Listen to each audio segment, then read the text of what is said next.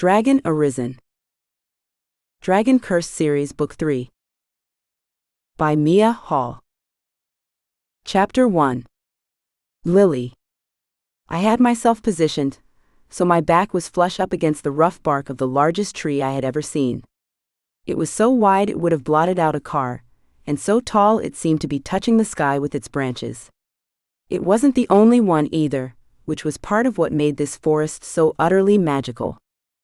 I'd happened upon the forest after a particularly rough bout of training with Declan about a month earlier, and it had quickly become my favorite place. The enormity of the trees made me feel so small, but in a way that was oddly comforting. Like I was in a world all my own, despite the fact that I was only a 10-minute walk away from Valleport. The ground beneath my feet was covered in a thick, rich moss that felt more luxurious than any carpet I'd ever come across, and I'd picked up the habit of sneaking away to curl up for naps when nobody needed me. There was one spot in particular, a little nook nestled in the midst of several large tree roots that I particularly favored. It was peppered with tiny white flowers I'd never seen on Earth, just one of many new things I'd had to get used to over the past 3 months. 3 months. It had been 3 months since I'd made the decision that would change the entire course of my life. 3 months since I had used myself and my future as the leverage I needed to help bring my mother to safety. In less than a year, my life would change in a way I would never be able to take back. Even now, it hardly felt real, and thinking about it made my chest feel like someone had just filled it with lead. I sank to the ground, all of the fun in the game of hide-and-seek I'd been playing with Declan pretty much gone. It wasn't like the game was really a game anyway. It was only one more part of my training. Everything I did these days was part of my training, and when I thought about that, I felt even more glum. When I looked up at the small fragments of the sky I could see peeking through the branches high above my head, I saw the fat gray clouds that had rolled in to wipe out the sunshine. Even the sky knew I was feeling conflicted. Lily. You can come out now. That was very good. I'm impressed, really. Speak of the devil, I muttered to myself, then instantly felt guilty for calling him a devil. It wasn't exactly his fault I'd agreed to marry him. It had been the only decision I could make, the only way to try and help my mother out of the blood contract created by Declan's father. Talk about a lot of responsibility. And it wasn't like it was the only thing I had to worry about. Ever since I'd first fallen into the schism and discovered that there were entire worlds outside of my own, I'd learned more and more about my role in their protection, and it wasn't a small one. After what seemed like an impossibly short amount of training, I had been tasked with keeping not only the kingdom of Anafal safe, but all of the other worlds as well. It fell on my shoulders to create the enchantment that kept the world safe, and I had been doing it well, or at least I hoped so. Still, the anxiety, the newness of everything I did was exhausting. When I thought about the life I'd led before that day at Galveston Beach, it seemed like it belonged to somebody else. I felt more like a century-old woman than an 18-year-old. Part of me mourned the youth that had ended so abruptly, but there was a part of me that relished it too. There were massive amounts of responsibility, but there was awesome power too, and the more I learned to harness it, the more awesome it became. Lily, Declan called out again, his voice losing its playfulness and starting to sound annoyed. Honestly, you beat me this time. It's time to come out now. We're not done with our training. You know that, right? Come and find me. I called out in a voice barely above a whisper, my body giving a little shiver of excitement despite the dark turn my thoughts had taken.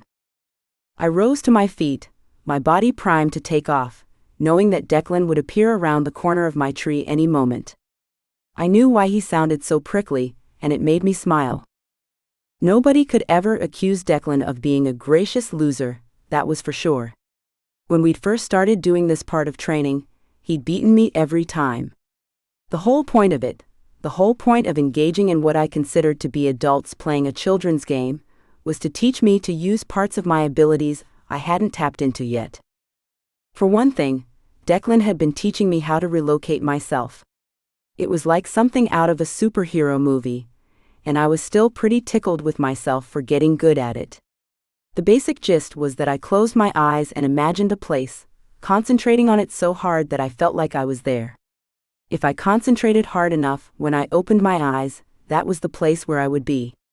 I couldn't travel great distances, so not up to Earth's surface or anything like that, but shorter distances were becoming less and less of a bother. Thanks to relocation, I had gone from just outside Valaport's gates to my spot in the forest in the blink of an eye. The other thing Declan was trying to foster in me was something less magical and more practical. He wanted me to become stealthier, able to hide from anyone, and able to sneak up on anyone too. He was trying to prepare me for battle, although he wouldn't tell me who he thought the impending battle would be with, or even if it would happen at all. Lily, seriously. This isn't funny. There are soldiers waiting for us. This part of training is concluded. Fine if you say so. Big baby. I mumbled that last part under my breath, pretty sure he wouldn't see any humor in it, and came out from my hiding space. Immediately, I let out a shriek of surprise and mingled delight. There he was, so close to me that all it would have taken was for me to get up on my tiptoes to give him a kiss. He tricked me, and the grin on his face let me know that he was pretty pleased with himself for doing so. "Hey!" I shouted, punching him in the arm and hoping he couldn't see how red my face had become. "Not fair." "Of course it's fair," he laughed, an uncharacteristic mischievousness in his eyes. "I got you to come out, didn't I?" "Well, sure, but..." "And that was the aim of the game, was it not?" Okay, fine, but it was still cheating. It was cheating the spirit of the game." "The spirit?" "I don't know anything about that, Lily. I just know I won." "Whatever. You won. I'm still getting better, though. Don't you think?" "You are. It seems that you're able to carry yourself further than before. A lot further. That doesn't mean you can become complacent, though. Surely you must know that. Becoming cocky right now would do both you and Anafal a great disservice. Never forget what you are, Lily, and what kind of importance you hold for this world and all others." And just like that, Declan's playful side was back on its shelf. I had no idea when I would see it again. He was such a serious man, so serious that the rare times in which he allowed me to see his other qualities felt like little treasures for me to cherish. Despite our rocky start, I liked him a lot, even if I didn't really want to marry him. He was as dark and brooding as a guy could get, but there was a lot of good in him too. I saw that good, and even wondered if I might have been able to fall for him if it weren't for Cade. Cade. The thought of him was worse than any ache I'd ever imagined. "No," I whispered to myself, shaking my head quickly and taking an unconscious step away from Declan. "No what? Did I say something wrong?" "What? No. No, I'm sorry. I was just thinking." My head kind of went away for a minute. "I see. Is it something I should know about? Something that might need my attention?" "No, nothing like that. Just thoughts wandering, you know? No big deal?" "If you're sure," he said in a low, uncertain voice with just a hint of suspicion. "I suppose you know your own thoughts best. Anyhow, would you allow me to escort you back inside the walls of the city? Unless you would rather stay out here with the trees for a while longer." "Hey, don't knock it until you try it. You don't see how amazing this forest is because you've grown up with it. You're used to it. But if you could see it through my eyes, it'd be different, believe me. You would be breathless." "You know what? I believe that. I really do."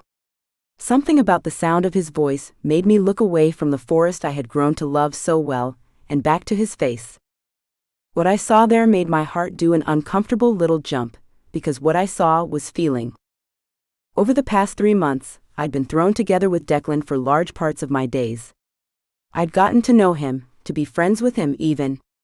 One thing I'd learned was that feelings were something he tried very hard to avoid. It was something he had made a study of, and from everything I'd seen, he had been a good pupil.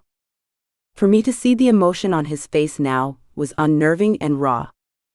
When he lifted one hand toward me, something I wasn't sure he even realized he was doing. I held my breath. I didn't move closer to him, but I didn't back away either. I couldn't move at all, just stood there frozen in place. What did he want from me? Was he going to try and kiss me again? And more importantly, was I going to let him? Anyway, he spoke quickly, yanking his hand back down by his side, and putting an end to whatever moment the two of us had been caught up in. If you feel that you must spend more time here, I'll leave you to it, but please don't take too long. I wasn't kidding about the training. We've got more to do. Of course we do, I muttered under my breath, my mouth puckering into a sour look I couldn't entirely hide. We always have training. Lily, we've been over this. Oh, believe me, I'm well aware. Please, Declan sighed, the patronizing sound of it making me bristle with dislike. Must you make things so difficult at every step? I know you would like a break from the rigors of the training schedule. It's not possible. We must be vigilant, Lily. You need to be just as strong as you can be. Just in case, huh? Yes, just in case. And because you're important to everyone's safety. And I don't know. No, no such thing as I don't know. What was the last in? And the world is a dangerous place. This one and every other I've encountered. You've got to be able to protect yourself. You've got to be safe. Part of me wanted to push the matter further, but the other part of me was insisting that I shut the hell up. I didn't need to ask to know that he wasn't only worried about my safety because of my role in keeping the worlds together and closed off from possible invasion. He was worried about my safety because he was worried about me. It was sweet enough to make me want to cry, but it also made me think about Cade yet again. It seemed like I couldn't get him out of my head lately, and the idea of longing to see him while Declan was standing right in front of me felt horrible. The only plus side was that it killed my desire to linger in the forest. At that point, more time alone with myself and my thoughts didn't seem like such a good thing. Training, getting lost in the act of fighting and testing the boundaries of what I could do, felt like the perfect way to shake off my funk. Acutely aware of Declan's eyes on me, I shook my head and plastered on a smile I didn't feel. No, I don't need any more time. You're right. I'm sorry, could you say that again? Very funny. You heard me. You're right. About the training, I mean. Truthfully, I enjoy it. Truthfully. I already knew that. He smiled. I laughed, surprised by how willing he was to banter back and forth with me this afternoon. I was starting to feel unusually giddy, and when Declan held out his arm in offering to me, I gladly linked mine with it. It wasn't like everything was perfect, not as though every question was miraculously answered, but for the moment, things were okay. More than okay, actually. They were good. Even the clouds up above seemed to be moving out again, and as we made our way out of the forest and into the clearing that separated it from Valleport proper, I watched with wide, expectant eyes. The first view of it after exiting the forest was one I loved almost as much as the forest itself. The juxtaposition between the natural elegance of the woods and the gleaming turrets of the city was breathtaking. Even from above the thick, heavy wall surrounding Valleport, those turrets shone, the remarkable stained glass of their windows glowing like beacons for lost souls seeking solace. That was how I liked to think about them, at least, although I was pretty sure the great and powerful Overlord didn't intend for them to be that at all. What is it? Declan asked. Your smile. You look happy. I just love the look of the city. It looks like everything I always imagined when I was a little girl. My teachers, babysitters even sometimes, they would read me these fairy tale books, and almost all of them had princesses and huge kingdoms. This always reminds me of one of those kingdoms. It sounds stupid, I know. It doesn't. I'm glad you love it. I love it too. It's why it's so important to me to keep it protected. I nodded, feeling his grip on me tighten ever so slightly. I thought about answering him, but we were making good time on the road that would lead us through the Valleport gates, and I wanted to look up as we did. That was another view of the city I loved. Strange but true.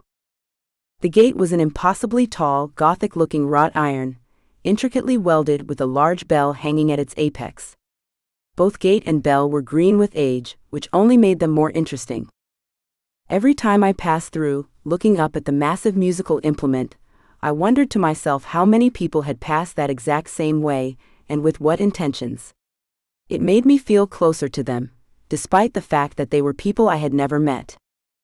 Hey! Watch it! Crap, sorry about that.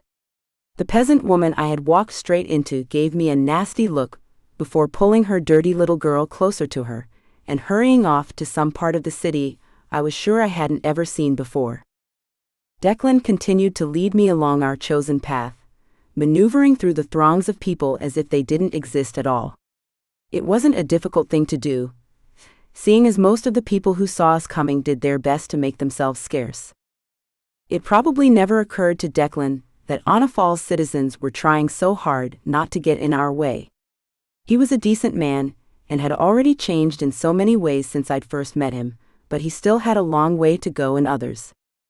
His obliviousness to the people around him was something that would have pissed me when I first arrived in Anafal, but now it gave me a pang of sorrow and a feeling that I might need to protect him too.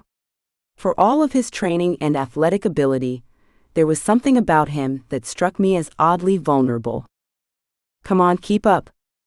As I was mulling over the ins and outs of what made Declan tick, the real-life man had quickened his pace. At this point, he was practically dragging me along behind him, forcing me to take 3 steps for every one of his own. Why are we rushing so fast? I told you, training. You were serious about soldiers waiting for me? Of course I was serious. When have I ever not been about a thing like that? Point taken. But what is it we're going to be doing? You'll see. It was maddening that he wouldn't just answer my question, but he was right, I would see, and it didn't take very long. He led me through the grand stone foyer of the palace that had always been his home, along corridors that had become so familiar to me, they were like second nature. When we finally reached the double doors that led to the courtyard serving as my training grounds, he threw them open with a sly smile on his face. A look that told me he was up to something had returned to his eyes, and despite the fact that I was still sort of annoyed with him for being so cagey, it made me smile at him in return. Are you starting to get the idea? Oh yeah, I think I'm getting it quite well. Chapter 2. Lily. Stepping out into the dusty, rustic courtyard that was the scene of the majority of my training, I looked around slowly, surveying my arena. Because make no mistake, it was very much my arena. I knew every inch of it, every dip and rough spot in the dirt, every half-buried stone that could trip a person up. The courtyard was large, so as to hold the different trials and skirmishes Declan put me through, and surrounded by doors for soldiers to hurry through, as well as sturdy wooden structures to house weapons and armor alike. To me, this space had always looked like more of a field for gladiators than a courtyard, which was what Declan continued to insist on calling it. The only things that softened its appearance were the large flowering trees that surrounded it on 3 sides. I was sure there was some kind of utilitarian use for them, as it seemed unlikely that Declan would have had them planted there for decoration. It didn't matter to me, though. To me, it was just another example of the beautiful hidden gems the worlds below Earth, below, as they not so cleverly called it, had to offer. The blooms covering those trees were a shade of pink I didn't have a word for because it hadn't existed where I grew up, and although I had looked at them almost every day for 3 months, it was a sight I never grew tired of. Lily, again with the flowers? I'm sorry. You know how much I love them. I just can't get over how many amazing things you have here. The foliage is to die for. I bet if the wedding planners in Houston could get a load of these, they'd be over the moon excited. I realized what I was going to say just as it was leaving my mouth, but there was nothing I could do to stop it. Since agreeing to my betrothal to Declan, there had been almost zero mention of the actual nuptials themselves.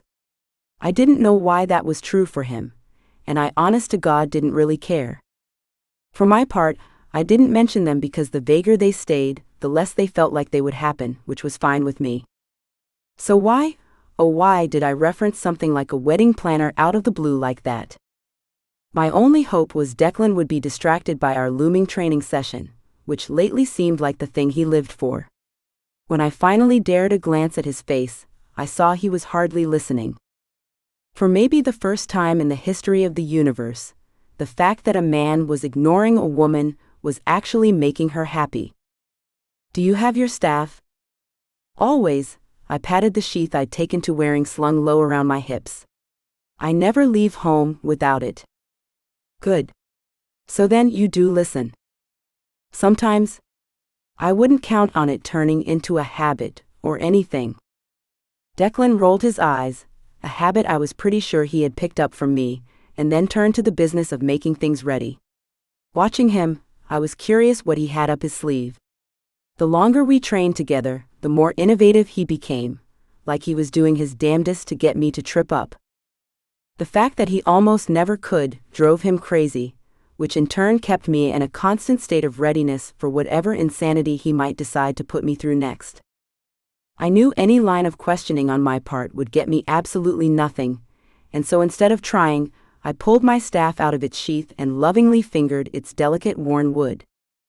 Every time I held it, especially in this place, I was reminded of that very first time, when Declan had insisted on me meeting him before the sun even came up, only to subject me to an ambush training session I wasn't at all prepared for.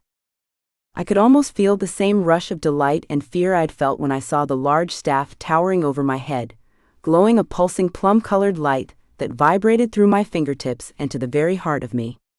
Maybe that was why, despite my griping, I always came back for more of this. Somehow, the secluded training arena had become the place that felt most like home to me. "All right, men. At attention, please." At Declan's command, more than a dozen of his dragon shifter soldiers came shuffling through the doors. They moved slowly, like they were walking through molasses, directly to the rows of weapons and padding they would need for combat. From the expressions they wore, anybody would have thought they had been sentenced to their deaths.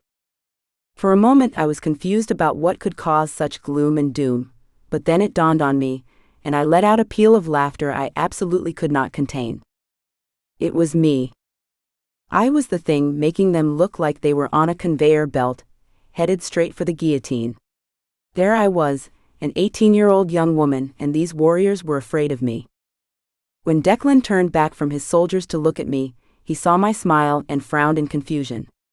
"Is something funny?" "Kind of, yes." "Are you looking at their faces right now?" "I am." "They look pretty grim, don't you think?" "They do," he allowed, his frown deepening. "They don't look prepared for this at all." "Do you think it's because of before?" "What, the first time you sparred with them?" "Sure. I didn't exactly go easy on them." "That shouldn't matter. They're soldiers. Why don't you warm up, and we'll begin in a moment." "What are you going to do?" "Nothing you need to worry about. Just warm up." His face was set in a determined and not entirely friendly expression, which made my heart go out to his soldiers. I understood why they didn't want to fight me again. The very first time I had done so, I had almost killed one of Declan's men. I hadn't meant to do it, hadn't even realized I had the ability to do it, but my reputation for being a dangerous witch had stuck. From the weary looks on the men's faces as they stood in a semicircle and took their dressing down from Declan, being in the fighting arena preparing to go up against me was the last thing they wanted to do. Judging by Declan's posture, however, and the angry gesticulations I could see him making even from the back, he did not care one bit. By the time he was finished with his lecture, only a handful of his shifters still had their eyes raised. Those men were all looking at me suspiciously, but the rest of them had their eyes cast down to the ground in shame. Declan stormed back towards me in a huff, his mouth turned down in such a perfect representation of a frown it was almost cartoonish.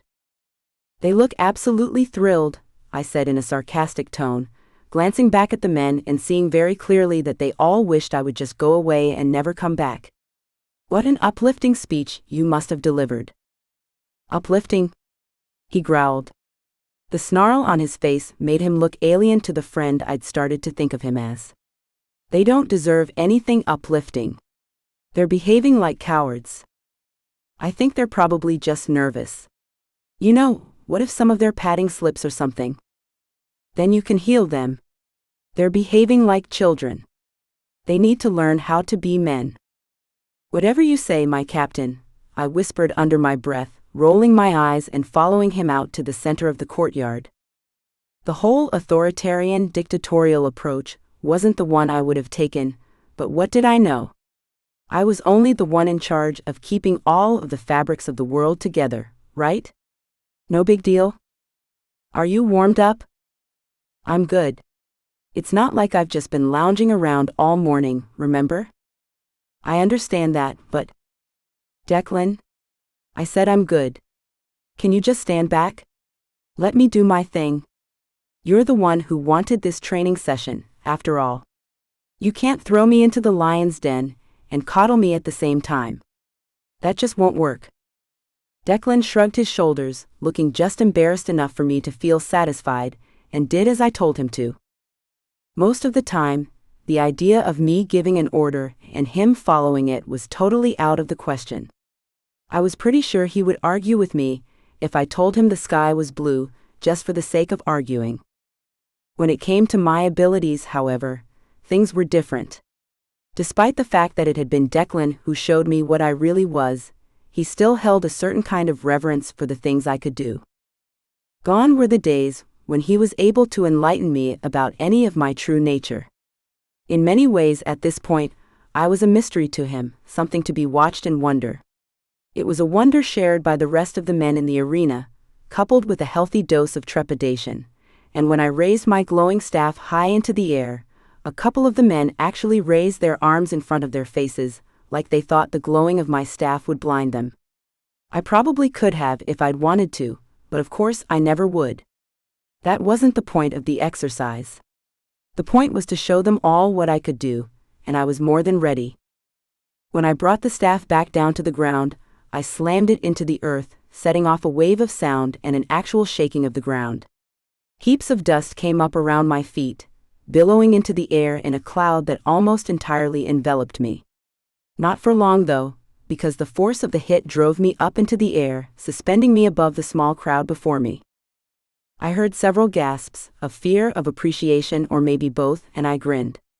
I had done this suspension trick many times, but it still made my heart race and my blood rush in my ears.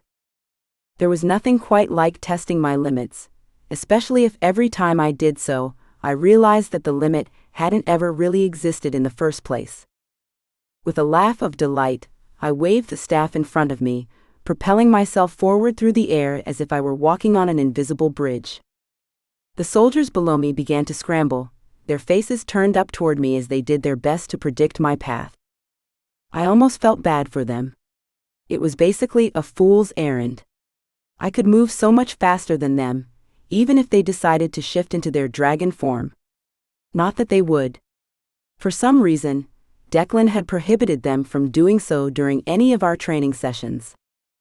I'd actually begged him to make it happen, arguing that it made more sense to put me into the most dangerous situations we could devise if I was truly being trained for battle, but my pleas had fallen on deaf ears. He wouldn't tell me why the answer was no, but I didn't need him to. I already knew. It was just another example of him trying too hard to protect me from a world he couldn't predict. Ready? One of the savvier soldiers cried out in a shrill, strangled voice. She's coming down soon, boys. Mark my words, she's coming down. You're right, I called out in a sing-song voice, really starting to enjoy myself. I am. I closed my eyes, picturing the place where I would land. I pictured the sweaty hair plastered to the back of the neck of the soldier who had shouted the warning. I pictured the way his helmet gleamed in the emerging sun, his crouched stance and the smell of fear. I pictured the little bit of shrubbery a few steps behind him, and the dust kicked up directly at his shuffling feet. I pictured all of those things, took a deep, steadying breath, and experienced the flash of light that went along with my relocating. I always thought of it as a kind of mental wink, and when I opened my eyes, I was in the precise spot I'd been aiming for. I could see that it was only Declan who realized what had just happened. Nobody else knew about my relocating thing, which was how Declan had wanted to keep things. To his credit, when he saw what I was about to do, he did an excellent job of hiding it.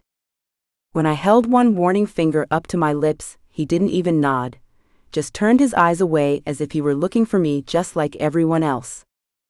I removed the finger from my lips, reached out, and tapped the poor unsuspecting soldier on the shoulder lightly. "Hey mister, looking for me?" "Arg. Devil, just like a devil woman." He spun around with his fighting staff in hand, fully intending on striking me across the midsection. Unfortunately for him, he only managed to get it a small distance before he fumbled it, and was left to watch helplessly while his weapon rolled through the dirt. I smiled at the soldier, my staff glowing and pulsing in front of me, but the smile was not returned. The man's eyes were wide and blank with panic, absolutely no evidence of ability to reason.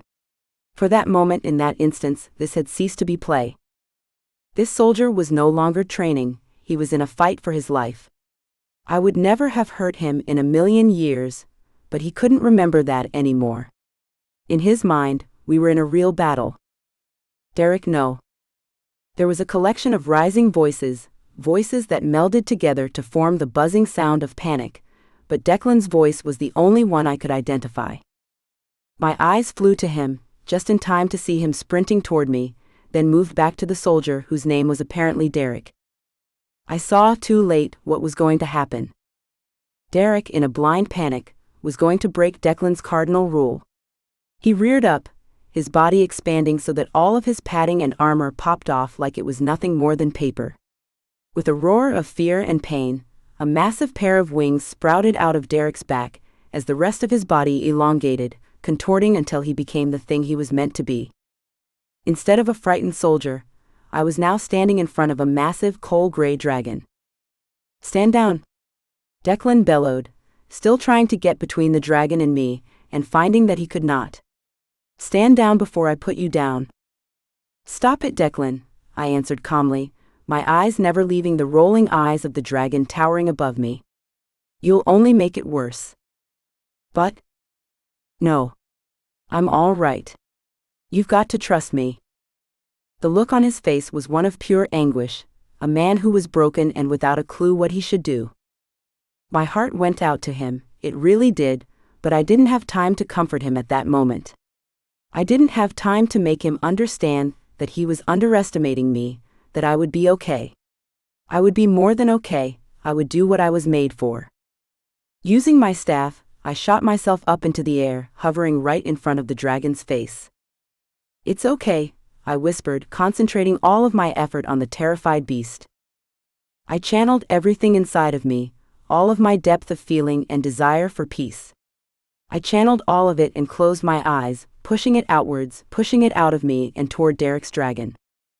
The only way to describe the way it felt was that I had removed my own heart and handed it over, that I had used it as an offering of peace. When I opened my eyes again, the dragon's face was still only a few feet in front of me, but there was something different in his eyes. They were filmed over, clouded as if he was confused and trying to work through what could be trusted and what could not. Despite the fact that I knew my doing so would probably give Declan a heart attack, I took one hand off of my staff and reached out to rest it on the dragon's snout. All it took was that one light touch for me to feel the confusion running out of him, like sickness leaving the body after a fever broke. As I sank back down to the ground, he sank with me. Only a few moments later, both of us appeared to be human and only human, nothing extraordinary. Derek, because that was completely who he was now, looked at me with wide eyes, then cast them down in shame. I wanted to tell him there was no reason for it, that he hadn't done anything wrong, but Declan had already pushed between us, holding his arms out like a barrier built of flesh. "Stand down." "That's enough, everyone. This training session is over." When nobody moved, not even a muscle, I saw his jaw clench and knew his patience was rapidly approaching its end. He repeated, "Stand down," I said. "It's time to disarm. Everyone to the dining hall, get some food in your bellies." It was like that last order broke some kind of spell, and the soldiers started to shuffle out of the courtyard, removing their armor as they went and murmured quietly amongst themselves. All of the soldiers, that was, except for Derek.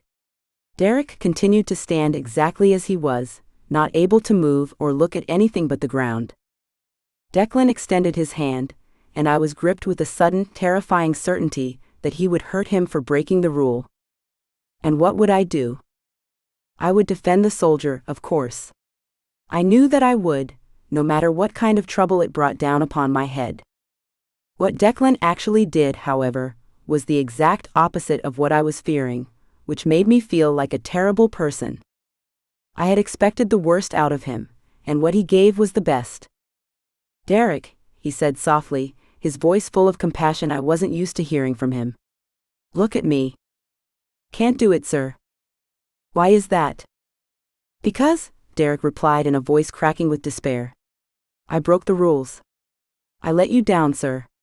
I broke the most important rule. If I tell you that looking at me is an order, will you do it then?" Reluctantly, Derek nodded, and then lifted his eyes to meet those of his commander. What an odd thing for me to realize all of a sudden.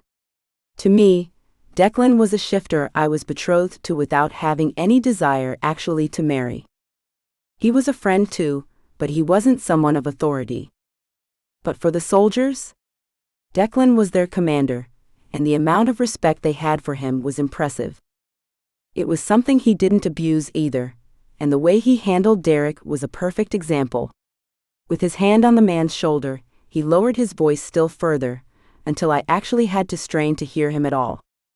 "You've done nothing to be ashamed of. But I know you broke the rule.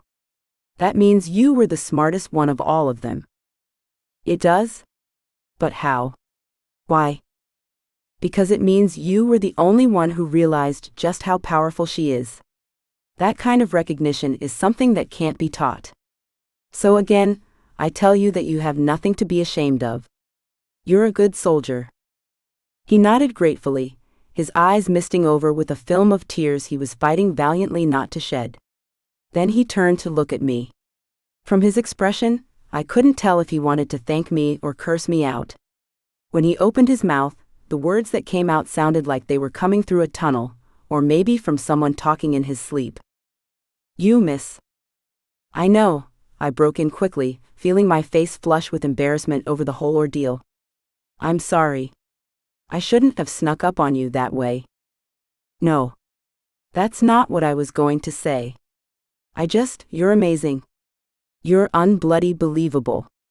I had no idea. I mean, I knew, but I didn't know." He looked back to Declan for confirmation, and saw that his commander was nodding with a faint smile on his face. Derek left then, wandering off like a man with one foot still in a dream, and I was left alone with Declan. I was almost positive he was going to be furious with me, but instead, he still had that smile on his face. The only thing that had changed was that it was wider, less censored. "What? How come you're looking at me like that?" "Because he's right. You're phenomenal. You're unlike anything anyone I've ever seen. I'm proud of you. I don't know if that means a thing to you or not, but I am. I believe I'm prouder of you than I've ever been of anyone in my life." Chapter 3. Lily. Lily. Hey, Lily. Don't pretend you don't hear me, because I know you do. I know what face you make when you're trying to trick people into thinking you're sleeping. I lived with you my whole life, remember? You can't fool me.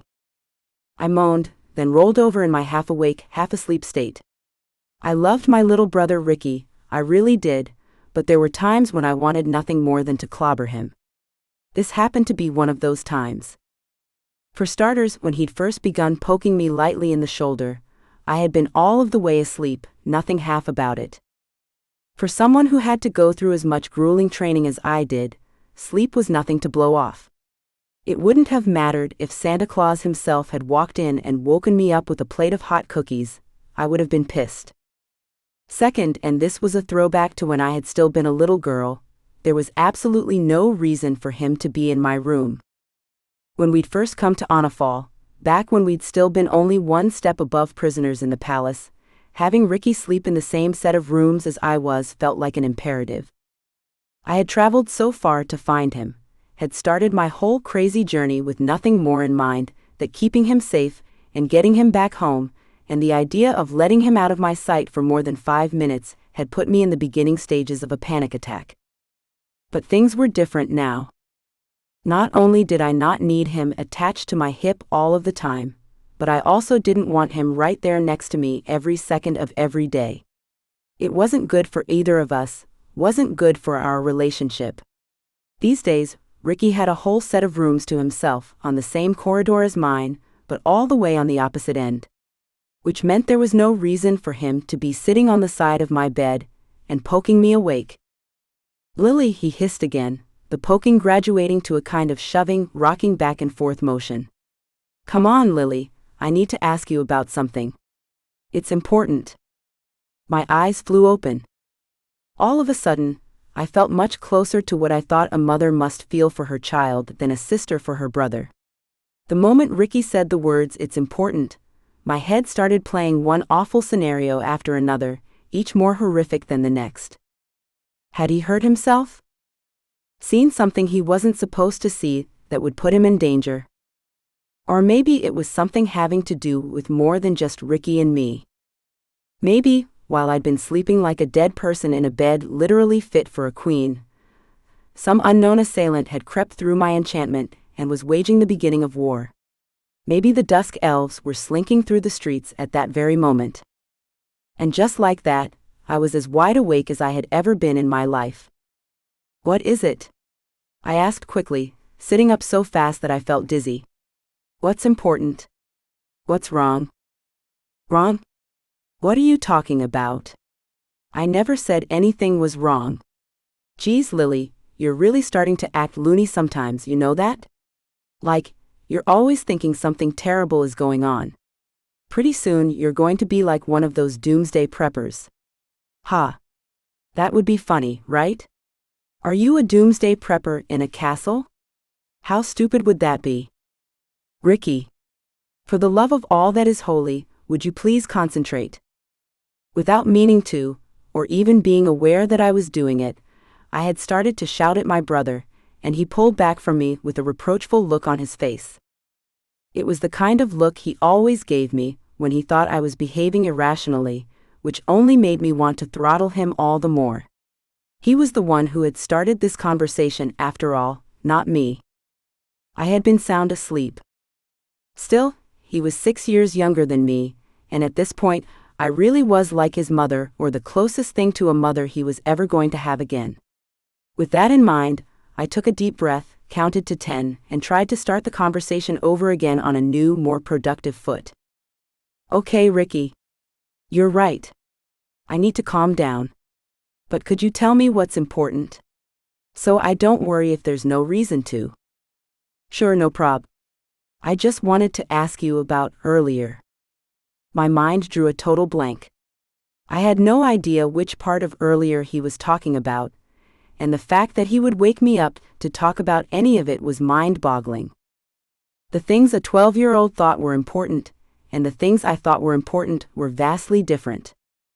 That fact had never been clearer to me than it was at that moment. "I have no idea what you're talking about." "Sure you do. Everyone was talking about it, Lily, like everyone.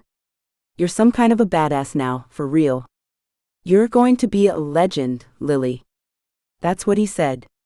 That's what he was telling everyone. His eyes got all moony when he said it too. "He's got it bad for you, I hope you know that. He thinks you're more of a badass than all of the rest of them put together." "Who does?" "Duh, Declan. He was telling everyone who'd listen about your ninja skills today. He didn't know I was listening, but I was." I slipped behind the tapestries. "You shouldn't do that," I said quickly, an automatic response while most of my brain was somewhere else entirely. "You'll get yourself in trouble." "Yeah, right, I will. Nobody's going to hurt me when you're my sister. Especially not when Declan is totally in love with you." "Stop it, Ricky, that's not funny." Not trying to be, just stating the obvious. Anyway, you gonna tell me what went down today or not? Because, spoiler alert, I'm not going away until you do. Because I without a doubt believed him, and because I thought there was something kind of sweet about Ricky wanting to curl up next to me on my bed while I told him about my day, I recounted the tale of my sparring episode. I told him all about my relocating, which was an ability I had yet to reveal to him, and about the soldier I had frightened so badly, he'd shifted into a dragon to defend himself from my powers. By the time I was done talking, his eyes were as wide as saucers, his mouth hanging open like a little kid in a cartoon who'd just seen something from another planet land in his front yard. No fooling. You really did all of that? I really did. Shit, no wonder everyone's talking about you. Ricky. What? Since when did you start talking like that? I don't know. Since we started living with a bunch of dragon people in a world that isn't supposed even to exist. Point taken, I answered with a laugh, realizing how absurd my admonishment really was in light of our current circumstances. Now, do you think you could let me get some sleep? Sure. Sounds like you better, if you're going to keep up the superhero thing. I shook my head as Ricky got up and ambled toward my door, wanting to tell him not to push it, but too tired to get into any real mothering at the moment. He was right, this badass did need sleep to keep things up. The only problem was, it was completely eluding me.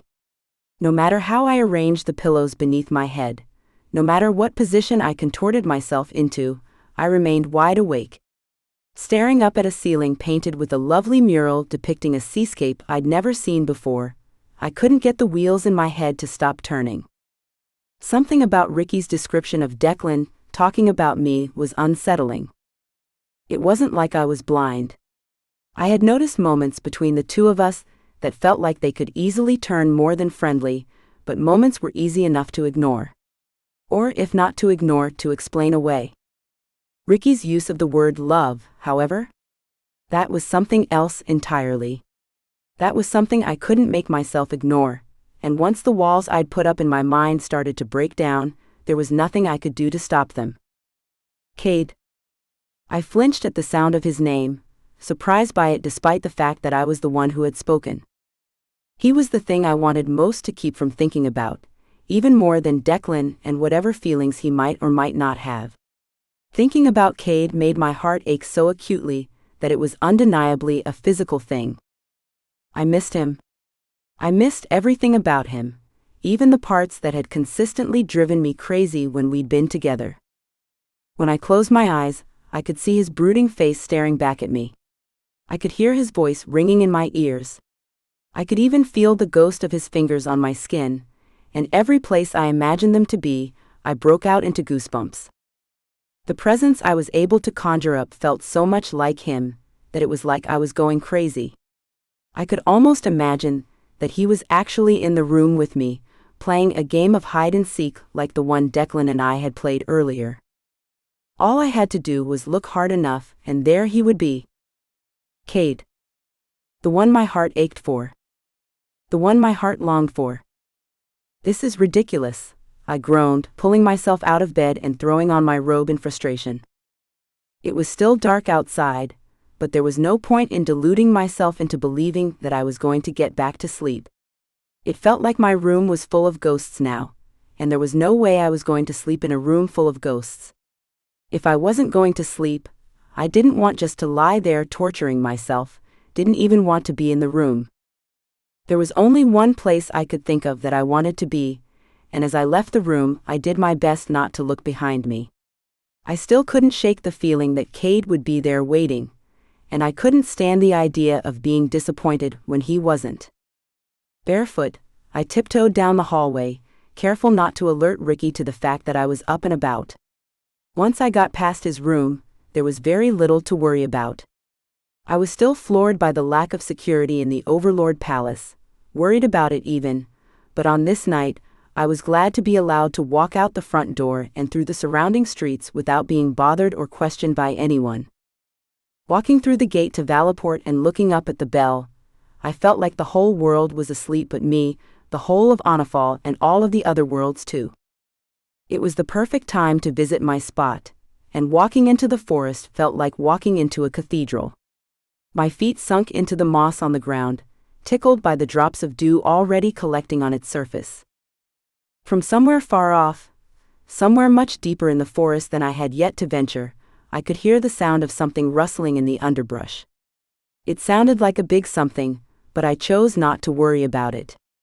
Of course there were creatures living in there, I knew that. For some reason, I was also sure that they meant me no harm. Lily. Crap. Oh. Oh my God. Gods, I'm sorry. I didn't mean to scare you. I didn't. What are you doing here? What are you doing here? Declan, who I could still hardly make out in the deep, inky dark of the forest floor, gave a shrug with a slightly guilty edge to it. He looked so embarrassed that some of the residual fear of finding that I wasn't alone melted away, enough that I was able to utter a shaky laugh. I continued my approach, joining him in the little nook I had adopted for my own. I didn't answer his question, and he didn't answer mine either. For seconds, that gave way to minutes. The two of us sat in silence, staring up at the peppering of stars we could glimpse through the thick coverage of branches above. I felt like there was a storm raging inside me, the feeling of Cade still clinging to me like smoke, but I said nothing. I didn't know what to say. I had no idea why he was out there in the first place. I like to come here sometimes, he finally said, his voice sounding rusty and out of practice. I like to come here to think. This is my spot, you know. This is my most favorite spot in all of Onifal. I know that. It's why I like to come here. Again silence. I felt the heat of his body beside me coming off him in waves, like he was reaching out to touch me without moving a muscle. It felt like sitting inside of a waking dream, and if it hadn't been for the feel of the cold night air blowing softly across my face, I might have been able to convince myself that I had gone back to sleep after all. That, and the feeling of longing I was consumed by, the feeling of longing for a man I hadn't realized I was in love with before it was too late. I wondered what Cade was doing at that moment, not wanting to think about it, and not able to help it in the slightest. I wondered if he was looking up at the same stars as I was. I wondered if he was thinking about me, if he missed me even a little bit. I'm not sure you realize how astonishing you are. What do you mean? I asked quietly, startled by the sound of his voice again and sheepish with the knowledge that my thoughts had been with someone else, someone far away. You. Just all of it. The things you did today. The things you're able to do. The things you don't even know you can do, not yet. It's amazing. You're amazing. I wanted to make sure you knew that. I don't know what to say. Sometimes I feel like I'm not doing things well enough. Like no matter what I do, it won't be enough in the end.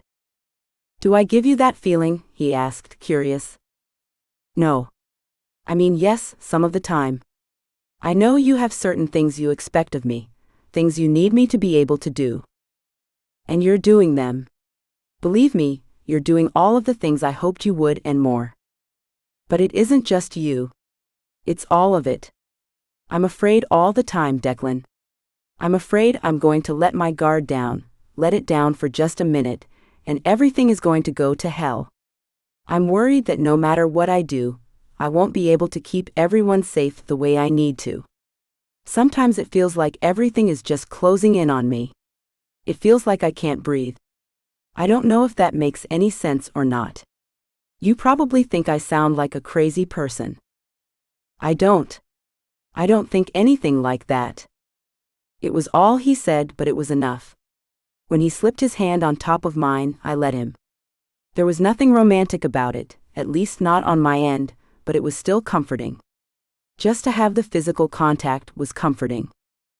It reminded me that I was real, that I was still alive, and that there were things left worth fighting for. We sat that way for a long time, breathing in the smell of flowers and dank, damp earth. We sat that way, until the deep dark began to recede, and give way to the brilliant purples and pinks that heralded the rising of the sun. By the time the stars secreted themselves away for their own period of slumber, I knew what it was I needed. Not only did I know, but I was pretty certain that Declan would be okay with my asking for it. I shifted my body slightly, causing Declan to remove his hand and turn his face towards mine. What is it? I can see that you need something. You're right, I do. Tell me what it is. I'll do my best to get it to you, whatever it is. At the very least, I'd say you've earned it. I need to see the exalted 3. Declan raised his eyebrows, clearly not expecting to hear that request come out of my mouth. I was tempted to ask him what he had been expecting, but I didn't want to change the subject. It felt like the perfect time for me to ask for this, and I had no idea when another time like it would come around. Is something wrong? No. I don't know. I don't think so. I just need to see them. I need to talk to them, to ask them if I'm still on the right path. Of course you are, Lily. Anyone could see that you're doing everything you can to be the best you can. That's not what I mean. I know I'm working hard, but I want to know that I'm on the right path. I can't explain it any other way than that, but I do know that the exalted 3 are the only ones who can answer my questions. If you need me to explain it for it to be okay, then we might as well forget it. But I'm hoping you'll say yes. Because you asked me what I needed, and this is what I need. Declan looked into my eyes for such a long time that I had to look away. It was too intense, that look, too close for comfort. It was also unreadable, and the longer he remained silent, the more uneasy I became. When he finally answered me, however, I saw that there had never been anything for me to worry about at all. Yes. If that's what you need, then the answer is yes. Chapter 4. Lily. Are you sure about this, Declan? What do you mean, am I sure? You're the one who asked me to bring you here. Have you changed your mind? Because if so, we can return to Onifal. It's entirely up to you. I told you I would give you what you needed, and that's what I intend to do. I nodded, doing my best to put on the fake smile I was getting so good at. He was right. I had desperately wanted him to allow me to pay a visit to the exalted 3, and that was what he was doing. What I hadn't taken into consideration was the fact that he would want to accompany me all the way up to the temple's gates. If I had known he would want to do something like that, I probably wouldn't have asked him in the first place. I might have just gone on the trip solo. It would undoubtedly have pissed him off, but I had no doubt I would have been able to explain it away and calm him down. I was getting to know him well enough to have a pretty good idea how to do that. Declan was the kind of guy who worked at being hard, impassive even, and most people he interacted with believed that was the sort of man he was. If someone was able to get to know him, however, and that someone was blessed with enough empathy to intuit a person's heart, it became clear that he was a man with hidden depths. Because I understood that about him, I was able to talk to him in a way nobody else seemed capable of. It was what I would have used to appease him if I decided to go rogue instead of asking permission. It was what I should have done, and I could have kicked myself for actually bringing him in on the journey. I know, Declan, I answered in my sweetest, most soothing voice. And I so appreciate it, but I'm not so sure this is a good idea. This place isn't safe for you. You know that, right? I'm not afraid of the ice realm, Lily. It's just a place. Sure, it's a place. It's a place with residents who tossed you into the dungeons the last time you were here. Or don't you remember that? His already dark face grew darker, scales shimmering. He remembered that seemingly endless span of time in which Brogan, Cade, and Came, his own brother, had stuck him in the dungeons at the bottom of the citadel. That horror had coincided with my first glimpse of the Ice Realm's flagship city, Banham, and the palace at its heart. I could still feel the awe I'd felt upon first viewing the magnificent citadel, with its intricately carved ice casing and Cade's surprisingly warm family residing inside. Thinking about it made my heart ache. Knowing we were so close to that place, the place where Cade and the rest of my friends might be gathered at that exact moment, was a difficult pill to swallow. To be that close to something I wanted so badly, and to not be able to reach out and grab it was gut-wrenching. To make matters even more challenging, I knew I had to be very careful not to let Declan see my distress. It would hurt him. I didn't want to hurt him. I didn't want to hurt anyone if I could help it. There was already more than enough of that kind of thing to go around without me piling more on top. When I noticed that his brooding eyes had turned to look at me, I did my best to keep my face as neutral as possible. Undoubtedly, he glimpsed at least a little of what I wanted so badly to keep from him, but he didn't say anything. Instead, he looked around us, the darkness of his face now infused with a low level of curiosity. "Here we are." I glanced at him. "It's fine, Lily, but as you've already so eloquently pointed out, the ice realm isn't a place where my presence is particularly welcome." "But that wasn't always true, right? What about when you were little?" "None of us were allowed near the temple when we were kids. It's not a place to play. I don't think I even know anyone who's been inside." "Except for me," I answered quietly, feeling a heaviness I couldn't begin to explain. "Except for you." The two of us were quiet for a moment, gazing at both the temple and the breathtaking wild terrain surrounding it. I was of the opinion that the ice realm was a beautiful place in general, and the area surrounding the temple was probably some of the prettiest. The building next to it was a kind of a pyramid jutting up out of the snow. Something that looked like algae or moss covered the bricks which composed it, and the vibrant green against the white snow looked like something out of a painting instead of real life. The force of its beauty took my breath away. I could have lost hours simply staring at it. I had to remind myself that I couldn't just stand around all day. "Are you going to be okay?" I asked him. "Are you? Come on. This isn't a joke. I need to go inside, and I don't know how long it's going to take. The last time I made a visit here, I stayed inside for 3 days." "I know. 3 days, Declan. That was fine for Cade, but for you? What if they find you out here? What if they've got some scouts out looking for intruders like you? What then?" "I don't think they have an alarm system set up, Lily. You worry too much. And if someone does find me here and decides they don't like it, I'll take care of it. You forget, I'm very capable of doing that. I taught you a thing or two, did I not?" I rolled my eyes, to which Declan grinned. He loved to remind me that I wouldn't have been as capable as I was without his tutelage.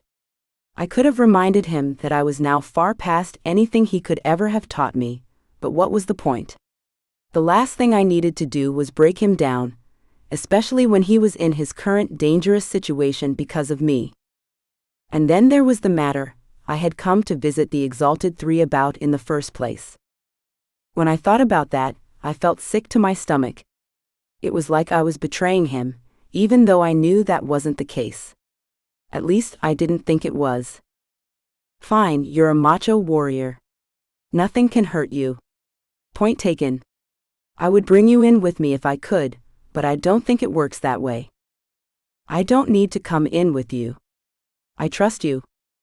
Ouch. If I hadn't felt bad already, I sure as hell would have after hearing that last comment. Declan had said a lot of things to me over the last 3 months, months where he had been my closest friend outside of Ricky, some of which had been good and some of which had been downright nasty. All of those days together, however, he'd never once told me he trusted me. It was a big deal for him to say something like that, and the timing of it made me want to cry. For a brief moment, I threw the same internal tantrum I was sure almost every grown person threw at least a handful of times in his or her life. I did not want to be an adult.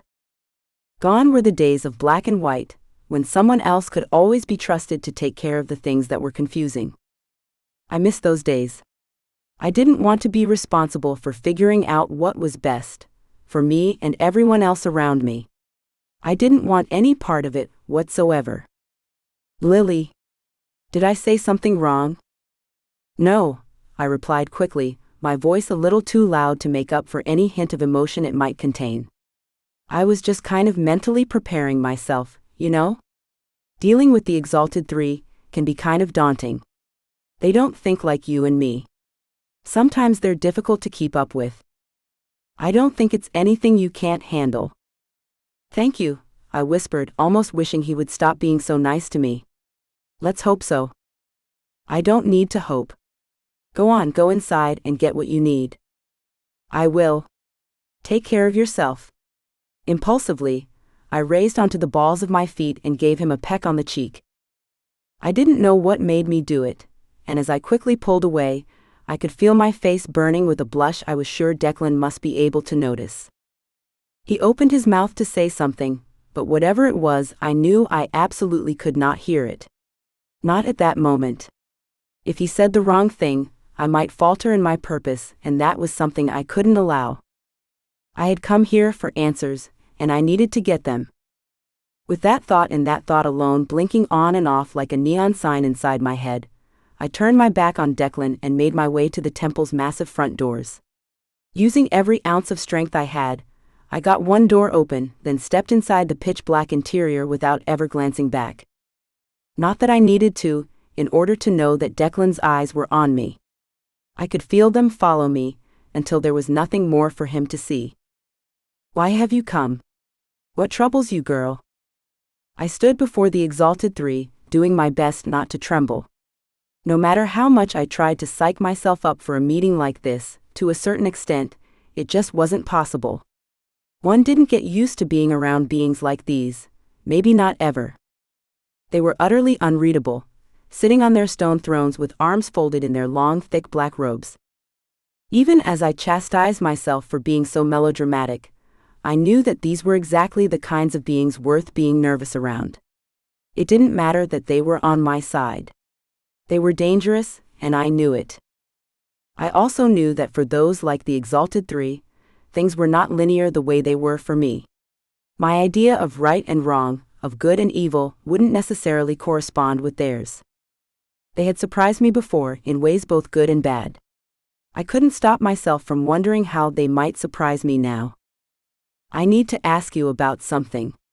Something I can't talk to anyone else about. Of course you do.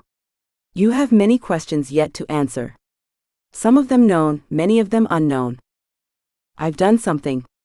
I've agreed to something, and I need to ask you about it.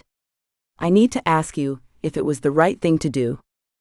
I looked at them expectantly, waiting to see if one or all of the three would give me some indication that they knew what I'd come for. Although I had no doubt they knew, since they had known just about everything else, they made no indication of that same insight in this case. I sighed, unsure of whether or not I wanted to go on. I felt conflicted, like it was both impossible for me to do so, and impossible for me not to.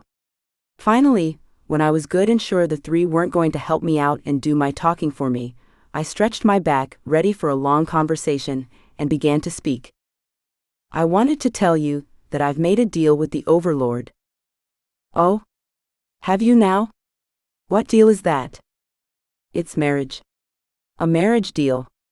Not to him, but to one of his sons. The deal was that I had to choose one of his sons to marry. I chose Declan. I know him the best, and he's not so bad. I like him, at least I like him well enough. What do you get in return? The Overlord must have offered you something very important to you, for you to agree to align the rest of your life to one of his sons. Especially knowing what you know about him. About what kind of man he is, what kind of ruler. Knowing what you know about his intentions for the realms. He offered me my mother. Explain yourself. I winced. I wanted badly to hold my ground, to keep from giving the three any sign that I might be afraid, but the sound of that bellowing voice drove me backward. It was only by a step or two, but I was still instantly furious with myself for allowing it. I hated the idea of appearing weak. It was something I had promised myself never to allow again, not if I could help it. I had made myself that promise, and yet here I was, acting like a frightened little girl being chastised by a scary, distant relative. I should have expected the reaction I got. Even back when I'd still been in school, what felt like a million years ago, I'd gotten into trouble for being vague in my responses to things. I could still remember one of my teachers leaving a note on a test, telling me that full sentences with pronouns and background information were necessary for proper communication. If I'd managed to annoy her, it was no big shock that I was pissing off the exalted three. With every intention of doing better, I squared my shoulders, lifted my chin, and did my best to look them in the eyes. The overlord made me an offer. He said that if I agreed to marry one of his sons, whichever one I chose, which I guess was pretty big of him, my brother would be safe and with me. I added something to the bargain, that he would let my mother go. So I did the right thing, right? A marriage I wouldn't have chosen in return for my mother's freedom. It's not even a question. I'm not even sure why I felt the need to ask you. Because you knew in your heart that you were acting foolishly. Excuse me? Then you would have had me leave my mother in the awful place, locked up in that tower until the end of time. Is that honestly what you're telling me? No. If the deal were legitimate, it would have been the path to take. It is legitimate. I was there, I listened closely to every word he said. Do you think I would fail to make sure of something so important? Again, no. It wasn't your ability to craft the deal that was illegitimate. It was the overlord promise to you. That man is not to be trusted. Not ever, not from the time he was a small child. In his rule of Onafal, I'm afraid nothing has changed in that respect. But how could you know he's lying? I asked desperately, starting to feel faint with the absolute certainty that what I was being told was the truth. How could you know that for sure? Did you see it? Did you see our conversation somehow? We have no need for such a thing. The overlord is lying, because such a promise could only ever be a lie. Even if he wanted to follow through on his end of the bargain, he could not. It's simply not possible. I don't understand, I whispered in a voice so meek and broken, I wasn't sure they would be able to hear me. I thought I had known heartbreak, that I had known disappointment. I thought I knew the hollow feeling those things gave a person, but nothing had prepared me for the misery I felt at that moment. It was despair in its most extreme form, extreme enough to make me feel like something was physically wrong with me. Everything I'd believed I was working for over the last 3 months was coming unraveled. In my moments of sorrow and longing, I had consistently reminded myself that my marriage to Declan would be for the greater good, and that a selfless act was worth any pain it brought along with it. And now? Now I was learning that nothing would come of my union to Declan, aside from a marriage I did not want, and the knowledge that I would never be able to express my feelings to the man I truly loved. And my mother was stuck in that damn tower. When I looked at the exalted three now, it was with a terrible, all-consuming need for some kind of explanation, something that would tell me that everything hadn't been done in vain. The overlord cannot make that promise, whether he realizes it or not, because he does not control that land. He does not control the soul gatherers tasked with keeping Sienna in that prison of hers. The moment she steps foot out of her tower, she will be consumed. The soul gatherers would take her and rip out any part of her that resembled the mother you long for. It would be a fate far worse than her tower. It would be worse than death. All of the sudden, it felt like the floor beneath my feet was spinning of its own accord. I had come to this place for answers, and I had gotten them. The only thing was, I didn't want those answers anymore. I wanted the exalted three to take them back, to wipe them away and put them someplace where they wouldn't be able to hurt me anymore. I planned on telling them that too, but even as I opened my mouth to do so, the world around me went blessedly black. Chapter 5. Lily. He knew. There's no way he couldn't have. I wasn't sure how long I had been out after I had fainted, and when I came to, I had a few precious moments in which I could not remember what had brought me to the temple. I could not remember the terrible truths that had just been revealed to me. I awoke on the moss-covered stones of the exalted three's lair, looking around me in wonder. The inside of the temple really was beautiful, its fountain flowing with the clearest water I had ever seen, splashing away musically, with its flower-covered vines reaching out towards me like the arms of old friends. I had loved that fountain since the first time I'd visited the Exalted Three, what felt like roughly 1 billion years ago, but in the end, it was the fountain that brought me back to where I was and what was happening. The sound of the water had a clearing effect on my mind, and whether I liked it or not, I could now remember every awful thing the three had explained to me. I jumped to my feet, then cried out in surprise to see that the three had risen from their stone thrones and moved to form a semicircle around me.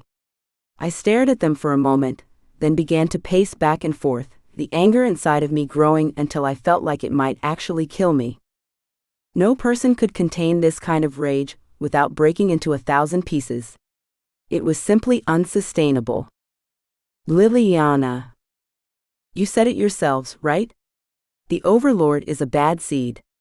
He's been bad all his life. He killed Cade's parents for goodness sake. He did that so he could be the one to rule Onifal. The kind of man who would do a thing like that wouldn't hesitate to lie to me. He knew. He looked me in the eye and promised me something as important as the release of my mother, and the whole time we were making the agreement, he knew there was no way he would live up to his end of the deal. I was on a rant. Boy, was I ever. Lily. Stop talking. Close your mouth. Open your ears. I whirled around to face the three, almost surprised by their words. They had been moving even closer to me as I ranted, close enough now that it would only have taken a few steps for me to reach out and touch them, and I hadn't even noticed. I was utterly consumed by the vision of the Overlord and his sense of triumph over his successful duplicity. He had shaken my hand, spoken to me of how wonderful it would be for him to gain a daughter and one day, possibly a grandchild. He had made me feel as good as possible about a situation I would never have chosen for myself, and it had all been a total load of crap. What I wanted to do was release my staff from its sheath, slam it into the ground, and create a schism that would deliver me directly at the Overlord feet. If I were to do that, if I were to find him in my current state of mind, I would have done everything in my power to destroy him. I would have given my own life, risking countless others in the process just to see that man pay. Perhaps that was what the Exalted Three were sensing when they yelled at me to stop. Perhaps they knew how close I was to blowing up my whole world. Although I didn't want to stop, even felt like I maybe couldn't stop, that was exactly what I did.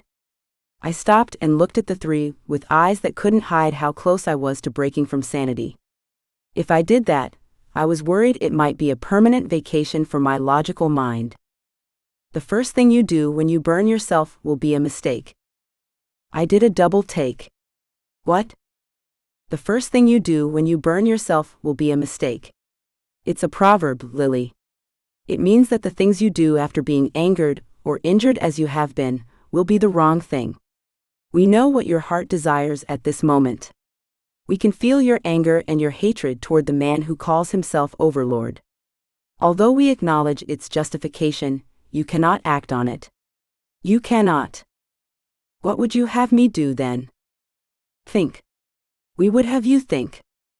I was thinking, that was for sure, but none of what I was thinking was good. Part of the problem was that I knew they were right.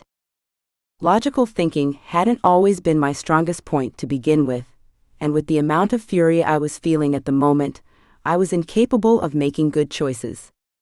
The other problem was that a large part of me didn't care. I was on the precipice of making cataclysmic mistakes, and all of us knew it. That knowledge, combined with everything else, built up inside me until it was impossible for me to keep everything together. Something had to give, and to my disgust, what gave was me. I started to cry, at first in large, terrible sobs that were impossible to hide, and eventually in little gulps that reminded me of the cries I'd had as a child.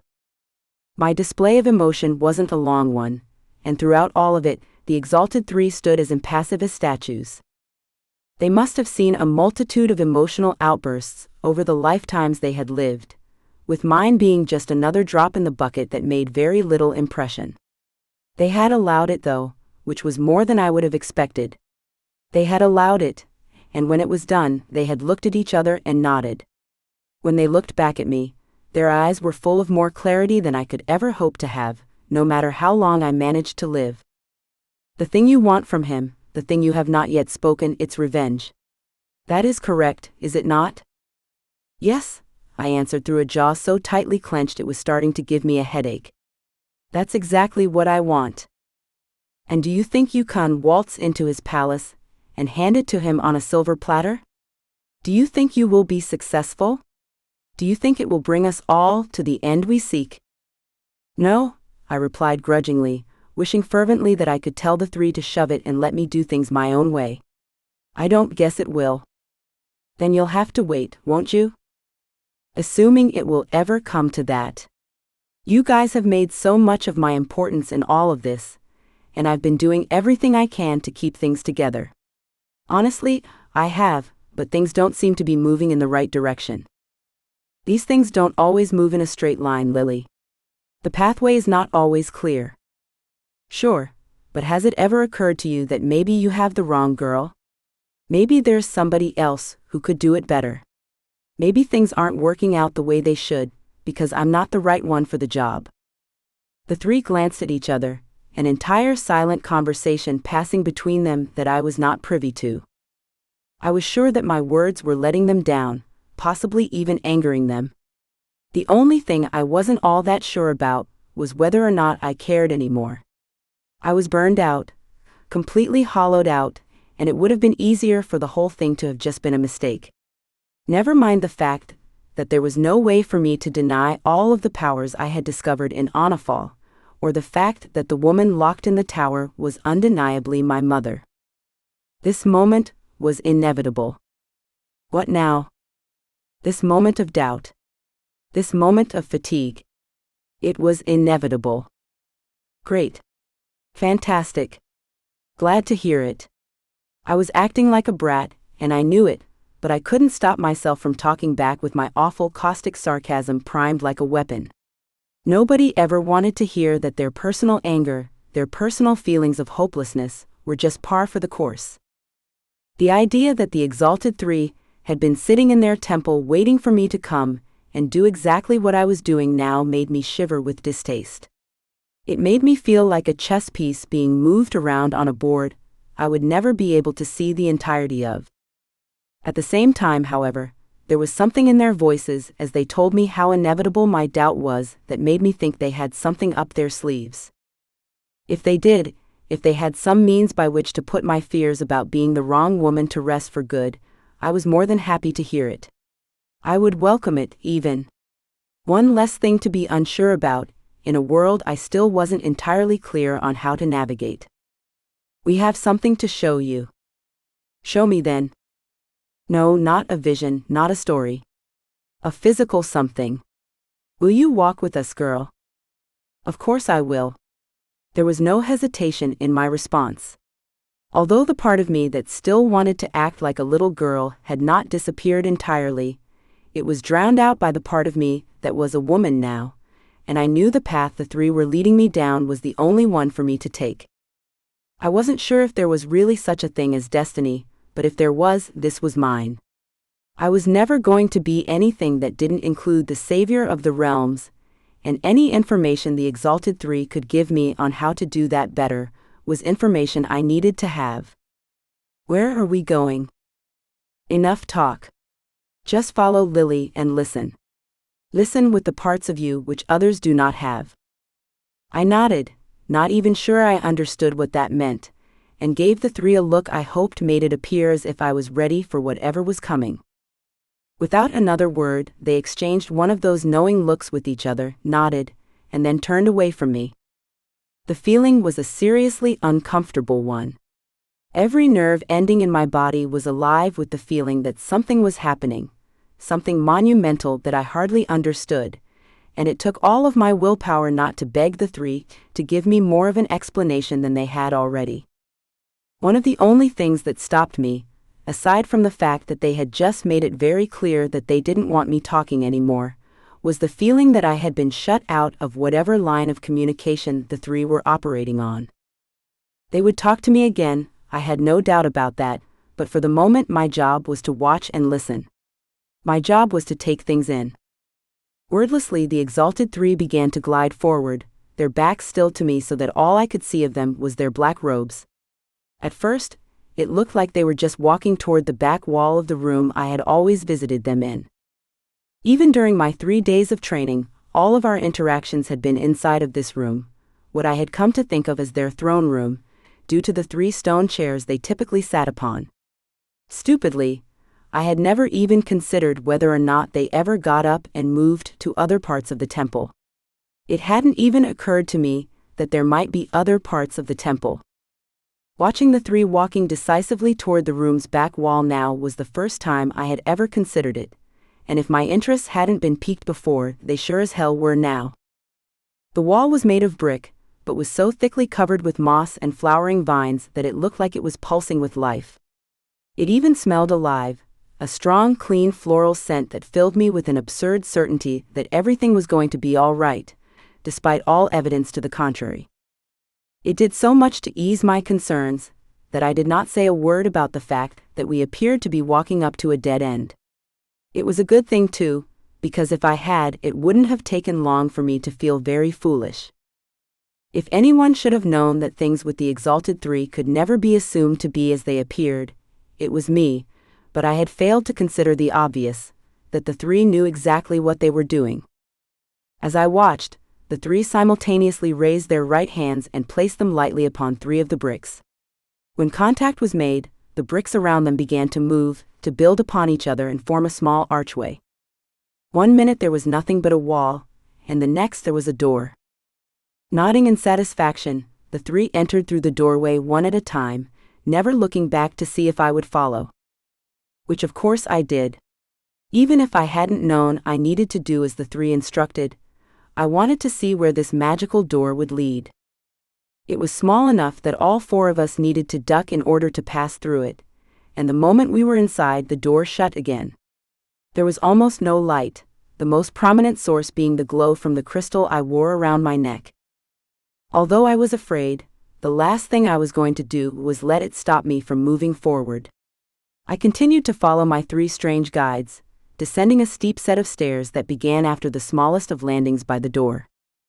There were no railings on either side of the stairs, and despite the fact that I couldn't see well enough to have hard proof of it, I was somehow sure that there was nothing but a vast emptiness on both sides of us. Any sound we made seemed to get sucked into the space around us without leaving so much as an echo to track it by. The air still carried with it a hint of the flowers from the 3's throne room, but it was quickly being overwhelmed by a scent of mustiness and time gone by. From somewhere close, I heard the sound of dripping water, the way you might if you were traveling through a large cave full of crevices unseen and unknown. Under normal circumstances, the desire to ask questions would have overwhelmed me. I had never been good at keeping my mouth shut and following orders. Picking my way down this secret stairway, however, I had no desire to speak. I could feel a kind of pressure mounting inside of my chest, an understanding that I was about to see something I would never be able to unsee. "Are you sure?" "What?" The sound of a voice came as such a surprise that I answered much louder than I intended to, immediately cringing at how out of place the volume was in this ancient sacred space. If the 3 found my actions inappropriate, they gave no sign. Instead, they separated themselves like a curtain being pulled back, revealing a large gilded door. To my inexpert eye, it looked like it must have been made out of solid gold and was crusted over with something sparkling that looked like precious jewels. My jaw dropped, looking at that door, my surprise so great that I forgot the question asked of me entirely. When it was spoken again, I had to bring myself back to what was happening, like pulling myself up out of quicksand. All 3 were watching me, waiting for me to give them some sign that I understood. The only problem was, I wasn't sure that I did. "Are you sure, Lily?" "Sure of what?" "Sure that you want to see." "Of course I'm sure," I answered quickly, lying through my teeth. "Are we going inside?" Without answering, the exalted 3 turned away from me again, facing the door and looking at it reverently for a moment before pulling open the ornate handle. They stepped inside and I followed. Immediately, I was hit with the renewed scent of florals, this one something that closely resembled the jasmine that had grown along the fence of my friend Alicia's house back in Houston. It was a thought I quickly skittered away from, the normalcy of the memory too painful to hold onto for long, but it was also comforting to have something familiar to cling to in such an unfamiliar situation. I stepped forward into the little room we had entered, allowing the door to shut quietly behind me. I could see that these walls too were crafted out of stone, but this stone was covered in detailed carvings, creating a mural that took up its every inch. The only thing that broke the picture up were little alcoves dug into the stone itself, creating small shelves that held oddly shaped candles lit by who knew who, and flickering under the influence of some unseen draft. In the middle of the room was the thing I was certain the three had brought me down here to see, but when they moved aside, parted for me to come forward and look, I held back. "Come, Lily. Come and see what you need to see." "I'm coming," I muttered, annoyed both by their prodding and by my own hesitation. "Hold your horses." I walked forward slowly, feeling cold and starting to shiver all over. With every step, it became clear that the thing I was walking towards wasn't a thing at all, but a sarcophagus. The whole of it was carved out of what I guessed might be crystal, with more of that beautiful edging running artfully along its base. Try as I might, I could find no evidence of any seams in the structure of the sarcophagus itself. It must have had an opening somewhere for its occupant to have been laid to rest inside, but I couldn't find it. Shaken, I looked up at the closest of the three, searching his face for some kind of explanation. "But how? How did they get her inside? Is that really the thing you want to know?" "No, of course it isn't." Who is she?" "She's your grandmother, Lily. We've brought you down to the mausoleum to see her. We brought you to see her so that you could see yourself." Looking back at the woman lying inside of the crystal box, it was impossible to deny her relation to me. She had the same build, the same bone structure in her face, the same cascading hair fanned out around her as if she were only sleeping. I didn't know how it was possible, what kind of enchantment was keeping her the way she was, but she really did look like she was just taking a nap, and would wake up at any moment. I had no idea how it was so, but it looked so much like her heart was still beating, that it was difficult to see her as dead at all. There were many things about what I saw that I couldn't understand, but it cleared one thing up for sure. There were certain things I would never be able to deny again, if I'd ever had cause to at all. So then it's really real. It is. How is it that all three of us look so much alike? Me, my mother, and now her. We look like we could be sisters, even though she's my grandmother. I don't understand. Genetics? One of the three answered flippantly, as if it were the simplest question in the world. I stared at him for a long moment, half expecting to get something else from him, but he was done speaking on the subject. It didn't really matter, in the end. I knew in my gut why we looked so much alike, even if it wasn't a scientific reason. We looked so similar because of the magic we carried. Of course, there would be a more technical, complicated answer, but that was the basic reason, and it was all I needed. There would be no more denying who I was, nor would I ever again attempt to pawn off on someone else the responsibility for a job that was mine and mine alone. That was all I thought about, as I stood there gazing down at my grandmother, and by the time the exalted three led me out of the mausoleum, it was something I was at peace with. As I followed them back up the stairs, I wondered if I would ever be able to come back to this place. I wondered what other kinds of secrets it held, what other bodies were buried down there in the deep dark. When we returned to the throne room, I was the first to enter, and by the time I turned around, the door we'd used as passageway had once again been hidden from the world. Okay, so there's no way I can deny that I'm who everyone tells me I am. You've made that abundantly clear. But what am I supposed to do about my mother? What do I do with the fact that I've locked myself into marrying Declan? At the moment? Nothing. That's not very helpful. It's not meant to be helpful. It's not meant to be anything at all. It's simply the way things are. There are more important things to navigate, more pressing things to grapple with. The rest will be dealt with when the time comes. I thought about arguing with them, but I was wise enough by this point to know that it wouldn't do me any good. For the moment, the conversation had come to an end. With a half-hearted goodbye on my part and no response at all on theirs, I left the Exalted Three exactly where I had found them, once again settled onto their stone thrones. I threaded my way through the halls that led back to the temple's entrance, not even needing to light a torch to guide my way. Although I had still spent a relatively short amount of time there when everything was said and done, I knew it like the back of my hand. As with the mausoleum steps, the only light I needed was the kind that radiated off of my crystal. The crystal the three gave you, I spoke to myself out loud, the sound coming off as eerie in the all-surrounding quiet. Which you should try and remember the next time you feel like ripping their heads off.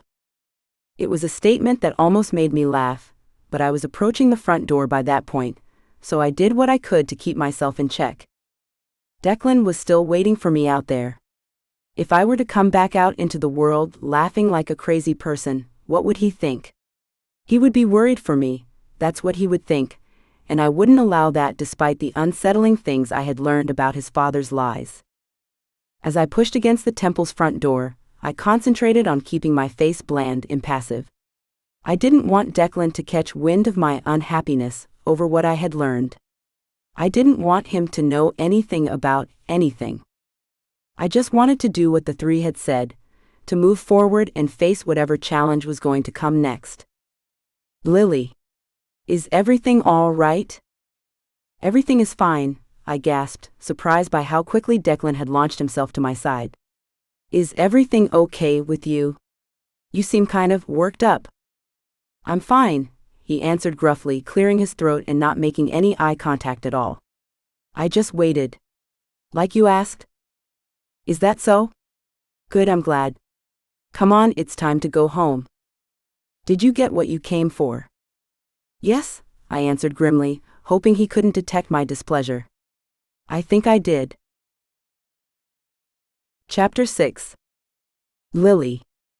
Our return trip from the Ice Realm to Anafal had been uneventful. My worries that someone from Banham, or even worse from the Citadel itself, would intercept us had been unfounded. That made me uneasy, although I was still beyond thankful that Declan hadn't been discovered. The idea of him being hurt in a fight, or heaven forbid, taken prisoner again, had troubled me more than I knew. Having him safe was important to me, especially since I was the one who had put him in harm's way this time. Still, a piece of me was grieving over the idea that nobody in the Citadel had gleaned my proximity to them. Somehow I had been stupid enough to believe that one of them, Cade maybe or hopefully Cade, would get a feeling that I was near and go searching for me. I held onto that hope, right up until the moment when I reopened the portal, and Declan and I traveled through it and back to Anafal. Back to the place I now called home. With my last glimpse of the far-off city of Banham died my last hope of seeing my friends again. My friends and Cade, the one I was desperate for. As I went through my portal, by this time so familiar with the method of traveling that I might as well have been taking a taxi, I allowed myself a moment to feel heartbroken. Just one moment, a quick one that wouldn't interfere with whatever work I still had to do, but at that moment my body was consumed with enough grief to last a person the rest of her life.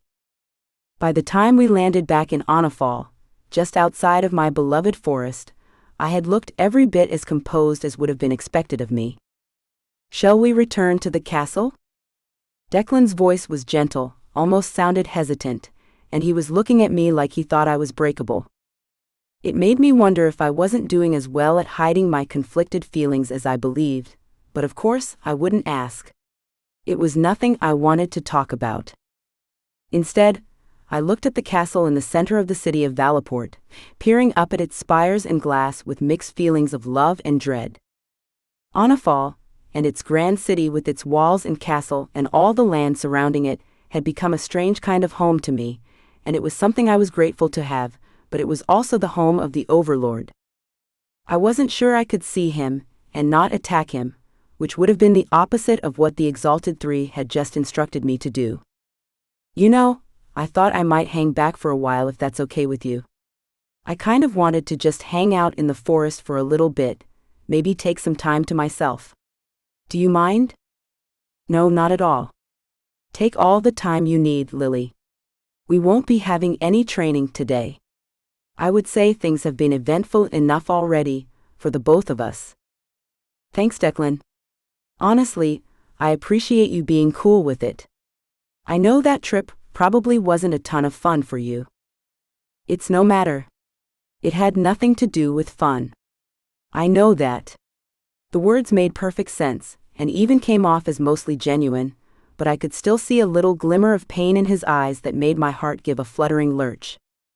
I had no idea what kind of memories Declan had from the Ice Realm, Banham and the Citadel, but there had to be some. At one point he would have gone there with family, everyone getting together for one happy occasion or another. The events that had transpired to make that kind of get-together an impossibility hadn't been his fault, not in any way.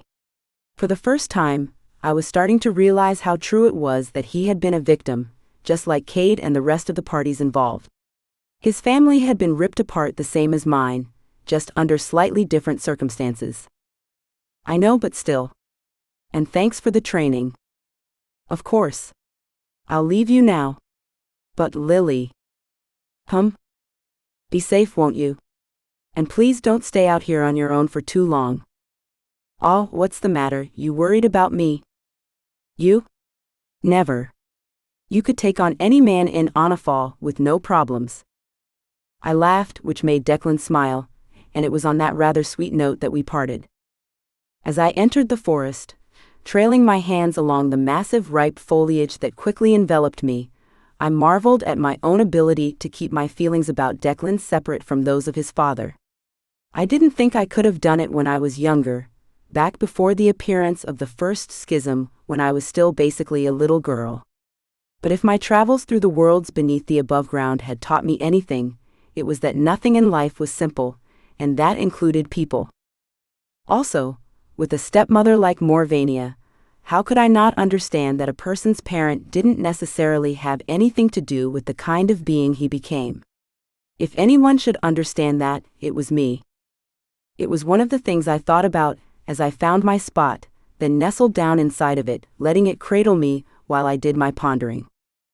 It was the last thing I could remember thinking about before I drifted off to sleep. Lily. Hey, Lily. Where the hell are you?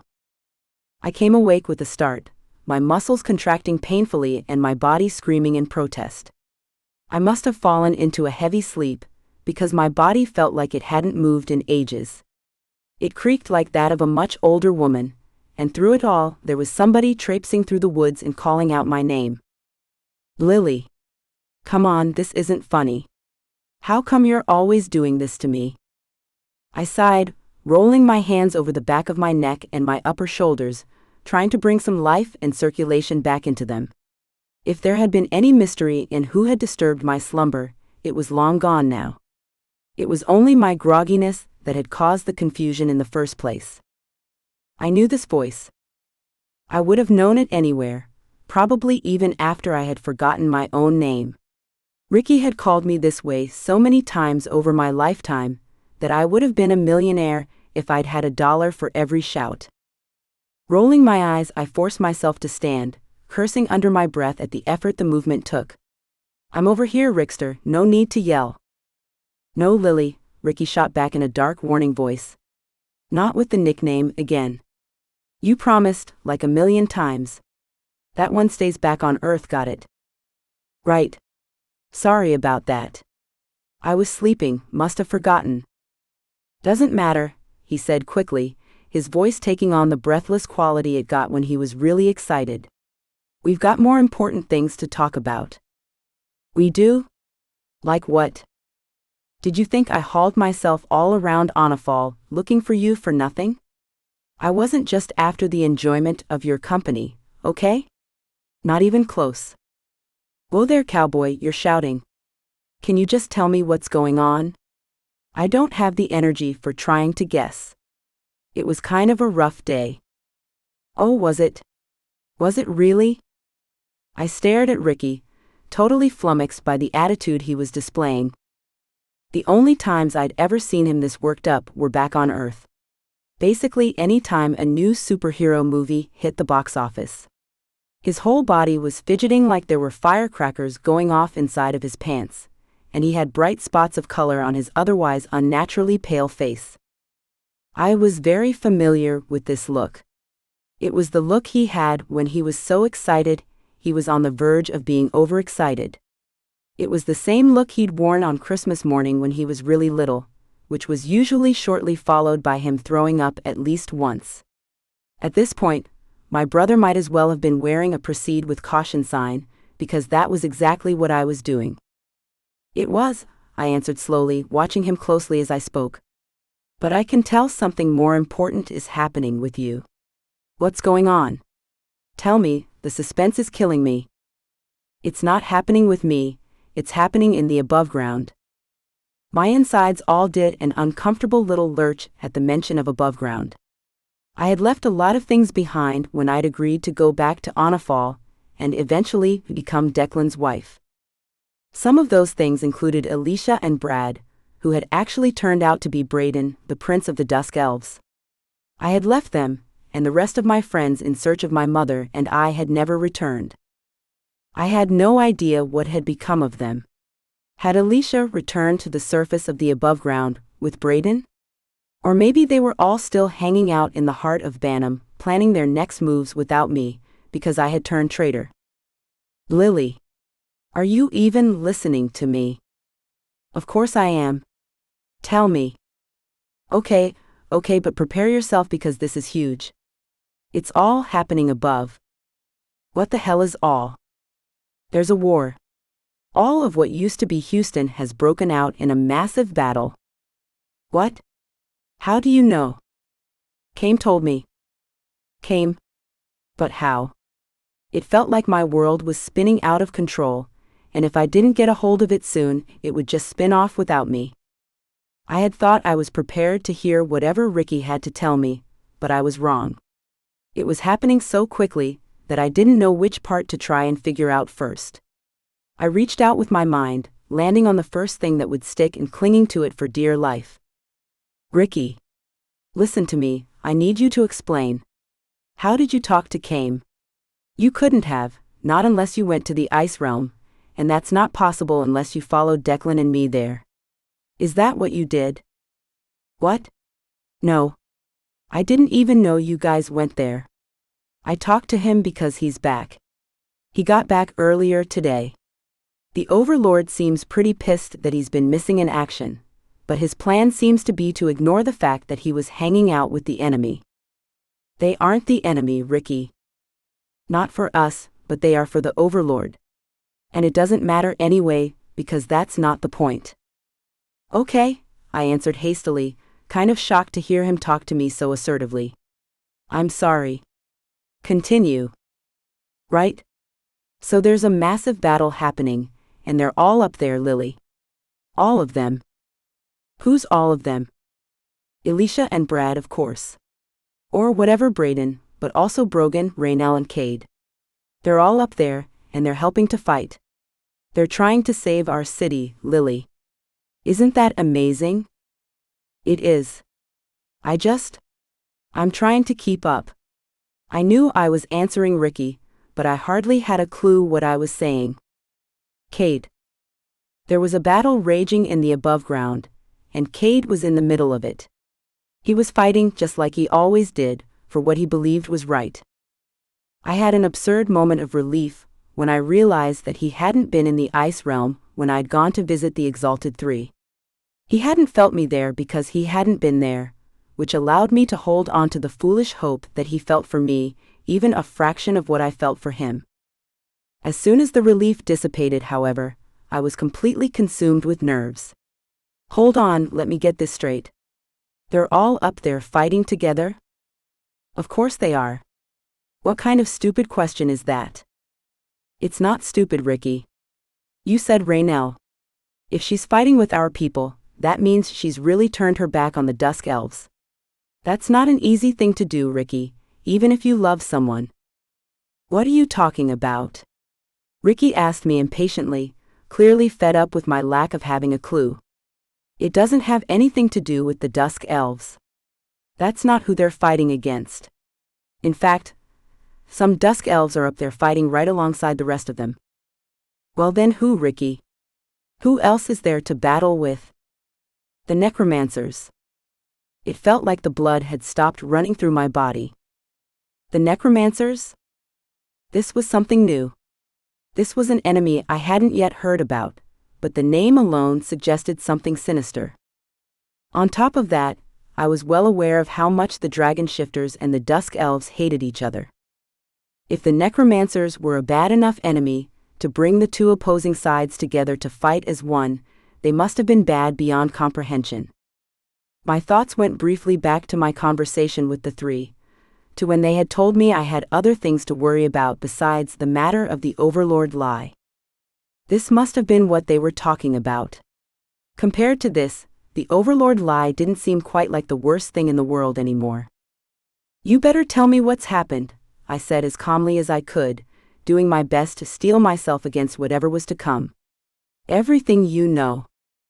Okay, well, Cade told me it started with a schism somewhere in South America.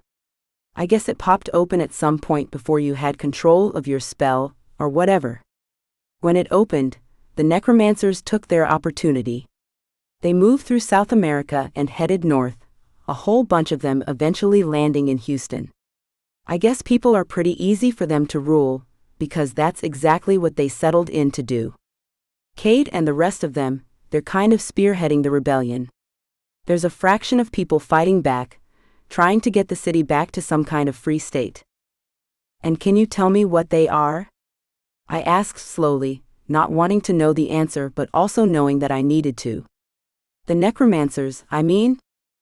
Sure can. There's some nasty dudes, that's for sure. Their whole big trick is to bring back the dead. But not in a good way.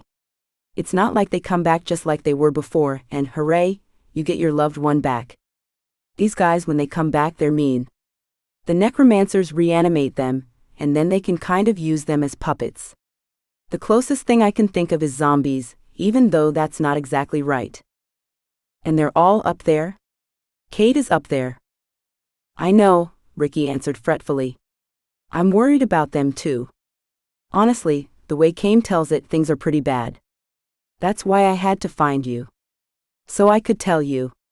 So we can do something. You did the right thing, Ricky.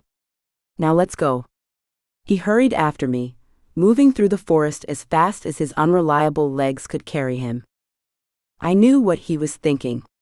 He was sure we were on our way to storm into someone's room, demanding that we are allowed to go to the Aboveground and help fight alongside the resistance. I felt sort of bad for misleading him, but there was no way I was going to risk him flying off the handle and running away to take care of matters on his own. I had already put him in enough dangerous spots. I was absolutely not going to let it happen again. All I had to do was get him inside of the palace walls, and then I would have Declan promise to have guards watch over him, to make sure he didn't try and do anything heroic. I knew Declan would do it if I asked. I had no doubt about that. Hey, Ricky hissed from behind me, panting with the effort it had taken him to keep up all the way through the forest and to the city's edge. Look, it's Declan. Bet he came looking for you. Told you he loves you. Stop it, Ricky, I hissed quickly before turning to greet Declan and his look of concern. You're not helping. Lily. Declan called out urgently, forgetting himself and taking me by the arms as soon as we were close enough to make contact. Gods, I was worried. I thought maybe something had happened to you.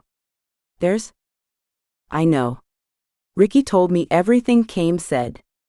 Declan, would you do something for me? If I really needed it.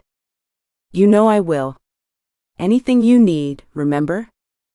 Good, I answered with a hard edge to my voice that didn't sound like me at all. Then help me get to my mother. Chapter 7. Lily. Declan approached me. All right, I've done what you asked. Ricky is in his quarters, and none too pleased about it either. I've got soldiers stationed outside of the rooms as you requested.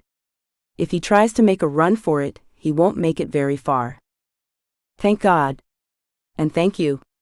It was really important to me to make sure he is tucked away somewhere safe. Yes, I can see that. The question is, why? What's this all about? And don't tell me nothing, because I can clearly see that it's something. It is something, I answered cautiously, feeling the need to tread lightly now. It's something pretty important. At least I think it is. Declan hadn't hesitated to do as I asked, having summoned guards to escort Ricky up to his room immediately. My brother had given me a look I didn't think I would ever forget, his eyes full of rage and the most profound sense of betrayal. I told myself that he would get over it, that eventually he would come to understand that I had done it for his own good, but in my heart of hearts I wasn't completely sure. There was part of me that feared he would never forgive me for what must have looked like a change of allegiance. He must have felt like I had chosen to put my trust in Declan rather than him, even though it wasn't about trust. I knew that was how he would feel, because it was exactly the way I would feel if the situations were reversed. It pained me to think he might be so angry at me, but at the moment there was no time to think about a thing like that, let alone to do anything about it. At the moment there were much more pressing matters that very well might mean life or death. Okay, tell me. Tell you. He sighed. Yes, tell me. You ask me to lock your brother away where nobody will touch him, and he can't get himself into trouble. It's done. You ask me to take you to see your mother? That's not something I can just do. I know that. And even if I could, I wouldn't. How nice of you to say. I wanted to rail at him for lying to me earlier when he'd said he'd grant me what I wanted. Anything you need had been his very words. And now he was recanting, and I was getting trigger happy with my staff. I glared at him. He shook his head. What I mean is this, not until you tell me what it's all about. I'm done being your escort. I'm done taking you from task to task, without any explanation of why we're doing the things we're doing. Either you tell me what's going on, or you aren't going anywhere. I'll forbid it. Forbid it? Are you kidding me? It was a stupid question though, because I could tell by the look on his face that there was nothing about his words that could be considered a joke. Despite the fact that the two of us had stayed out in the courtyard while my brother was taken inside and to his quarters, I felt like the walls were closing in on me. I honestly did feel like I could count Declan as a friend, but the mere idea that he believed he could prohibit me from doing anything had me seeing red. To make matters worse, his face had taken on a hard, stubborn look I had seen enough at this point to recognize. When he wore that expression, it was safe to assume that reasoning with him was going to be difficult. I was all set to get good and pissed off when everything flipped. A breeze blew through the steadily darkening courtyard, bringing with it a stiff chill that hadn't been there before. Despite the heat I felt from my own burgeoning anger, I shivered, folding my arms in around myself without even realizing I was doing it. Declan didn't speak, didn't even begin to take back his threat to control me, but he did something else, and that something else was enough to move my anger level from a 9 to a 3. Without any fanfare or question, he removed the thick cloak he wore around his shoulders and wrapped it around my own. He was so much bigger than me that I could have rolled myself up like a burrito, and the warmth of Declan's body still radiated from its lining. I felt almost instantly warm again, and when I caught his eyes in my own, it was with more patience than I would have thought possible only moments before. You know you couldn't really stop me from going anywhere, don't you? I do. Then what's the point in forbidding me from doing things? When you know, it's only going to make me mad. I don't know. I don't know, Lily. I only know that I can't stand feeling like you're keeping me in the dark. If you want to see your mother, I'll do whatever I can to get you there, only tell me why. It's about what's happening in the Aboveground, right? I think so. You think so? I don't really know. I just know it feels like it's what I have to do. I feel it in my gut. It's what I have to do, one way or the other. All right. All right? All right. That's exactly what we're going to do. I could have kissed him then, and almost did.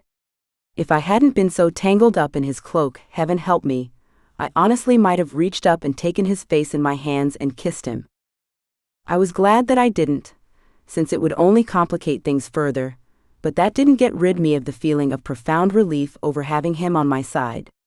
I hadn't realized how much I was hoping he would be willing to help me, or that he would at least keep from standing in my way. I smiled wide, happy with the ghost of a smile I received in return. I was asking a lot of him, after all. Wanting him to be thrilled with my plan was going a little bit too far, even for me. Thank you. I feel like that's all I'm saying to you these days, but I mean it. Thank you so much. Thank me when you've got what you need. Speaking of which, did you have a plan in mind for getting to your mother? I'm not sure if you know this, but the Forbodden isn't the kind of place you just walk in and out of whenever you please. I remember. He was with me after all, on that trip to see my mother the first time, that day when I made the decision that put me here and made me his betrothed. I hate to say this, but I'm going to have to go back to the Exalted Three. Of course you are, he answered with a groan that sounded so much like something I would do, it made me laugh out loud. Not a fan, are we? I didn't say that. No, and you didn't have to. Believe me, it's not my first choice either. Those three are amazing, but they're also kind of exhausting. I just don't have any other way to get to her. At least not any other way I know of, and I don't have time to figure something out. All right then, the Exalted Three it is.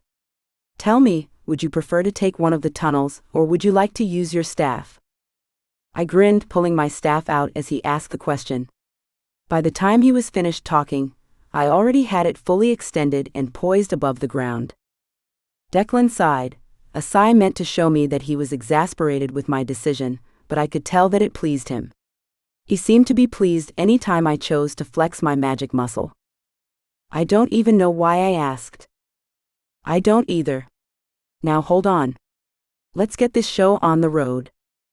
We were outside the Temple of the Exalted Three. So, you know you're going to have to.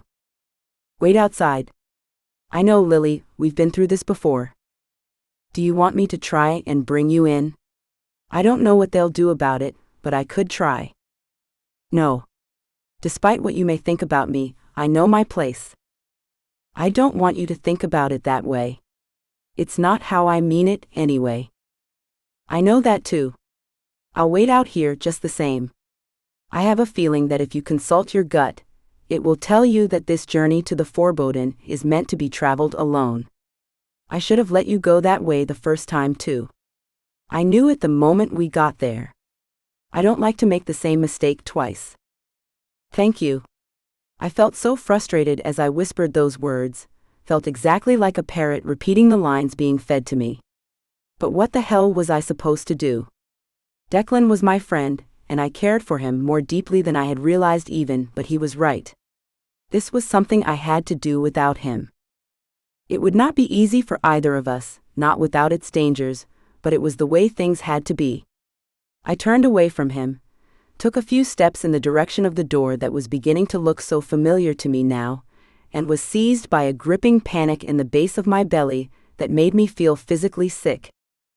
I turned back to Declan, working on impulse now, and ran to him, throwing my arms around him in as tight a hug as I could manage. His body went rigid with surprise, then relaxed into me. After a moment or two, he even returned the hug, which was something I didn't expect. I squeezed him as tightly as I could, biting the inside of my cheek to keep from crying the ridiculous tears I could feel trying to force their way out. I had no idea why, but I had the oddest feeling that it was going to be a long, hard time before I saw him again, if I saw him again. There was nothing like the prospect of losing a guy to realize how valuable his friendship was, a lesson I was learning the hard way. When I pulled back from him, not because I wanted to exactly, but because I knew I was running out of time, I could see that he wanted to say something. I could see that, and knew that whatever it was, I didn't want to hear it. I couldn't hear it. Instead, I made a quick pulling gesture, and off his cloak went, easy as 1, 2, 3. Here, take this back, will you? I don't think I'm going to need it where I'm going, and I'll never forgive myself if I leave you in the ice realm without it. Don't try to argue with me, because you know you won't win." And then I ran. Maybe it was the right thing to do, and maybe it wasn't, but that's what I did. I ran for the door, and threw myself inside the blessed dark like it was some kind of salvation. Once that was accomplished, I felt so out of breath I had to stop and lean against the closed door. It scared me some, at least at first, to be that tired. I felt like I was way too young to have the kind of fatigue that sunk all the way through me. But then again, I didn't have the same set of responsibilities of a typical young woman. I took some solace in that, and as I calmed down some more, I realized that I hadn't gotten a decent night's sleep in days. Weeks even. "Lily, you're going to have to take a break one of these days. These things are going to catch up with you." My voice in my own ears hardly sounded like my own, but it was somehow comforting nonetheless.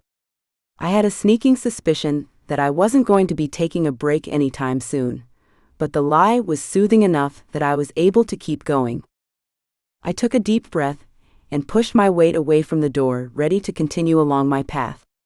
I could still feel the lingering chill from the cool, damp metal, and it had a kind of a restorative effect. It helped give me clarity, and heaven knew that was something I needed. I felt like I was operating blind, and a woman in that position could use all of the clarity she could get. One foot in front of the other, that's the only way. Deciding my advice to myself was, once again, worth taking, I began my descent through the temple into the throne room of the three. Again, I did not bother with the torch. I didn't think I would ever need one again to navigate this hallway, although I wasn't overly eager to make my visits so frequent and close together in the future. The feeling of familiarity made me feel stronger though, more prepared, and by the time I arrived at the throne room, I was almost back to being myself again. By that point, I had managed to put aside all of the lingering doubts about the way I had handled things with Ricky. Miraculously, I was also able to put aside my fear of leaving Declan in the ice realm on his own yet again.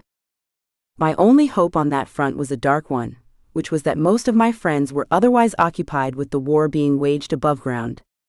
It might not be much hope, but it was something, and it was going to have to be enough. Without even bothering to announce the fact that I was coming, I strode straight into the middle of the Exalted Three's room, operating on blind trust that they would be where I expected them to be, and that they would not be angered by my intrusion. "You're here," I said stupidly, immediately regretting opening my mouth at all.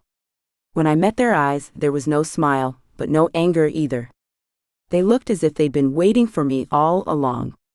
As if they were wondering what had taken me so long to get there. "Always. We're always here. Tell us why you've come." "My mother.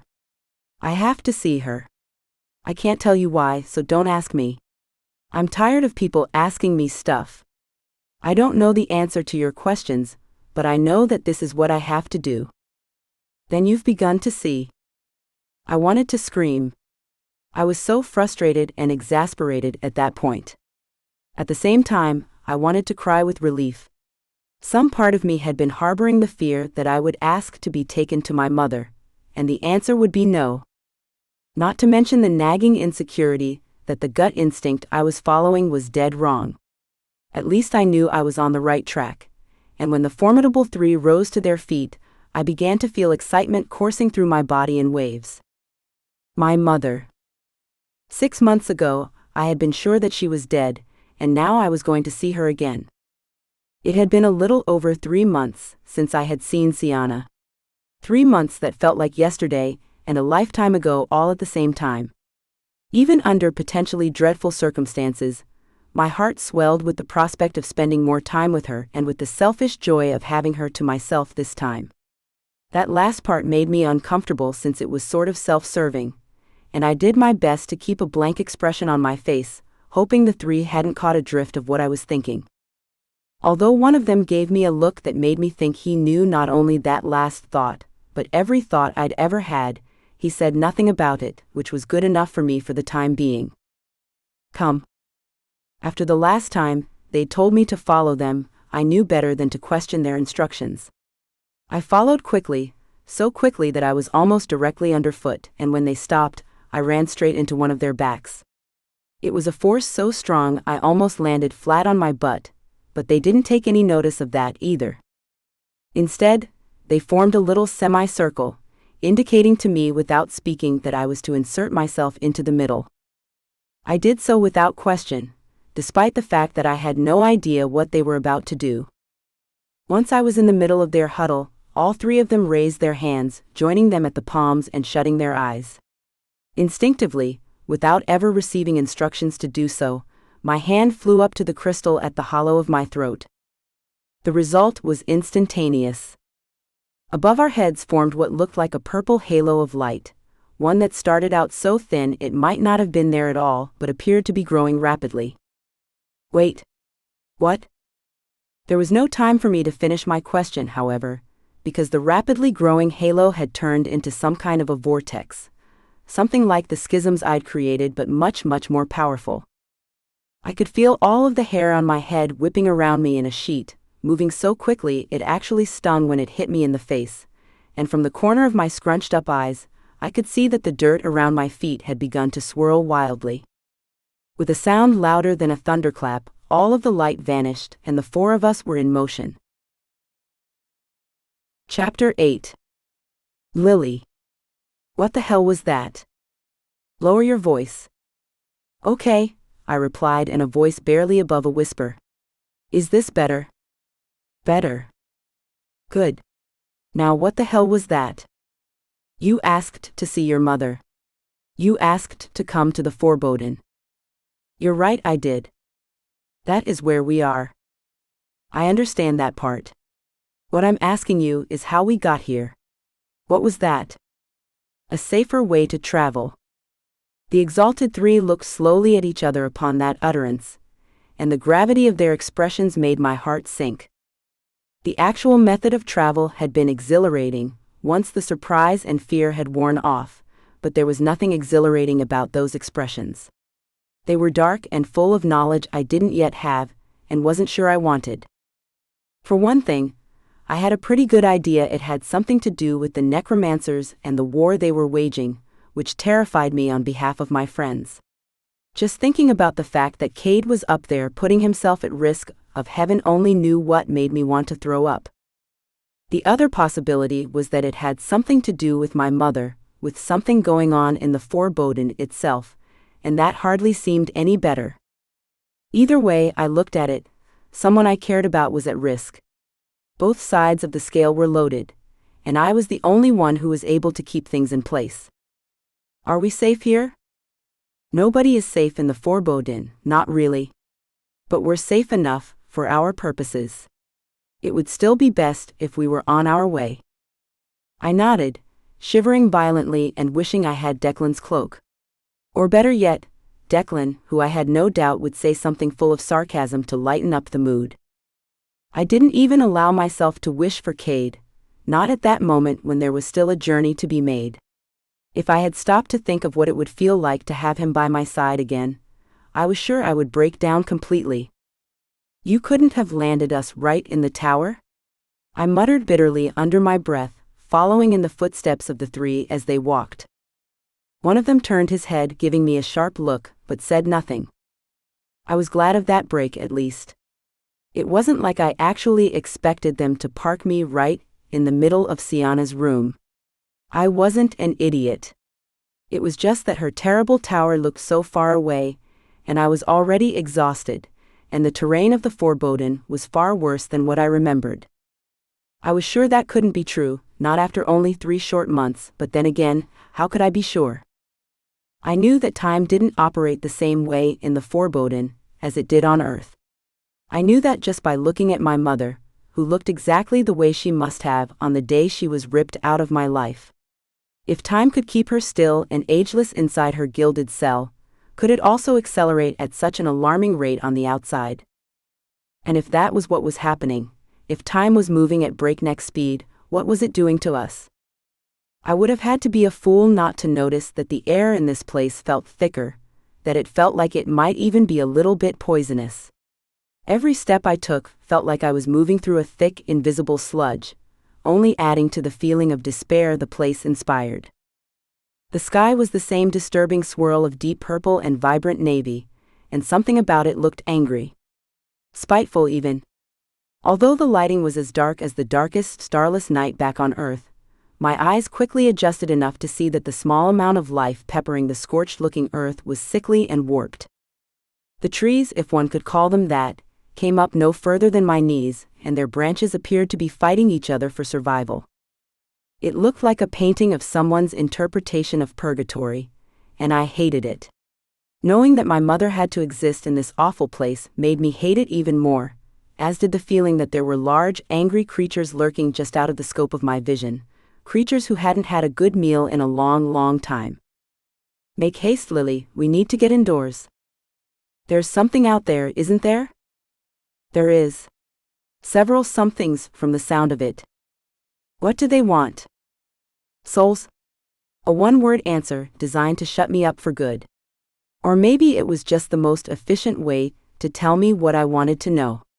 Whichever it was enough to get me to stop looking around and focus all of my attention on moving forward. I kept my eyes on the heels of the three in front of me, not wanting to see any more of what the foreboding had to offer. The last thing I wanted was to get a good look at the things that survived off of the consumption and hoarding of souls. I didn't want to look at the tower either, to see again the place where my mother was doomed to spend the rest of eternity. I already had the image of its twisted, splintered surface burned into my brain. I had visited that tower many times in my broken, dream-filled sleep, ran my hands along its warped shingles, and beat on its side in desperation to discover a way out for my mother. Inside. Now you must go inside. By the time we reached the tower's mockingly small, solitary door, the sky was ablaze with bursts of lightning so harsh it felt as though they were going to rip the world in two. Hadn't this happened last time? I couldn't be positive, but I was almost sure it had. What dark magic held sway over the tower that could direct the heavens that way? And what was the lightning for? The only good purpose I could think of was some kind of alarm system, and I shuddered to think what it might be calling forth. Because of that, despite my distaste for the tower and everything it represented, I practically hurled myself inside, slamming the door behind me. I saw that the three had stopped in the tiny excuse for a foyer, looking at me, and then at the narrow, broken stairs. They meant for me to go first, and I was glad to. I wanted the journey to be over almost as much as I wanted to see my mother. It had been short, but far more mentally and physically taxing than I would have expected. It didn't help that I was plagued by doubts and fears and memories either. Even the stupid stairs of the tower, for goodness' sake. Even those made me feel bad, bringing back the memory of Declan carrying Ricky up them so clearly that they could have been right there beside me. It was like torture, those memories, and I wanted them over and done with. I was so relieved to reach the door at the top of the stairs that I almost cried. Instead, I shut my eyes tight, holding onto my crystal and envisioning the inside of her cell. Just as with before, when I opened my eyes, the door was open as well. With absolutely zero hesitation this time, I stepped inside. Lily. I bit back my gasp. How did you know? I can feel it, that's all. I can feel that it's my daughter.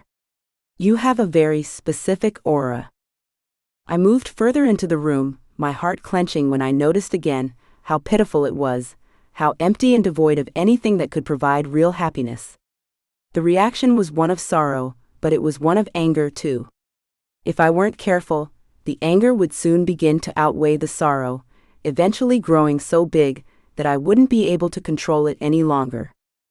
Seeing the horrible prison brought back to the forefront of my mind the betrayal of the Overlord promise.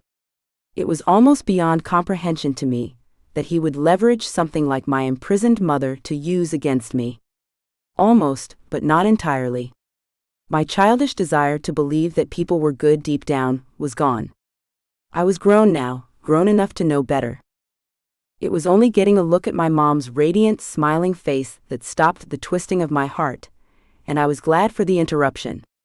She looked every bit as beautiful and youthful as I remembered her, and when she held out her arms to me, I gladly folded myself into them. I dropped my head onto her shoulder, and just like that, I was a little girl again. Sienna's hand moved instinctively up to my head, stroking my hair the way she once had long ago on the nights when nightmares had troubled my sleep. It was only a short moment the two of us shared, but it had the same effect on me that boatloads of caffeine would have. When I pulled away from her, I was sure beyond a shadow of a doubt that I had done the right thing in coming here. Please come and sit with me. Come sit by the window. The light the lightning gives off. I like to watch it. It comes less and less often these days. Fewer people visit. So then it is like an alarm. Something like that, I think, but it's pretty all the same. Anything that breaks up the monotony, I suppose. I enjoyed the little changes. I allowed my mother to take me by the hand and lead me over to her little seat beneath the window, but a large part of my joy at the meeting was already gone. I had wanted our next meeting to come when I had only good news to deliver, and instead, I had come with the exact opposite.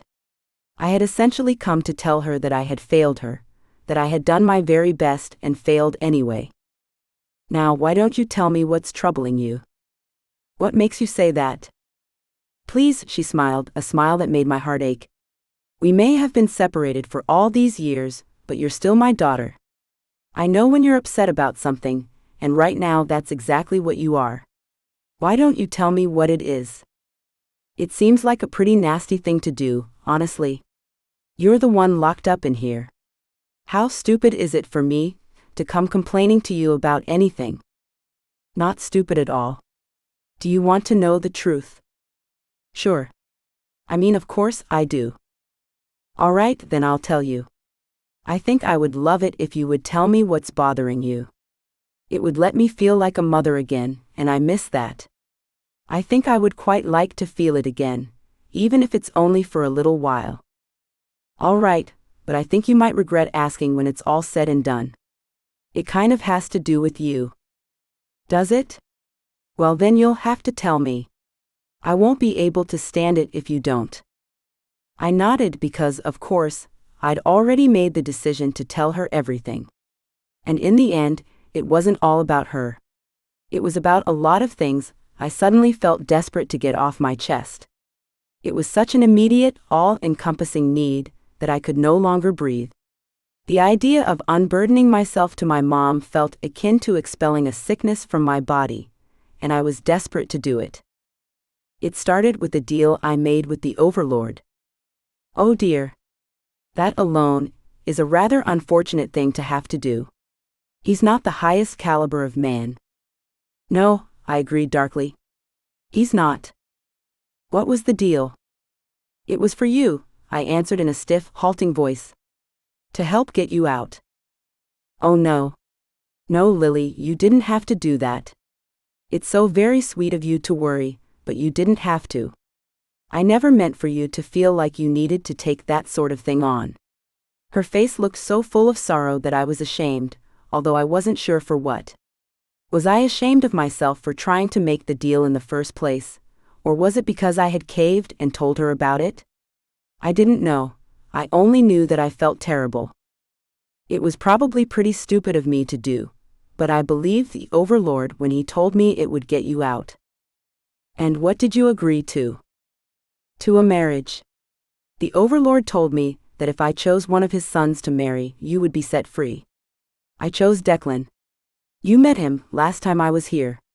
He's a good friend, I guess you could say, so I figured it wouldn't be that bad. I made an agreement. I'm not sure I could ever get out of it, even if I tried. And then you discovered that I couldn't be let out. Is that it? Exactly. I haven't confronted the Overlord about it, mostly because I'm pretty sure I would rip his head off at this point, but he told me that all I had to do was agree to the marriage, and you would be set free. He never mentioned the fact that there would be soul gatherers waiting to capture your soul the second you walked out. And do you want to know the other part that's bothering me? Of course I do. Okay, but get ready because it's going to sound so stupid, so self-involved. I doubt that very much. Neither of those is an adjective I would use to describe you. The other part is that I think I'm in love with someone else. No, not think. I know I'm in love with someone else. His name is Cade, and he's somewhere in the Aboveground right now, fighting a war that shouldn't even be his to fight. I don't know that he would even be up there if he hadn't got himself tangled up with me, and now he's putting his life at risk for a world that isn't his. Another dragon. Another dragon. I met him right before I first fell through the schism that brought me to Onifal, before I had any idea what was really going on or how complicated everything was going to become. He was sent to kill me, if you can believe it. That's not exactly your standard meeting for lovebirds. No. I laughed shakily, still feeling terribly unhappy and hopeless about my situation, but happy to relive memories with someone who loved me. It's definitely not. He had his reasons, though. He was sent to kill me by his mother's side of the family. They thought having me alive was too much of a risk. They're from the Ice Realm. Cade was supposed to become the next overlord, but then Declan's father had his parents killed and took the position for himself. They were worried about the possibility of the overlord and Morvania getting a hold of me. I think they were essentially worried that they would weaponize me. I see. I've met his family now, though, and they're actually quite lovely. They don't want to have me killed anymore either, thank goodness. Anyway, he didn't kill me because Declan followed him through the schism onto Earth, and when I found the two of them, Declan was about to kill him. I was the one who stopped it, who saved him. I picked up his staff, and I struck Declan with it. That was where it all started. I saved him, and he's been saving me ever since. All I want to do is go above ground and join him, to help keep him safe the way we've been doing ever since we met. I want to help him fight the necromancers, to help make the world safe again. Of course I want that, but it's for selfish reasons too. I love him, and it's hopeless now because I have to marry Declan and you're still stuck in here. Without even realizing it, I had begun to cry. It wasn't the great gulping sobs of a child, but instead the slow and silent tears of a woman trapped with no foreseeable way out. The tears I cried were those of one who had lost all hope of resolution, those of a woman whose fate was irretrievable and sealed tight. I didn't notice that I was crying them until my mother, the lovely Sienna, whom I was so grateful to have any time with at all, reached out with one delicate pale hand and gently brushed them away. My hand flew up to hers, holding her palm against my cheek and clinging to it. It was a scene that could have played out 1,000 times during my growing up years, me on the floor dissolving into tears, and my mother comforting me from her window seat, if only I had been allowed to keep her. The profound feeling of loss over her absence piled on top of everything else to make me feel as though going forward was too difficult. That was exactly how we were sitting when the Exalted Three strode into the room, and what a picture we must have painted. I felt their presence immediately, despite the fact that they made no sound, and no amount of ignoring them was going to make them go away. Something in the way the air in the room shifted told me that they were unhappy, and when I lifted my face to look at them, I could see that I was correct. Their eyes were dark and blazing beneath their thick robes, their expressions full of malice. "Get off of the floor. What are you doing in here?" I spat out, furious at the intrusion and thoroughly embarrassed at the same time. "I'm having a conversation with my mother." "We heard. You're also acting like a child, which you no longer are. You're wasting time with this foolishness. Get off of the floor. We would not have brought you here if we had known you would use the meeting for something so useless." I got to my feet, my face burning and my mind moving a mile a minute. I wanted to rage at the three, except that there was a part of me that agreed with them. It wasn't like visiting my mother was as easy as taking a trip down the road. It took work, dangerous work, to get to her, and I had used the visit to talk about adolescent things. Even worse, I hadn't once bothered to ask her how she was or if there was anything I could do for her. I turned to address this, to try and make up for my mistake, when a look on one of the three's faces stopped me cold. In all of my time of interacting with the Exalted Three, they had seemed to me to operate as a single entity.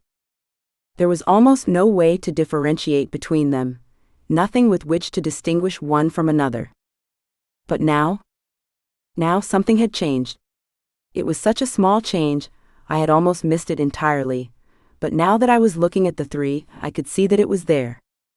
Two of the faces peering back at me wore the look of reproach, meant to make me feel the stupidity of my conversation. The third, well, his expression was something different. If I had to put a name to it, I would say his face wore a mask of sorrow. He looked sorry to see our pain, sorry to see the beautiful Sienna trapped in a cage the way she had been for so many years. He took a step forward, breaking ranks, and the other two wizards' eyes shot toward him. When he spoke, they cringed, like he had reached out and struck them both. There's no need to concede defeat just yet. Enough, brother. The other two cried, their voices thick with warning. I ignored them, stepping forward to meet the only being who seemed to want to help me, hardly daring to breathe for fear that doing so would shatter the illusion of hope. Why? Why not? What do you know? I'm not sure yet, only that there might be a way to get her out. The other two stepped forward. Enough. Enough of this. We have been here for too long already. The time has come for us to take our leave. Lily, you would do well to forget his words. As for you, brother, you have gone too far. Everything started to happen very quickly, and before I knew it, I was unceremoniously ushered out of my mother's cell without even being given a chance to say goodbye. The exalted three, except there were only two of them, rushed me out while the other one stayed. They were moving me without my consent, and without further discussion. The one who remained stood frozen, looking at my mother like he'd never seen anything like her. I wanted to ask him why he looked so consumed with her, but I didn't have the chance. Without saying another word, the exalted two that were still with me opened up a portal and shoved me through it. Whether I liked it or not, I was on my way back to Onifal. Chapter 9. Cade. From a distance, I watched the Earth city of Houston burn. The burning reminded me of a funeral pyre, of a slow death march I could not stop. I had been living in the Aboveground for many days by that point, days of desperate fighting and abandoned hope, and throughout all of that time, the city had continued to burn. Even from the field where I now sat, I could see it rapidly moving closer to ruin. It made me feel cold with anger. It also made me long for someone I could never have, but I wasn't willing to think about that. I couldn't think about that, and continue to function the way I was expected to. What right did I have to think about myself when a city, an entire world maybe, was being reduced to ashes? The fight I currently found myself embroiled in was a fight for many, many lives, spanning across several worlds. I had not intended to stay upon the Earth's surface, not in any way. I had only meant to act as an escort for Alicia and Braden. Although I would not admit it, I had agreed to do that because of Lily. I had no particular sense of allegiance to Alicia, and had a dislike for Braden, and all of his kind as well, but they were friends of hers. In the end, that was all I required to lend them my services. In the beginning, I had no idea what had become of Lily, not the first clue, but I knew that these were people she cared for, and that by extension, my looking after them would have pleased her. I wanted to please her. I lived with a constant regret over having done less than I could have to please her when I had still had the chance. Now, I had no idea whether or not I would ever get the chance again. It had seemed like seeing her friends up to the Aboveground was the least I could do, and far less than I wanted to do. When Cade had decided to tag along and Brogan and Raynell as well, I had been less than thrilled. I was in the mood to brood, not to make light conversation with cousins I only liked half of the time. On top of that, the idea of traveling anywhere with not one, but two dusk elves did nothing to fill me with confidence. As it turned out, however, they were not the thing I needed to worry about. I don't know what I had expected upon our arrival in the Aboveground, but it was nothing like what I found. The schism we had moved through had brought us to the city of Houston in the same spot as the one I'd first used to find Lily, and even from that isolated field I had known something was wrong. I could actually smell the burning, and it was a stench that turned my stomach so violently I was sure I would be ill. It was the smell of burning plastic and rubber, of many man-made things I didn't have the names for as well. The worst part, however, was the scent of burning flesh. It was unmistakable, and not something I could easily forget. Inside the city, people were perishing. A war had been waged upon them, and it was one they had no resources to fight. They were like lambs being brought to a slaughterhouse, helpless to mount any kind of effective defense. It was horrifying, almost beyond belief. In that first moment of recognition, my first comprehension of the fact that we had slipped directly into the middle of a war, I was actually glad to have Braden and Raynell with me. I would have been glad of any warrior at that point, be they dragon or dusk elf or something else entirely. Although I didn't yet know what we were up against, I knew it was bad enough to do more damage than I could have imagined in a very short amount of time. When I'd looked to Braden, curious to see if this was a surprise to him or if maybe the dusk elves were somehow involved, he had looked back at me with a sick expression on his face. That wasn't something he could have faked. There was nothing disingenuous in those wide eyes, nor in the way he embraced a sobbing Alicia when she threw herself into his arms. Both of them had friends in this city. Alicia had family in it. The dusk elves were not responsible for the devastation, and I knew it. This was not the way they worked. What do you see? I glanced over my shoulder at Braden, who had come to join me on my nightly vigil. His face was grim and drawn, the same look he'd worn throughout our entire stay in the Aboveground. He was looking out over the city from our high vantage point, chosen for just that reason, the fire burning there reflected in his eyes. It was like watching the reflection of a horror film on his face, and it made me sick. The same thing we always see. It's catastrophic, Braden. It's worse than we ever anticipated. I know it. Today was hard. I won't pretend that it wasn't. I wish I hadn't had to see it. Any of it. Do you? I do, he answered defensively, his face flushing slightly with indignation he probably had every right to. And you have no right to question me. Whether you like it or not, I care about this city. I care about Alicia, and yes, about Lily too. You don't have a monopoly on that front, you know. Everyone here cares about her. It's part of why we're here, part of why we've come together. You're right. He looked at me as though he couldn't believe I just said he was right, but he let it go. I know something else too. And what might that be? I didn't want him to answer, didn't want to hear what he might or might not know. Something told me we were moving into dangerous territory, the exact territory I had been working so hard to keep away from. I felt like a man walking on a wire, a precarious and tenuous affair that could be disrupted so easily it made my head spin. Whether Braden noticed this or not, I couldn't say. If he did, he didn't seem to care. He was too intent on saying what he wanted to say. I know that you love her. I bristled inside, but fought to keep it from showing. I didn't like being read.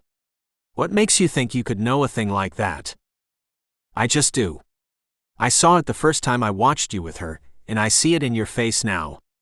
You love her and you miss her. It's why you're here. As men so often did, the way I decided to deal with this most accurate of accusations was to get irrationally, unreasonably angry. I stood, turning my back on the burning city, to face off against the dusk elf I had begun to think of as a kind of a friend, in spite of my lingering dislike. You go too far, Braden. It's presumptuous to believe you know that about me. To believe that you know anything about me at all, really. Do I presume to know your heart? To know who you love? You don't have to presume anything. It's Alicia I love. I think everyone knows that. That shut me right up, and quickly. Whether I liked it or not, he was right. Braden made no move to hide his affection for Alicia, and as far as I could tell, never had. When I turned to look at the little campfire a few yards away from where Braden and I stood, I saw Raynell huddled close to Brogan, her head resting peacefully on his shoulder while he lovingly stroked her back. Neither of these men made any move to hide their love. They harbored no shame, no reservations about their feelings, and for the first time, I considered that I might have gone about things the wrong way. What might have happened had I just told her? Would she have still gone? What would she have said? It felt like an impossibility that she could have loved me in return, but what if I was wrong? There were so many what-if questions running through my head that I felt like it would drive me mad. I went so far as to bring my hands up to my head, something that must have looked like I was trying to keep my sanity in. Fine. I'm happy for you, Braden, really. I'm happy for you, but I can't talk about this. He nodded, and I felt a rush of gratitude. We may have come from very different places, but on this, we had reached an understanding. He would not push me further than I could go, that much was clear. I nodded, doing my best to convey my thanks, and he nodded back again quickly. Before I could stop myself, I thought about what kind of a joke Lily might have made if she had seen a thing like that, and the pain at her loss came rushing back. Gods, was I never to have a moment's peace? It was one of the first things about being above ground, in the city that had been hers. Everywhere I turned, everything that happened, large or small, brought to mind some memory of her. The more I tried not to think about her, the more her shadowy memory seemed to insert itself. Therefore, it was a welcome intrusion when Raynell extricated herself from Brogan's meaty arm to join Braden and me where we stood.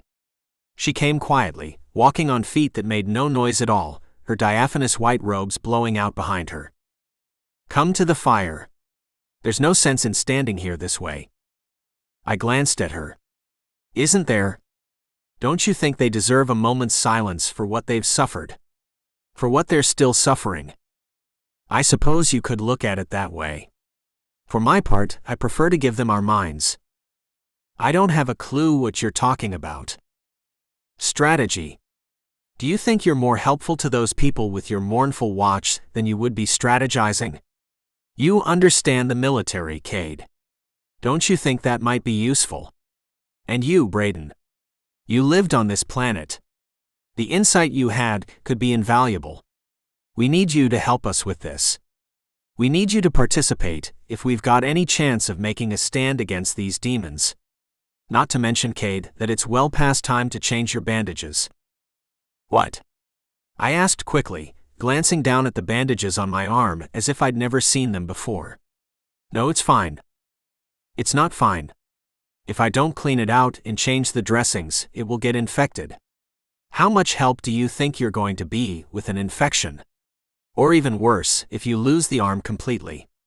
Because let me make this very clear, that is absolutely a possibility.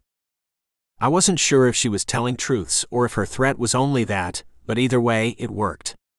Braden nodded at me again, and the two of us followed Raynell back to the campground we'd carved out for ourselves. Our band of rebels had grown over the days as wayward dragons, dusk elves, and even humans joined our cause, but we were still a pitifully small bunch. Smaller now, after the battle of earlier in the day. I sat down beside Brogan, allowing Raynell to crouch beside me and tend to the business of my healing, and as I did so I brooded over the day's events. On this day, we had ventured further into the city than we'd yet to try, and the results had nearly been catastrophic. Perhaps we were thrown off by the magnitude of the destruction we had found there. From afar, we had seen plenty of smoke and fire. Those things were impossible to escape, regardless of how far from the city's heart one moved. When we moved closer in, however, toward the city's once great and vast downtown, there were many more terrible things to see. The once magnificent buildings had largely been reduced to rubble. In the shells of some of them, people huddled together, trying desperately to keep themselves safe despite the near inevitability of their deaths. For the most part, the people we saw didn't even bother to look at us. They had seen too much and could not stand to see any more. A few of them who did see joined us, but the rest? They sat like statues, not speaking, not even moving. They even looked like marble or stone, covered with ash and soot, until every person we saw was some variation of gray. In fact, the only colors that seemed to have survived in this part of the Aboveground were gray and black. And the red. The amount of red running through the streets was enough to make a man weep. The blood of so many spilled, and for what? For the joy of the necromancers, that was what. That was with whom we were at war in these dark days, and it was a war one thought we were losing. So we're here. What do you want? Now, Brogan said in a light, friendly voice. There's a way to start a conversation. Raynell, stop binding his arm. Just let his wound fester and do what it will. He deserves it with that tone. Leave him be, Brogan. He's tired. Raynell continued with her task. We're all tired. You don't see me making an ass out of myself. I believe that's a matter of opinion. I was a bit agitated with my cousin. No, with the world, and I couldn't contain it. Still.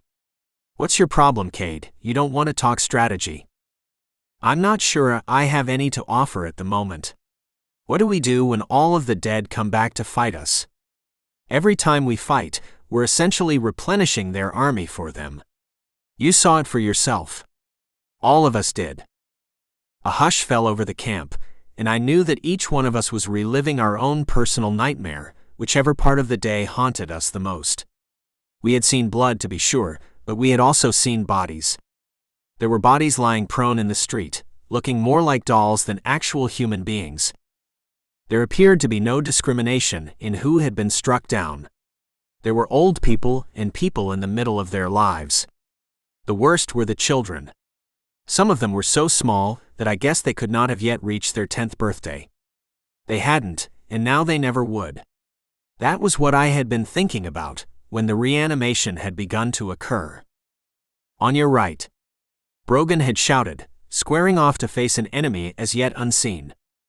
When I turned to do the same, my insides felt like they all dropped through the bottom of me.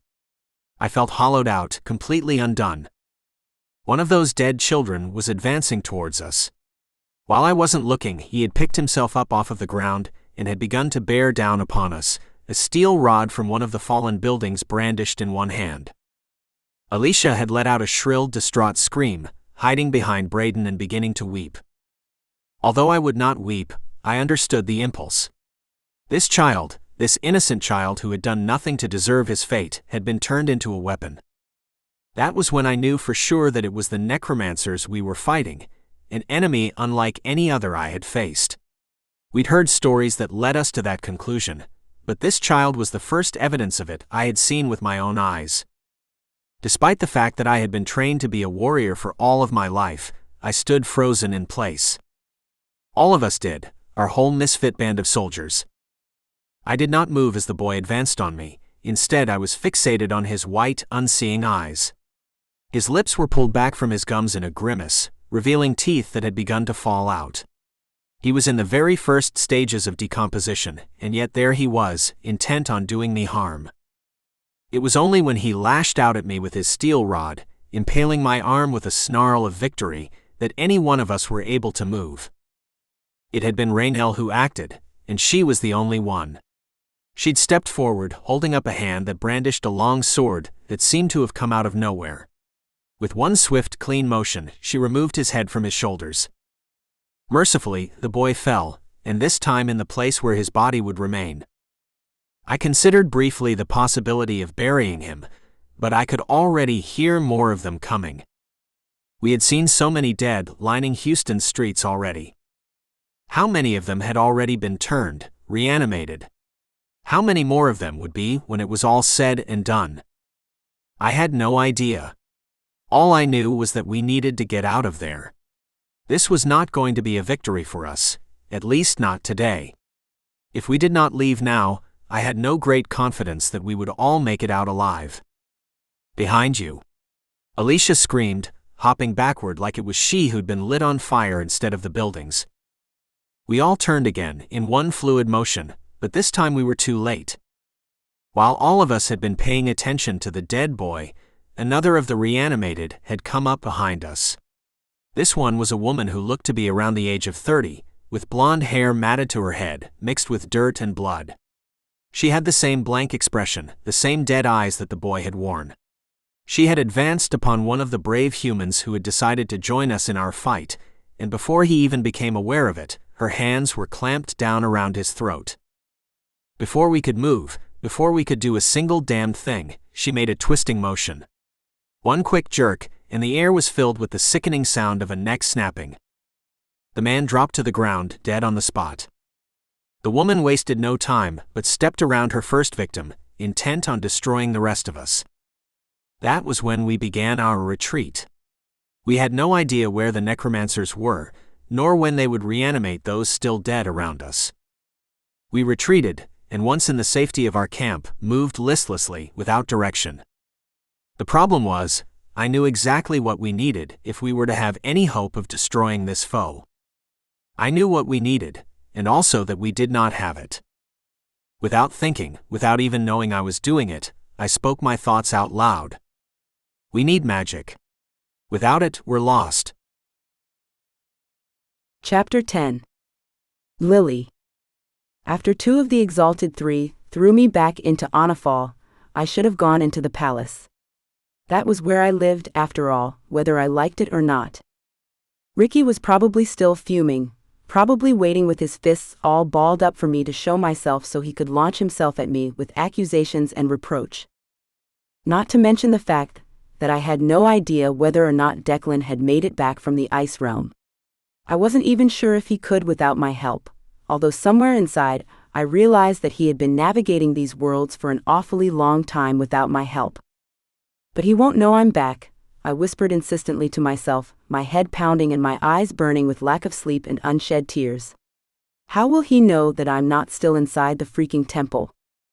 He couldn't. That was clear. I had a vision of him standing vigil outside of the temple door, waiting like a statue for me to make my way back out to him so that he could go home.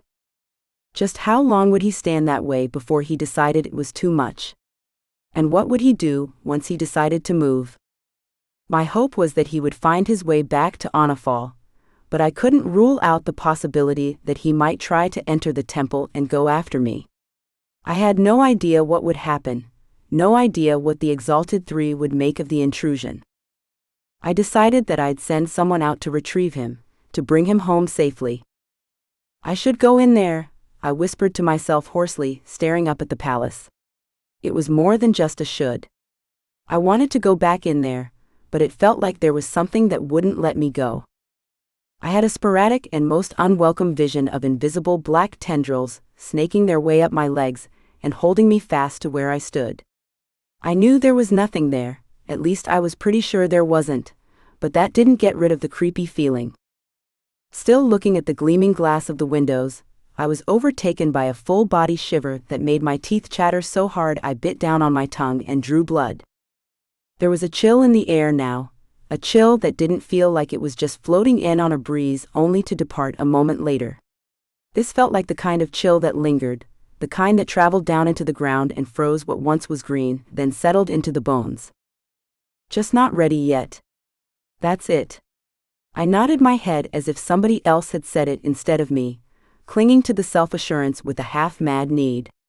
There was nothing wrong, not with me or with anyone else. I was still reeling from the meeting with my mother, that was all, and from the jarring way in which I was extricated from it. I only needed a moment to myself, which was something I wasn't getting much of these days. Hugging my arms around my ribcage, I turned away from the Valaport city gates and whatever lay inside of them for me, and headed into the forest. Almost the instant I was swallowed up by those magical trees, 3 times bigger than anything in the redwood forest, I began to feel more like myself. The whining sensation in my head began to recede, and along with it went the pressure pushing on the inside of my skull. I hadn't even realized how bad it was until it was gone, but as soon as it was, I sighed in relief. Even the scent in the air was calming, and I filled my lungs with it. It was clean, pure air, carrying with it the scent of lilies and earth and threatening rain. I couldn't hear anything around me, except for the sound of my own footsteps, which was unusual but for some reason did not worry me at all. I just kept walking until I got to my spot, feeling like I was in some kind of a waking dream instead of in my real life. Lily. You've come. At this point, I should have been used to finding people in my spot. It was becoming such a common occurrence that I hardly saw the point in calling it my spot anymore, might as well have called it just the spot instead. Even so, the figure waiting for me was the last one I would have expected to see, and it pulled me out of my sense of temporary calm, driving me mercilessly straight back into the thick of things. The one waiting for me looked different in the backdrop of the forest, diminished and yet more real at the same time. I wasn't even sure a thing like that was possible, but it was the only way I had of describing what I was seeing.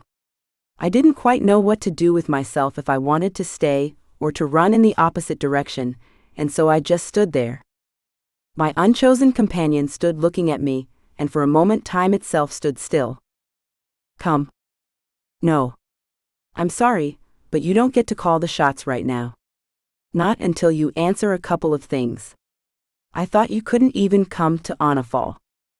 No, the solo member of the Exalted Three said softly, shaking his head slowly from side to side. That's not precisely true. Are you sure? I thought that's what one of you said when you were bringing me back after the first time.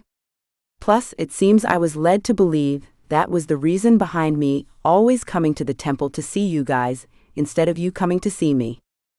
Things can work in more ways than one, Lily. Surely you must have learned that by now. My face grew hot, which meant I was in the beginning stages of being pissed off. He was right, of course, that I should know better than to believe anything in this world. Or any others. Was fixed in stone, but I didn't like him showing up this way to tell me. I didn't like him embarrassing me like this, after everything that had already happened. Why don't you just tell me what you want? I'm not in the mood for cryptic guessing games right now. I'm so very tired, and I wasn't expecting to see you here. Then why did you not go inside of the city walls, instead of traveling here? I don't know, I answered truthfully, although the beginning of an idea was starting to take shape in my head, so new I couldn't quite make it out just yet. And I sure wasn't going to give it away. I just felt like I couldn't. I wanted to, but I needed to come here instead. You felt called here. I did. I didn't understand why either, but I'm thinking now that you had something to do with that. You did, didn't you? You're the one who made me come out here into the woods. I made you do nothing, Lily. You have now, just as you've always had, your own free will. Fine, I'll buy that, but are you going to tell me you weren't sending out some kind of signal for me to pick up? No, he allowed, with just the hint of a smile playing at the corners of his mouth. I won't go so far as to say all of that. There was a little hint of humor in his voice, something I'd never heard with any of the three, and a glint in his eye that looked almost human. It was so surprising that I couldn't help but burst out laughing. It was tired laughter, the laughter of someone who wasn't sure how much she had left, but it was still laughter, and it felt pretty damn good. I decided not to make things difficult then, and instead of stalling for any longer when we both knew I was going to do what he asked me to eventually, I joined the Exalted One in the shelter of my tree. He was looking out at the forest instead of at me, but the warmth radiating off of him told me he was pleased. I was confused, completely baffled by his being in Onafall in the first place, but all of a sudden I felt pretty pleased too. It was the first time since meeting the three that I felt anywhere close to an equal with any of them. I knew it was probably because I was only dealing with one, and maybe because it was the way he wanted me to feel, but either way it was nice. I was sure it would make whatever was coming next easier, and there was definitely going to be something coming. If not, why would he bother to come and look for me in the first place? Especially so soon after I'd left him and the other wizards. You were correct in your earlier statement. That's good, I guess. Which one? We don't come to Onafall. It's not that we can't, just that we don't. Why don't you? That's a question I could take 1,000 years to answer, in 1,000 different ways. I'll only tell you that many things have happened in this place that should not have, and things will continue to if we allow it. But isn't that a reason for you to come? You guys could change everything. There's no way you aren't more powerful than the Overlord, and Morvania too. You could take things over, put them back to rights again. It seems like kind of the perfect solution to me. That's because you don't see. Don't see what? There are different kinds of power, and different beings meant to wield it. We are not meant to be the rulers of a kingdom, my brothers and I. We are hardly meant to be of this world, in any capacity. We are the teachers, the scribes. We are the orators sometimes, but never the rulers. The things I've done on this day, they've already interfered in far more impactful ways than is in our nature to orchestrate. I have stepped outside of the lines of the ways of the universe, Lily. In a way, that is what I have come to tell you. This one of the exalted three might as well have been speaking gibberish to me, and yet I could feel the adrenaline starting to pick up inside of me, could feel the buzzing of excitement take up its chorus inside of my head yet again. Even without understanding his words, I gleaned some of his meaning. It was so true that when he spoke next, I did not hesitate in my response to him, nor was I really all that surprised. In a way, I knew it was coming. In a way, it was the only thing that could come after everything that had already passed. I've got something I would like to show you. Is it here? I asked, the buzzing inside my head growing louder with every second. I think you know it's not. What is it? Not an it. A someone. I've got someone who would like to see you, very much indeed. Will you take my hand? What will happen when I do? We'll go on a little journey, together. To see the one who waits for you now. Even if I'd had another question, I don't think I would have asked it. I was too excited, too ready. I took his hand, just as he'd asked me to, and had enough time to see him give a nod of approval before everything started to change. The moment our hands touched, I felt the oddest sensation of the two of us having been fused together, as if some kind of precious metal had seeped out of our pores and bound us for good. My entire body began to hum with the same kinetic energy that had moments ago existed only in my head, and everything around me began to appear brighter. The world was starting to look like an overexposed negative when my ears began to fill with the sound of a rushing, noisy wind. I shut my eyes tight, despite the fact that there was no actual wind to shield myself from, and felt the sensation of falling. Except that falling wasn't the right word for it. It was more the sensation of being sucked through something, of being in one place, and all of a sudden being pulled out of it and into another. I wondered if it was what a candle felt like before being snuffed out. And then it was time to open my eyes again. Good Lord, I gasped, letting go of the exalted one and practically falling forward onto the ground. My whole sense of gravity was off, like I wasn't strong enough to keep up the weight of my own body anymore. I was also gripped with the uncomfortable realization that there was a very real chance I might vomit all over the place, right in front of one of my mentors. I locked my hands tightly onto my knees, waiting for the sensation to either pass or come to its awful conclusion. When thankfully it did pass, I stood shakily, wiping away the tears in my eyes. Are you all right, Lily? I think so. What was that, though? It was an... Don't tell me.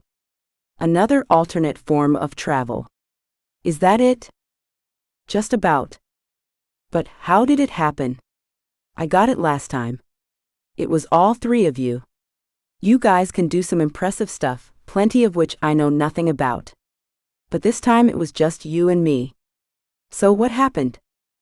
You possess far greater resources of power than you allow yourself to consider. That was a fusing together of sorts. As the one of light, you can do many things that you have not yet learned, especially when in the proximity of another with magical abilities. Amazing, I breathed softly, marveling at the look of my own hands, which had been half of our cosmic method of travel from Anafal to wherever we were now. It is amazing, especially to you, I'm sure, as you've so little knowledge of it. It is not, however, why I have brought you here. That's right, I answered more forcefully, finally starting to remember why the two of us had taken this journey to begin with. You brought me here because there's someone who wants to see me. Correct. Do you mind telling me where we are? Just for, a frame of reference? We are in the very furthest outskirts of Sunder Dell. I believe you are familiar with the place. I am. Do you really think we should be here? I don't think it's exactly safe. What place is safe, really? Anyway, it's no matter whether it's safe or unsafe. This is the way it had to be. It was the only way to bring her here. My heart lurched. I suppose some part of me had been harboring the hope that he would be bringing me to see a she all along, and a very specific she at that.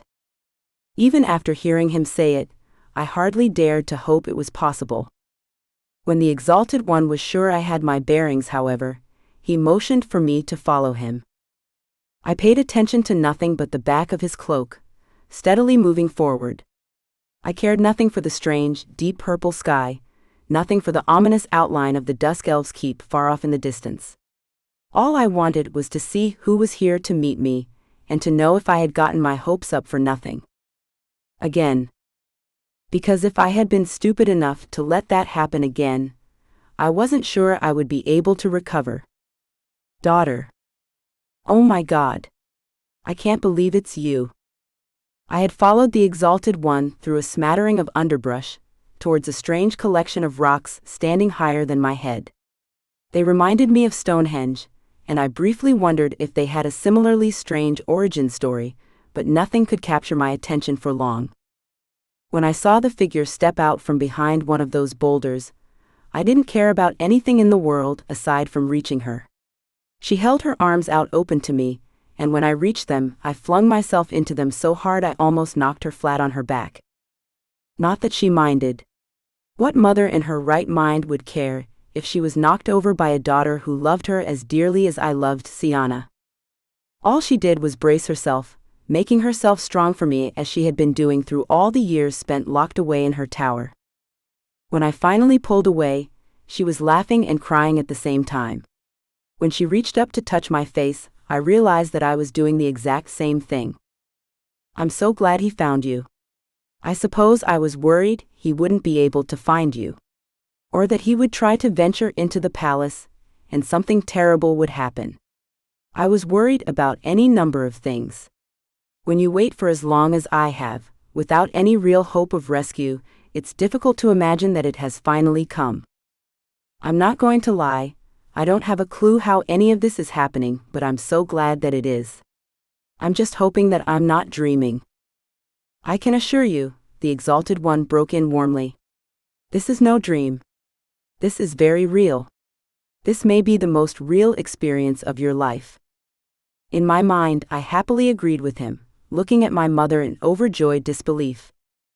She looked different, more alive now that she was on the outside of that tower and the terrible land in which it was marooned. She looked so real that she seemed not to be real, and that sense of unreality was what pulled me out of the moment enough to make me remember to be afraid. But you can't be here. I practically shouted in her face, pulling away from her with the start of a blind panic building where my lungs should have been. It's not safe. I don't know how you got here, but it's not safe. The soul gatherers. They'll get you. They'll get to you, and they'll eat up everything about you that matters. No, they won't, she answered me in a voice so calm it hardly seemed possible. At least not for the time being. He's seen to that. She indicated the Exalted One. Have you? I asked in a demanding voice I had no right to use at all, turning upon the Exalted One as if he were an enemy instead of the man who'd brought my mother her freedom. Are you sure? I am. But how? That is not for you to know. All you need to understand is that the soul gatherers, for now, have been appeased. They are being held at bay. I have seen to that. But will they want someone in her stead? Will they come after?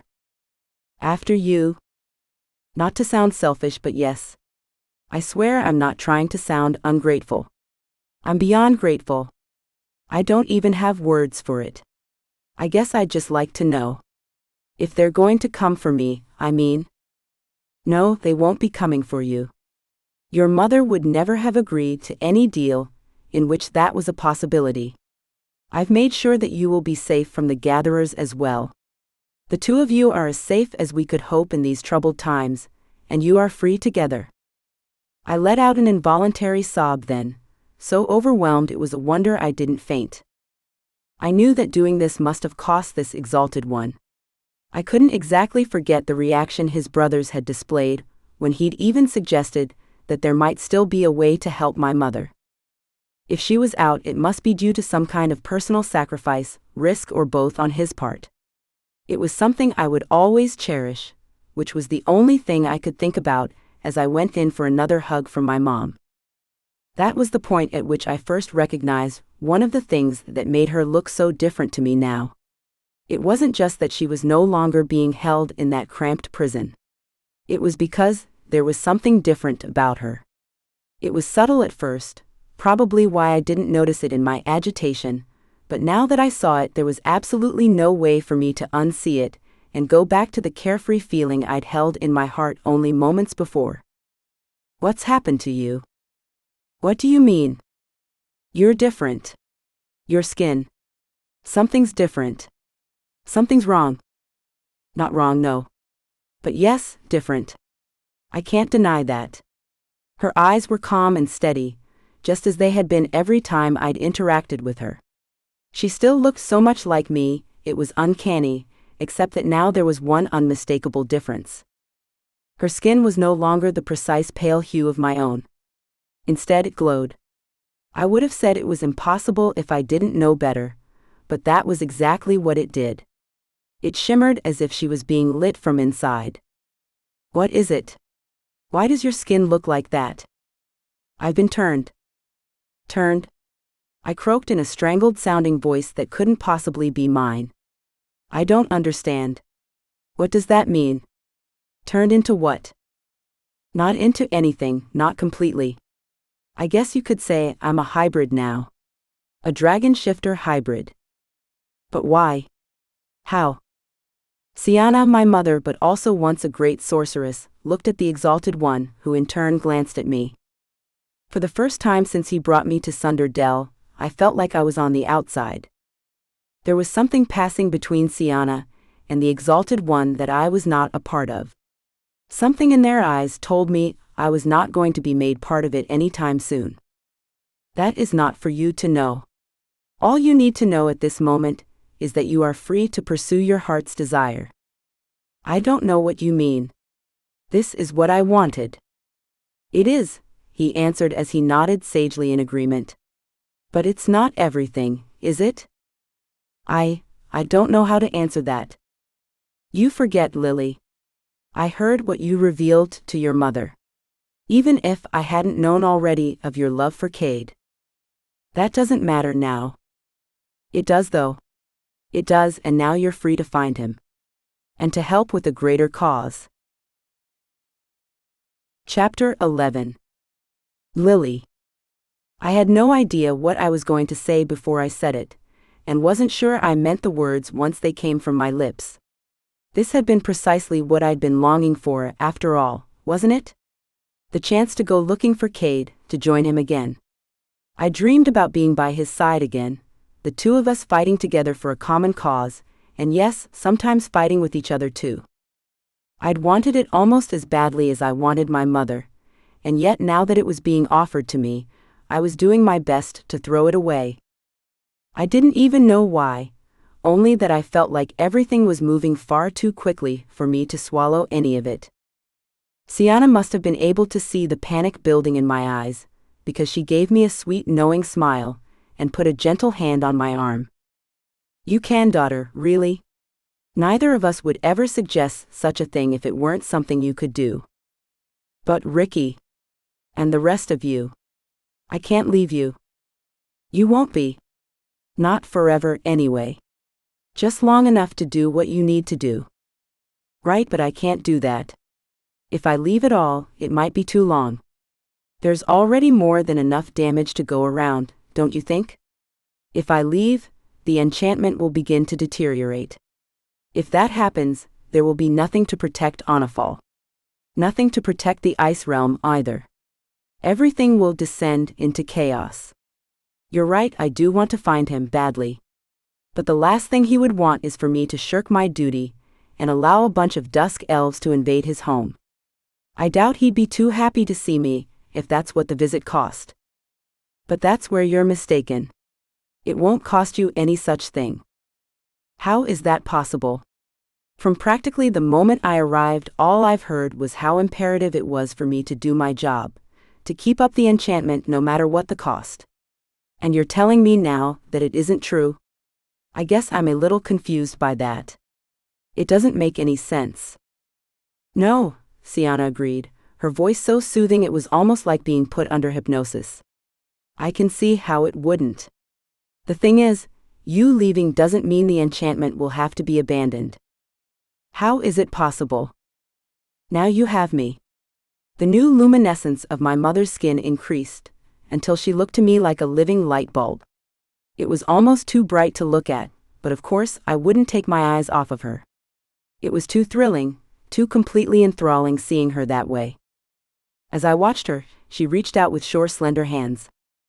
First, she placed those mother's hands on my shoulders, pushing down gently, indicating for me to bow my head forward as if she was planning on leading me in prayer.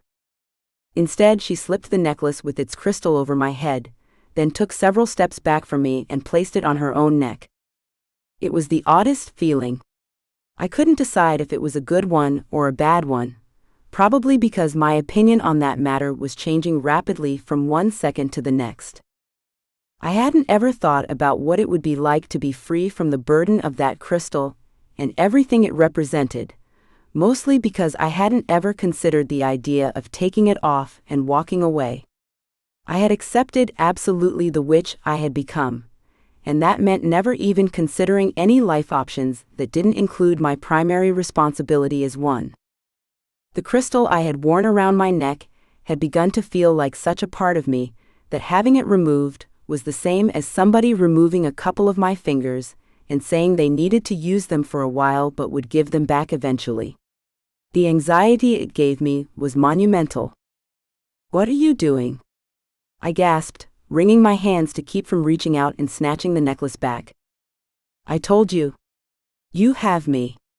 You don't have to worry that everything falls on your shoulders anymore. I'm able to help you, just as I should have been doing all these years. I can take care of the enchantment. Not forever, perhaps. I am not sure that role is meant for me, at least not anymore. But I can certainly take on the challenge while you find Cade. I can't ask you to do that. I know you can't. You don't need to. I don't want you to have to ask for it. I want to do it for you, as your mother." I don't know what to say, I stammered, hesitation burning brightly in my heart, but now making room for a burgeoning excitement at the opportunity being offered me. "You don't have to say anything. It's so much less than what you deserve. I want to do so much more for you. But this can be the start." "And what about the Overlord? He's no joke. Honestly, I don't think I've even gotten close to the bottom of the darkness lurking inside of that man." "I have no doubt. That doesn't mean you need to worry. I'll take care of the Overlord. Don't doubt that for a moment." As I watched, Sienna flicked one delicate wrist lightly, as nonchalantly as if she were shooing away a fly. I gasped, shocked to see the movement produce a staff I hadn't even realized she had in her possession.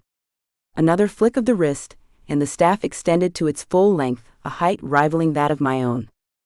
She looked like something completely different then, something like my mother but also much more. She was fierce in a way I'd never considered her, a warrior in her own right.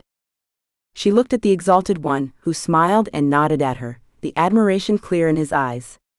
Then she looked at me, the love exuded from her, and wrapped itself around me, so that I couldn't help but feel an optimism I hadn't felt since first falling through the schism.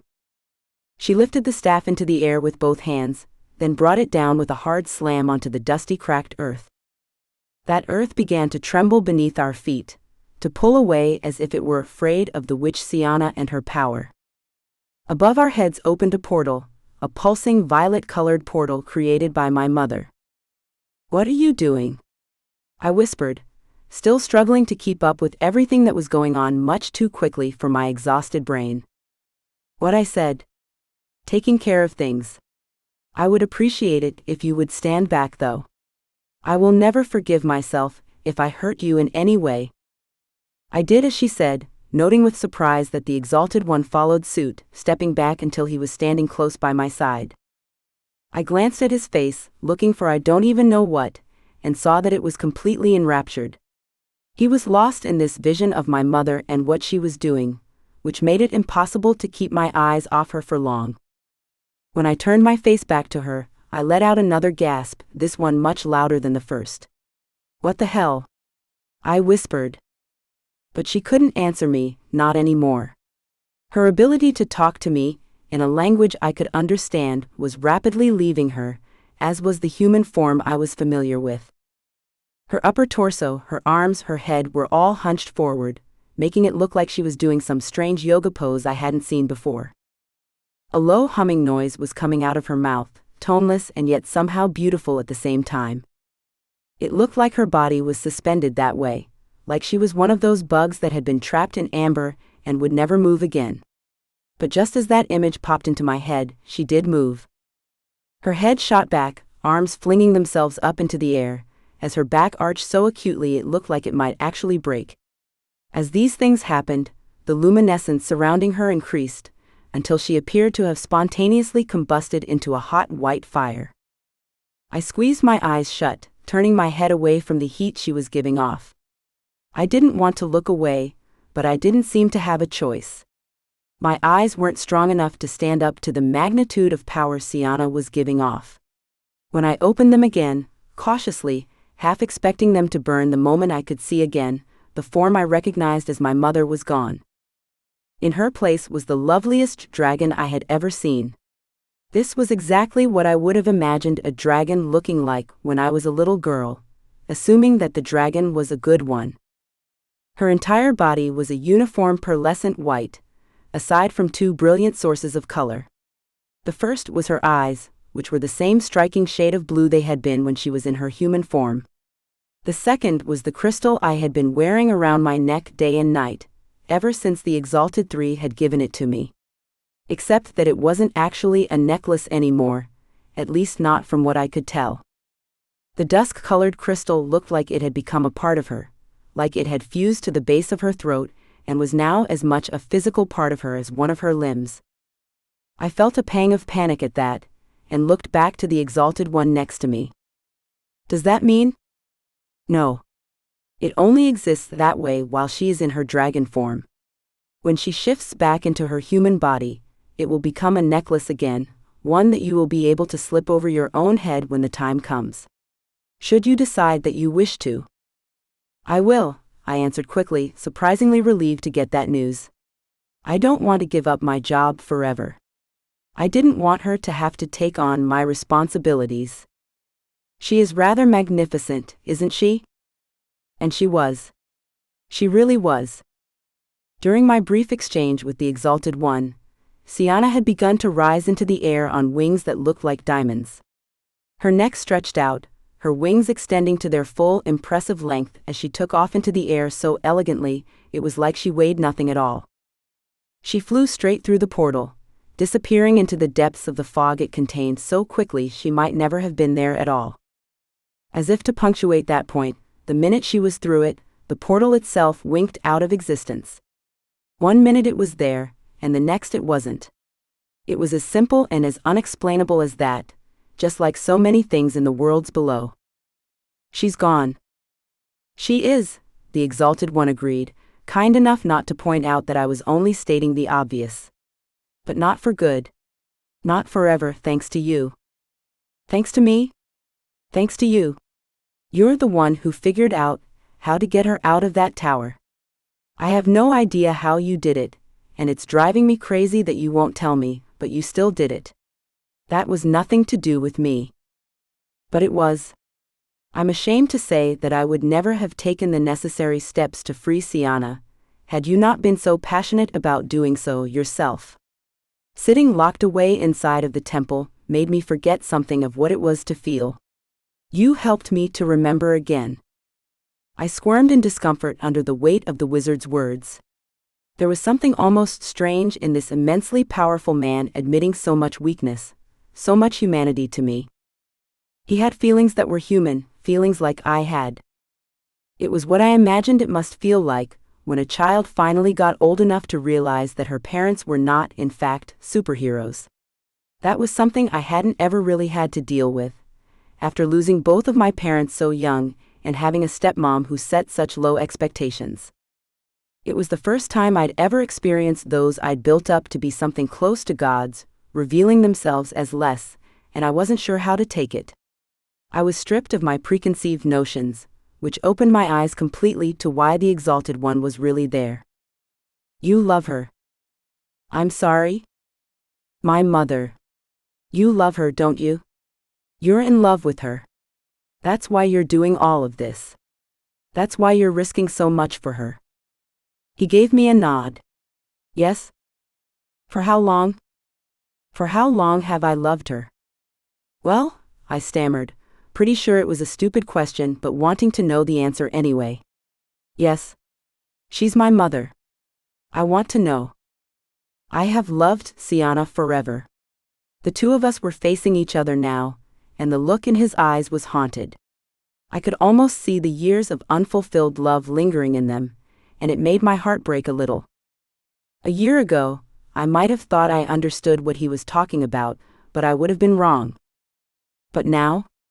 Now, with the gut-wrenching absence I felt every day I spent away from Cade, I felt like I could commiserate with what the Exalted One was describing. I felt sorry for him, but I was happy for my mother. I had no idea if she would ever return his feelings, or if something like the two of them being together would ever be a real possibility, but just the idea of her having someone love her like that made me feel like she was lucky. That sort of love was nothing to take for granted. I was tempted to say something along those lines to him, but I didn't know how and wasn't sure if it was stepping over the line, so I kept my mouth shut. The only other thing I could think to do was to ask about her safety again. At least I knew it was a major common interest between the two of us. Are you sure she'll be safe? The Overlord, I can't stop worrying about that. He's going to be beyond pissed off to have her out of that tower before I'm married to Declan. I have a feeling this wasn't part of his plan, whatever the hell that is. Believe me, she'll be perfectly fine. Your mother can take care of herself. You saw her, did you not? I did. Then you should have little doubt. And since she's gone to do the business of keeping the enchantment intact, I believe it's time for you to go about your business. Go and find Cade, Lily. Go and find him, and make sure everyone is safe. I can't. I won't leave without Ricky, okay? I just can't do it. For the first time since the beginning of this most strange interaction with the Exalted One, I saw a ripple of annoyance move across his face. It was a quick movement, making a brief appearance before it was gone. I was starting to try his patience, and I knew it, but under the circumstances it was something I was more than willing to do. My brother hadn't become any less important to me than he had been at the very start of this thing. He had been the whole reason I'd wandered into the schism, and the last thing I was going to do was leave him alone in a place where the Overlord would have easy access to him. No, he was either going to come with me, or I wasn't going anywhere. Period. Fine. Make your way to Onifal and find him. When you're ready to go above ground, use the tunnels you took when you first started traveling between your world and Onifal. If you do that, you will enter above ground at precisely the same location as the schism you first fell into. I think you will find some old friends nearby waiting for you. I nodded, raised my staff to create my own portal, then hesitated. If this second hesitation was exasperating to the Exalted One, he didn't show it. He must have had one hell of a poker face, and it was quickly adapting to my particular brand of annoying. Instead of growing impatient and yelling at me, he just stood there and looked at me, waiting for my next question. He knew I had one, and probably would have even if there hadn't been anything exalted about him at all. It was just kind of in my nature. I had a question about everything. What about Declan? What about him? Is he safe? He isn't still, well, you know, waiting outside of our temple? No need to worry there. He's been sent back to Onifal, where he belongs. But that's not exactly what you wanted to ask me, is it? No, not exactly. It's just, will he be okay? When I go to the Aboveground, will he be all right? We will see that no harm comes to him, I can assure you of that. His physical person will remain unscathed. As for his heart, I can't speak to that. I wouldn't presume to try. His heart. That was the thing I was the most worried about. The safety of my friend's heart. Chapter 12. Lily. You're back. Declan's gaze appraised me. I am. Are you okay? I'm sorry. I didn't mean to leave you standing outside of the temple the way I did. I didn't realize I would be going anywhere else when I went inside, and once I joined the three, I wasn't exactly in charge of my itinerary. He gave a small smile and nodded, showing that he understood. I peered into his face with anxiety, looking for some scrap of evidence of what his real feelings were at that moment, of whether or not he was truly fine. I was desperate for a clue, but there was nothing. Aside from that little smile, which could easily have been plastered on because he felt it was required of him, his face was completely impassive. It made me want to scream, or maybe to get him to scream if that's what it took. Anything but this weird, strained awkwardness hanging in the air between us. When I had returned to Onifal, it had been to the exact same place I'd stood when I'd left for Sunder Dell. Only two things were different. The first was that I was alone.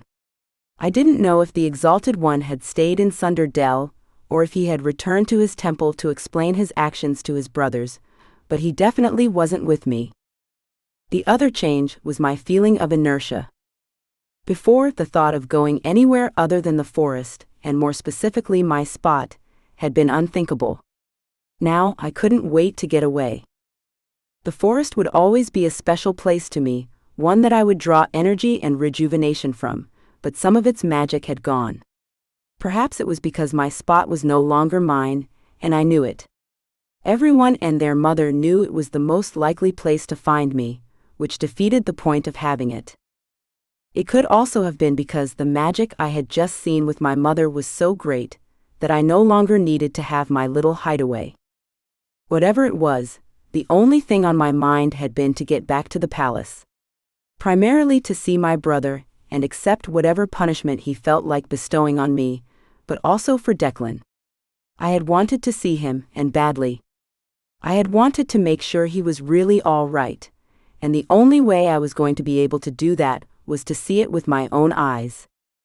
Despite every assurance given to me by the Exalted One, I had this unspeakable fear that something terrible had happened to him, and that it was all my fault. When I had first come upon him, he had been talking with several of his soldiers in what I had affectionately named the war room, but was actually just one of the palace's grand rooms with no particular purpose. I had let out a cry of relief, which had caught his attention. He had excused his soldiers quickly, and now here we were, looking at each other like we were total strangers. Really, Declan, I would have come back out if I'm glad to see you're safe. Thank you, I answered in a rush of words moving so quickly they felt like they were tripping over each other. I'm glad to hear you say that. I thought you might be mad at me. There's no need to worry about that. I'm not angry about anything. You did what you needed to do. I understood that you would do so from the beginning. I knew it when we made the trip. Well, thank you again. It felt like a stupid thing to say, but it was the only thing I could think of. I wasn't sure what I had been expecting when I saw him again, but it wasn't this. I would like to ask a question though, if you'll permit me. Of course. I said a little too loudly, eager to keep the conversation going until I didn't feel so weird. Ask anything you want. I'm just curious, did you get what you were looking for?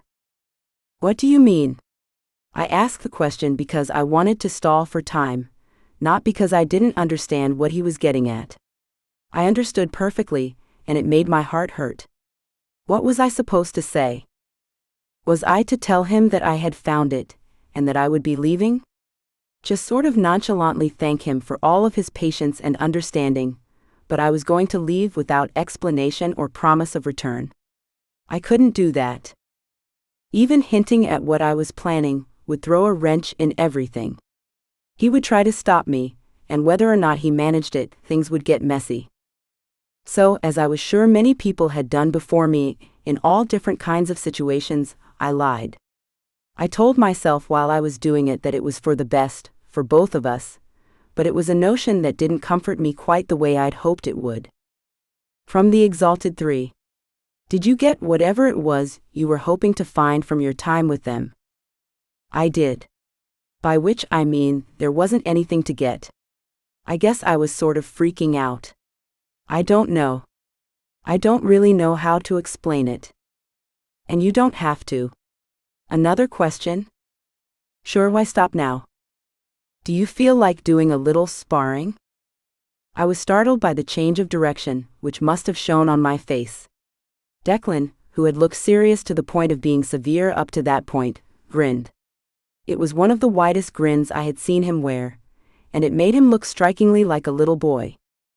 My heart lurched again, felt like it was being torn almost in half. Half of me couldn't wait to get Ricky and get the hell out of Dodge, but half of me couldn't fathom leaving Declan without any explanation. Leaving him, knowing that he cared, knowing that he expected. I sighed, though I tried to hold it in and hide it. Lily. There were so many things that I couldn't make sense of.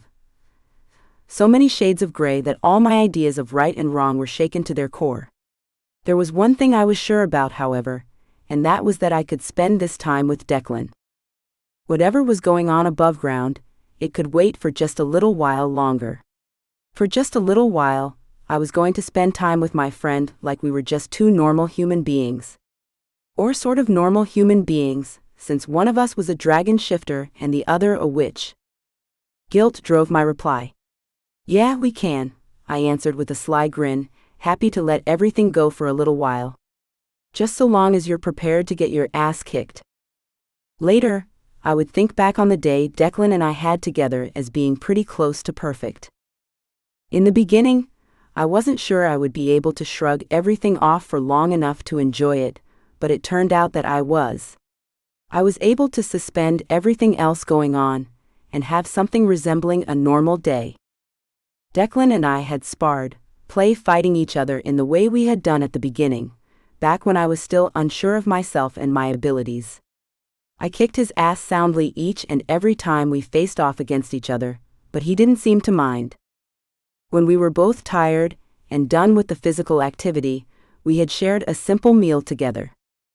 He was usually the responsible son, the one who always did what his father wanted him to do, which included keeping up appearances by having his meals in the unwelcoming, showy dining hall. On this day, however, he didn't do that. Instead, he went to the kitchens and gathered up bread and fruit, and something that tasted like honey, but better.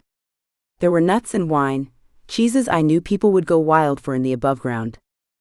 We ate together in the courtyard where we'd so often had my fighting drills, talking about everything but duty, and all of the craziness going on around us. By the time our day was through, it was after dark. I hadn't meant to spend so long delaying what I had returned to Onafall to do, but I was glad for the time nonetheless. When we said goodnight to each other, I did so with a lump in my throat and an ocean of sorrow in my heart. Declan kissed me on the forehead, and I plodded heavily up to my rooms, wondering when everything in life had gotten so freaking complicated. I allowed myself 3 hours of sleep, sorely needed, before getting up again and creeping down the hallway toward Ricky's rooms. I had asked Declan earlier in the day to have the soldiers removed from his door, and I was glad to see that it was done. It made it a hell of a lot easier to sneak into his room and wake him up, something I couldn't help taking some pleasure in, after all the times he had done it to me. It was a pleasure. However, that was very short-lived. By the time we were on our way to the tunnels, he was chewing my ear off with reproach.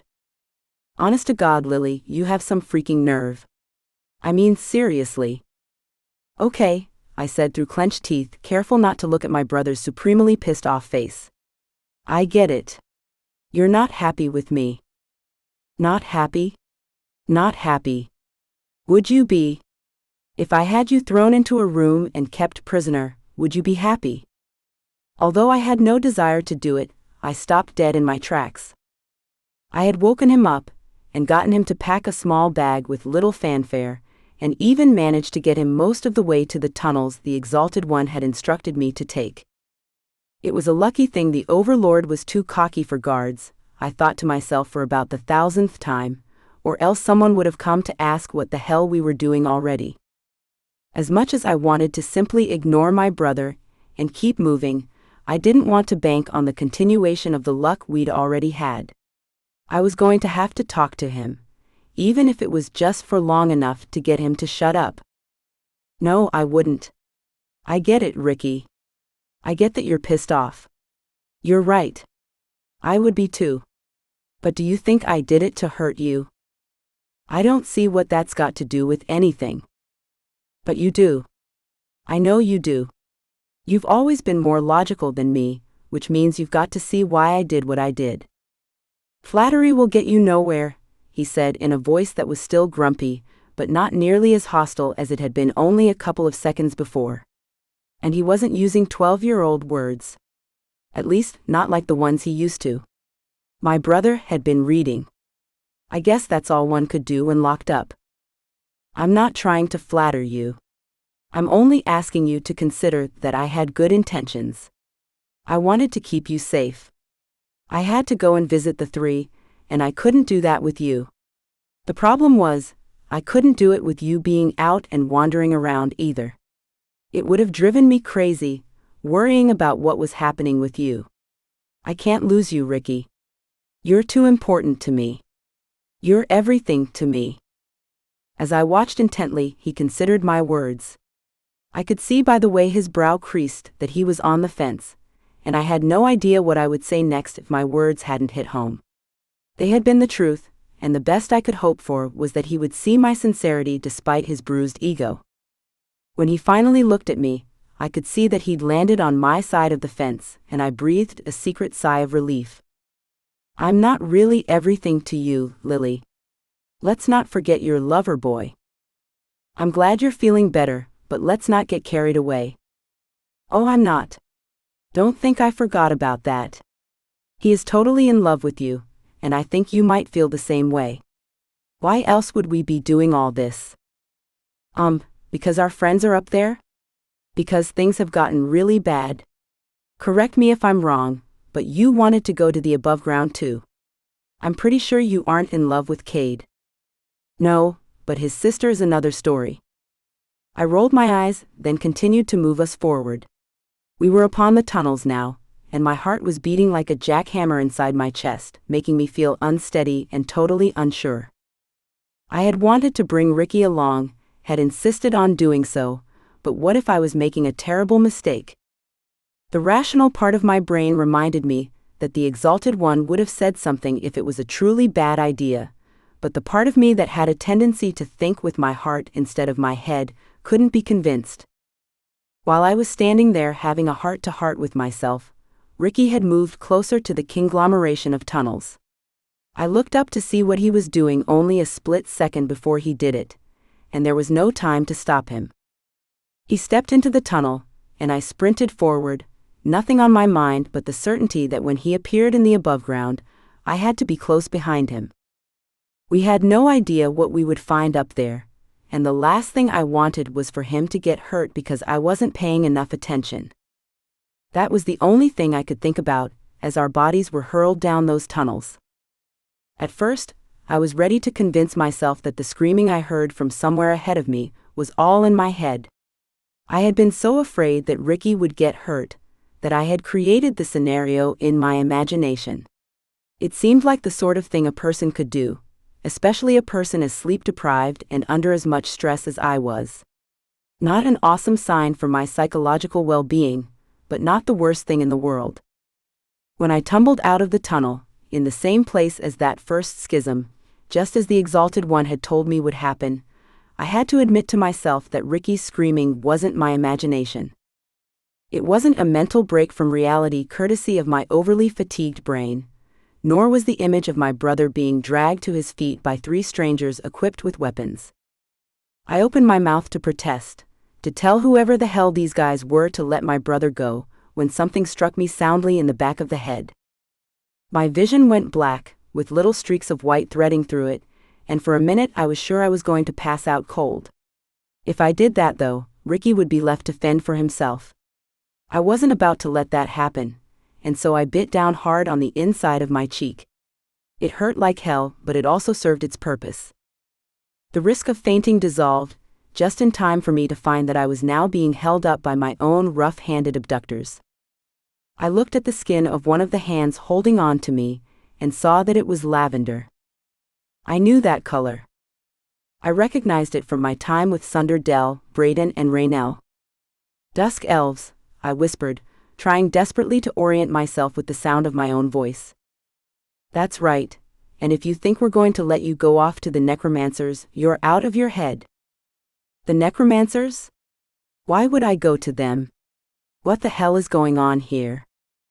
Although it would undoubtedly have been riveting, I never got the chance to hear what kind of answer my captor would deliver. Instead, a rich, pure voice cut through the pandemonium of my fight and Ricky's indignant cries. It was a voice I knew well, and the sound of it made me weak in the knees. "Let her go." Chapter 13. Lily. "You heard me. Let her go." "But we don't KN. "We do know," the all-too-familiar voice answered forcefully enough to make the hand holding me flinch. "I'm telling you that. I know her. That should be enough, more than enough for you. Now let her go, or we're going to have trouble. Take your hands off her. Off her brother too." Cade's words were convincing enough that I believed him, and apparently the Dusk Elves trying to hold me hostage thought so as well. I could feel a level of reluctance in them in the way the hands tightened before they let me go, but they let me go, and that was all that mattered. As soon as I was free, I ran my hands over my arms where their fingertips had been, rubbing gently to try and get some circulation going again.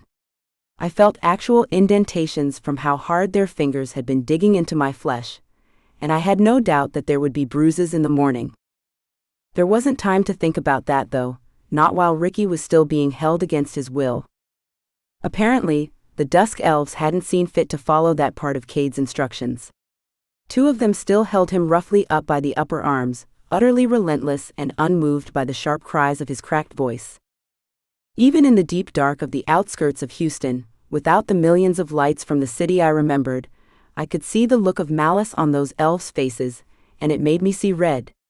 Without a second thought, I brushed past my former captors and pulled my staff out of its sheath. "I think it would be best if you let my brother go. It would be best for everyone."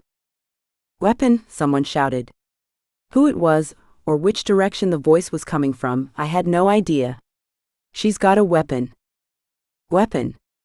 A second voice chimed in, then another, and another, until it was like an a cappella group that only had one song to sing. "Get it away from her. Grab her again." "Try it," I hissed, extending my staff to its full glory and brandishing it for all to see. "I dare you. Go ahead. Try and take this staff away from me, and see what happens. I warn you though, I won't feel bad if someone loses a finger. Or a limb." "Enough. That's enough," I said. Cade's roar was more than sufficient to stop everyone in their tracks. The total absence of sound, where there had only moments ago been a complete cacophony of noise, was jarring. But then Cade was approaching Ricky, physically removing the shocked hands which still held my brother with a look of utter disdain on his face. I heard him speaking to Ricky in a low, soothing voice, and had to fight the sudden urge to run up and hug him. Maybe even kiss him. If there hadn't been anyone else around, I might have done it too, which was enough to make me feel supremely embarrassed and happy nobody could read my mind. At least I didn't think they could. It was probably one of those things I'd do better not to think about. "Are you all right, Ricky? Did they hurt you?" "No," he said a little too loudly to be believable. "No, they didn't hurt me, but they sure did piss me off. What the hell is going on here? What's wrong with these guys? And why on earth would you be hanging out with them in the first place?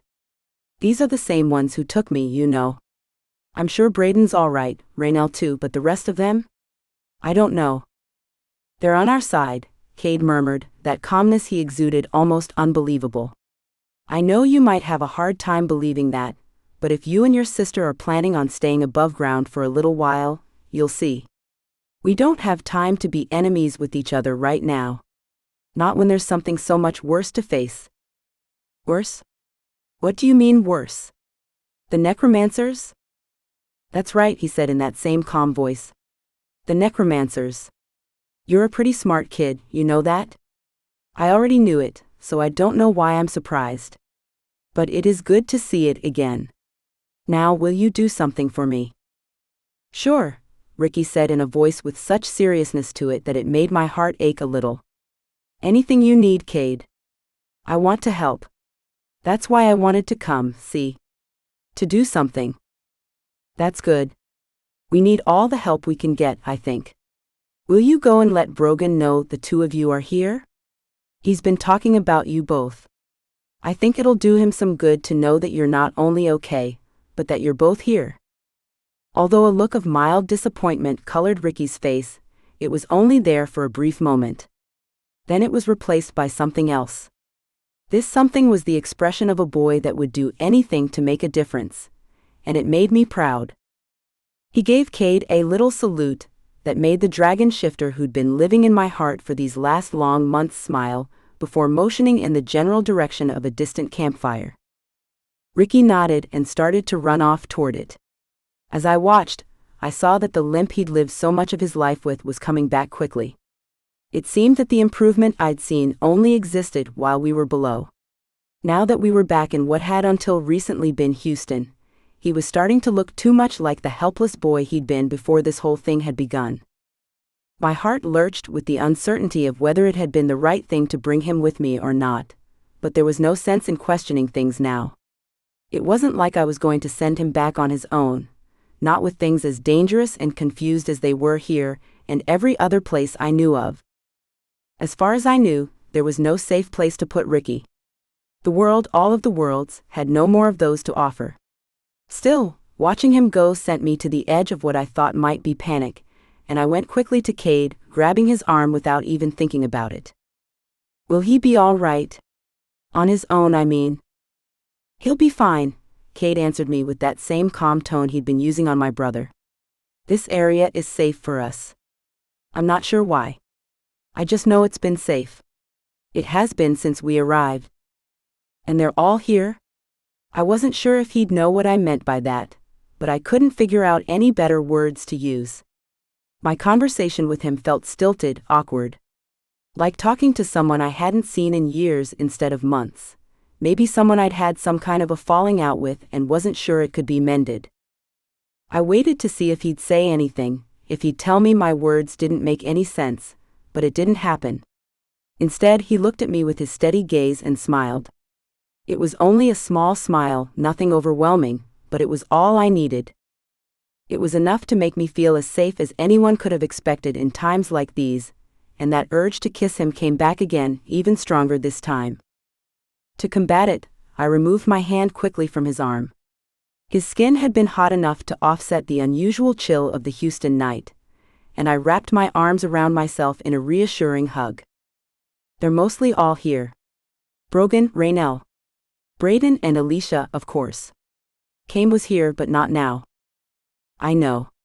He was the one who told us what was happening up here. Us? Yes, us. Me and Ricky. And Declan. Ah. As I watched, his face closed up a little at the mention of Declan. It was such a small movement, so small it was almost imperceptible, but I could see it all the same. It made me fervently wish that I hadn't brought my soon-to-be husband up in the first place. As a matter of fact, I didn't have the faintest idea why I had brought him up. It was like I wanted to play with fire, like I wanted to mess everything up, just because I was happy to see him, and I didn't know what to do with that. If I could have taken it back, I would have, but of course that wasn't one of the fabulous talents I'd been blessed with. There was nothing for me to do but stand there awkwardly until I could think of something else to say. And when I finally did think of something, it didn't feel like the right something. It felt like trying to fill space, which of course was precisely what I was doing. What about your sister? Not here. Not right now. I'm not sure where she is. What a wonderful brother, right? You are, I answered fiercely, more boldly than I meant to. You can't pretend not to be. Or you can, but you won't fool me. I don't know. Maybe. I don't like to think about it now. Not with so much else going on. Do you want to tell me about it? Why don't we go and see the others? We'll tell you as a group. I wasn't lying to Ricky. They've been thinking about you, talking about you. You've made some new friends in addition to your old friends. I'm sure they'd like to see you. I nodded, as Cade started to walk us to the campfire on top of wet grass that still bore the footprints of my younger brother. Something about what we were doing made me feel vaguely unhappy, but I couldn't figure out quite why. I had a sinking suspicion that it had something to do with the feeling that Cade wanted to go and see the others, because he didn't want to be alone with me anymore. It didn't help that I knew full well that I had no right to be upset by it, if that's what it was. I couldn't even pretend to have the right. I was the one who'd gone away and not come back. I was the one who'd entered into an agreement to marry another man, a deal that didn't even get me the provision I'd agreed to the marriage for. I didn't know how much Cade knew about my betrothal, if at all, but I had a feeling he must. It seemed like the kind of thing that would have gotten to him, mostly because I didn't want it to. It wasn't something I was going to ask him about. Even the thought of asking him something like that made me want to hunch over and be sick all over the grass. The only thing for me to do was to follow Cade with my mouth shut and be as happy to see my friends as I should have been. And I was happy, honestly. I would have been even happier if I could shake the feeling that I'd lost something with Cade I wouldn't ever be able to get back again. But I was happy. It was a happiness that grew until it felt wholly genuine when I heard the swell of noise and laughter rise as I approached the group. By the time the first of my friends reached me, I felt almost giddy to see so many familiar faces. Lily! Raynell exclaimed with sincere joy as she wrapped her arms around me in a warm embrace. Gods, it's so good to see you. We've been worried. For a little while now, if you want to know the truth. I know, I answered quietly with the kind of warmth that was unique to shame. I'm sorry about that. I guess it couldn't be helped. Or at least, it didn't feel like it. Not at the time. And now? Now? I guess I don't know. I think this was probably the right choice, to come here. It's what the Exalted One thought, which has to count for something. The Exalted One? She asked with a raised eyebrow and a wry look in her eye. It sounds like you've been having quite the adventure. I've never heard that term referencing any less than 3. Yeah, I guess that's right. It's a long story. Mind if I tell you about it later? I'd kind of like to be caught up about everything that's going on here. Of course. It's exactly what I would want, should our positions be reversed. Come join us by the fire. Have something to eat, and get the information you seek. I noticed her looking at the hollow of my throat as she spoke, and wondered for a second what she was staring at. Then I remembered that my crystal was no longer there, and I felt the strange nakedness of its absence all over again.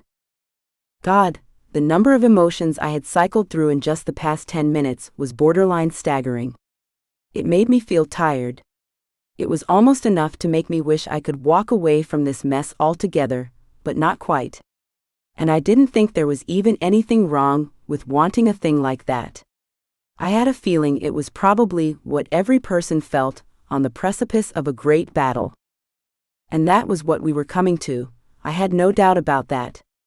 There was going to be a fight, and I wasn't at all sure who was going to come out on top. Brogan's voice rang above the others. Lily. Lily, by the gods, it's good to see you. My favorite little witch. Although I'd be a mite bit happier if you'd put that staff away. Unless you're planning on sparring with me, which I'm not sure I'm up for. My what? Oh. I hadn't even realized that I still had the thing out and extended, and I retracted it quickly so I could put it back where it belonged. I was with friends, I reminded myself insistently, making sure the thought sunk in. I didn't need a weapon around them. As if Brogan could hear my thoughts, he wrapped his big, strong arms around me in a bear hug, actually lifting me into the air and swinging me around like I was a little girl. It was enough to fill me with a particular kind of joy that became harder and harder to replicate as a person got older. When he finally let me down again, I could see a huge grin poking through his beard. With his arms now free, he pulled Raynell to his side, the love he felt for her practically glowing around the two of them like a halo. It both warmed my heart and hurt it to see that, but it was a hurt I was willing to welcome. It wasn't just Cade I loved, I realized at that moment, it was all of them. It wasn't just Ricky that was my family either, it was all of them. I loved this band of misfits, and being with them again made me feel like I was finally home. It was an overwhelming feeling, something I hadn't expected, and the weight of it all hit me like a train. "Come on, little witch, come and sit by the fire. I've cooked the strangest furry animal, and although it's funny looking, it tastes fine." I laughed, acutely aware of the fact that my stomach had begun to rumble loudly, and hoped I wouldn't have to get a good look at the furry animal in its complete form. I still didn't move though. I didn't move until Cade did. If he hadn't joined the circle, I wouldn't have either. Looking at him then, I realized I would have followed him just about anywhere. The idea of it seized me with a momentary pang of fear.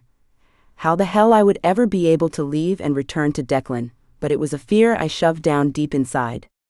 It was a fear I wasn't ready to tackle, and so instead I joined Cade, sat beside him and allowed the warmth of the fire and friends to draw me in. "So, does anyone want to tell me how bad it is? How bad it really is?" I had waited until the meal Brogan and Brayden had prepared was finished to ask the question. It had been a good meal too. From the looks of it, said furry animal had been a disturbingly large raccoon, but I made the decision not to think about it, and miraculously did just that. It was accompanied with things foraged out of the fields and woods surrounding us, and made a lovely spread. I would have worried about some of it being poisonous if it hadn't been for Raynell, who seemed to have a preternatural ability to understand plants and herbs in this world as well as her own. We'd eaten together, laughed, and allowed ourselves the time to return to the kind of easiness we'd shared as a group before my departure. When Ricky began to yawn, Alicia led him, weak protests and all, toward one of many tents set up a few yards away. I was glad. I knew there wasn't a shot in hell that I would be able to keep him from all the bad things going on in what was once our world. I had known that when I'd brought him along on this leg of our journey, but he didn't need to hear it tonight. Tonight he could sleep soundly. At least one of us would, and that was good. That was exactly the way it should be. It was once he was gone that I turned back to my friends and got down to the business of figuring out what exactly was going on here. When they each just glanced at each other instead of speaking to me, I started to grow impatient. "Okay, you don't have to tell me, I guess, not if you don't want to. But I don't see how I'll be much help if I don't get debriefed or whatever." "Debriefed?" Brayden repeated, with the sound of a smile in his voice. "Have you gone military while you were away?" "No, I haven't, thank you very much. But you know what I mean. It would be better if you let me in on everything. Unless what?" Alicia asked, in a soft voice that was beginning to sound full of her own desire to sleep. "What were you about to say?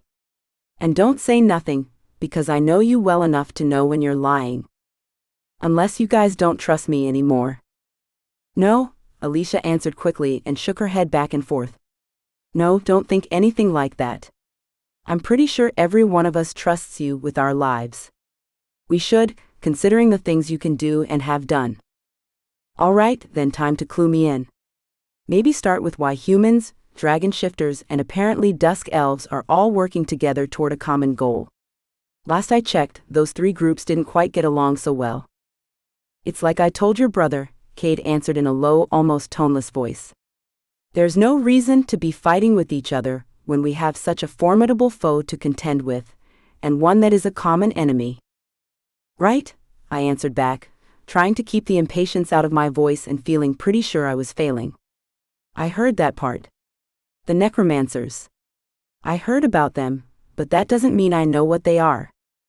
They're like monsters, Alicia said with a shudder, leaning into Brayden for comfort and visibly relaxing when he put his arms around her. And they do terrible, terrible things. What sort of terrible things? Things with the dead. With the newly dead.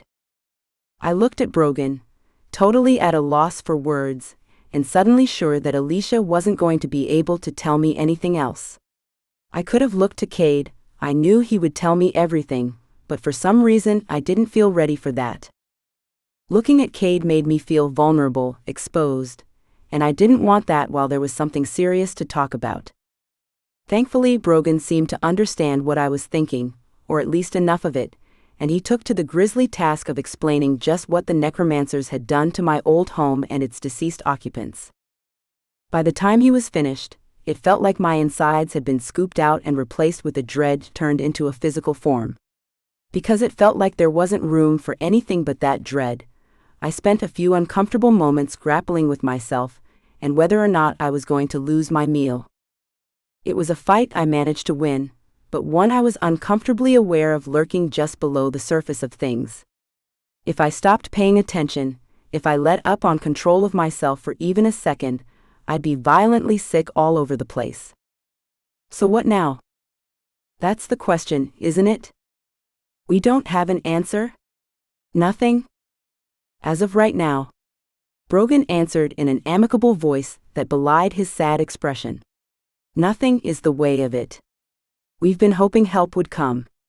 Now, I'd say we're hoping having you here will help with the planning and the execution of said planning. I nodded in response, not trusting myself to speak even a single word. How stupid I'd been to believe pressure was something I had learned how to master. How stupid to think I had learned how to navigate the strangeness of my new world so well that no amount of added information could tip me over the edge. Because the information about the necromancers, about the dead little boy who'd tried and almost succeeded in killing my love, was about as close to more than I could take as a thing could get. I was keeping it together, but I couldn't help wondering how much of that was for show. I could feel the company around the fire looking at me, and I didn't want to let them down. They wanted me to be strong for them. They wanted me to have ideas for them, to help them feel like everything was going to be okay, and it was something I wanted to give them. The problem was, I had no idea how to do it. I had nothing. I was too afraid to have an idea, and if they didn't stop looking at me, I feared I would also go insane. I wasn't what they thought I was. I wasn't some great grand savior. I was someone who cast an enchantment. I was someone who could kick a little ass with a staff. I'm not someone who can deliver several species from a horde of necromancers hell-bent on the destruction of everyone and everything. Lily. Huh? It was Cade. His hand was on my shoulder, so light it was almost not touching me at all, but it pulled me back to the present all the same. That touch had a way of calming me that I didn't think anything else could have, and it flooded my body with relief. That comfort grew when I realized that my friends around the fire had been joined by others I didn't know, which took their attention off of me almost entirely. Because of that, it was only Cade who saw how close to unraveling I had been. I was pretty sure he would have known it no matter what, and that knowledge made me feel strangely calm. It was true that most of my friends wanted something from me I didn't believe I could give, and that was terrifying. There was one, however, who knew better, and he was coming to my rescue. If I hadn't already loved him, I would have loved him then. Come away with me, Lily. Come and have a walk. Chapter 14. Lily. Where are we going? Not that I mind the walk, but where? Not far, Cade reassured me, that little smile returning to the corners of his lips. Just far away enough to get away from the others. Do we not like the others now? I uttered, fighting to keep a smile from my lips. Because if that's the case, you could have fooled me. We do like them, of course. But it's hurting you, isn't it? "I don't know what you mean," I murmured, knowing exactly what he meant, and feeling an absurdly large amount of gratitude towards him for understanding me so well even after everything I'd done. "I'm all right." "Of course you are. But that doesn't mean it isn't hurting you." I'm not sure I can do it, Cade." I can see in their eyes that they want me to come up with a miracle. They think my coming here is going to fix it all, but I don't know that it will. I feel like I don't know much of anything anymore. Hot tears rolled down my tears, a sharp contrast to the chilled air blowing across my face, but I made no move to brush them away. When things had gotten as crazy as they were, something like trying to hide my tears seemed hardly worth the effort. And it's not like it would have worked, trying to disguise my distress from Cade now. He could see how much pain the weight of expectations was causing me, even when I was putting on my best everything's all right act. He would know that something was wrong, whether or not I tried to hide it. As if to drive the point home, he took my hand and led me further into the underbrush, so far that I couldn't see the others anymore. It was a good thing that he did too, because the tears weren't going anywhere, and they were blurring my vision enough to make forward motion feel dangerous. "Here's good enough." "Good enough for what?" I asked in a voice that felt too flat, too thick.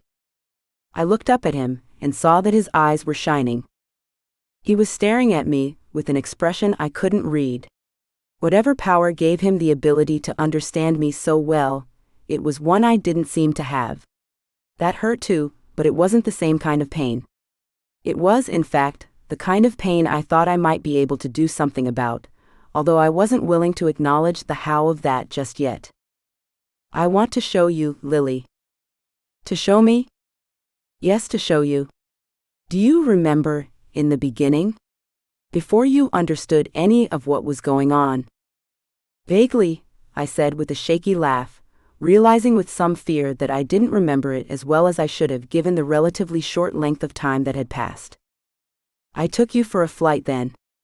I put you on my back, and we took a ride to the place you still considered home."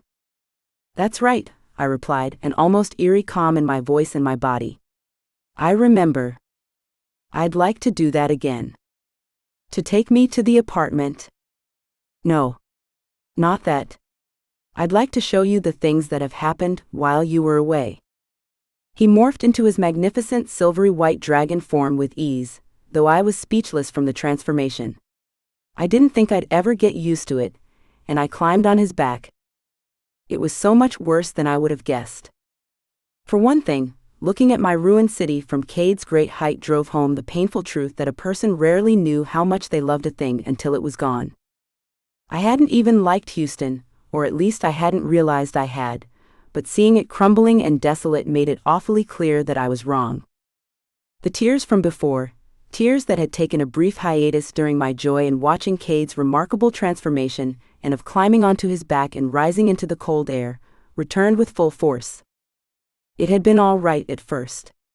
For just a little while, what I'd seen was the large fields that had filled up with droves of people, as well as those who'd traveled from the world's underground. That was a little disconcerting, just because it was so unlike the city I remembered, but it also made me happy. There was evidence of a coming together there, and that was good. It was something positive in a bad situation, and what wasn't good about that? I felt hope, small but there, and it lasted right up until we made it out of the rural outskirts and into the city itself.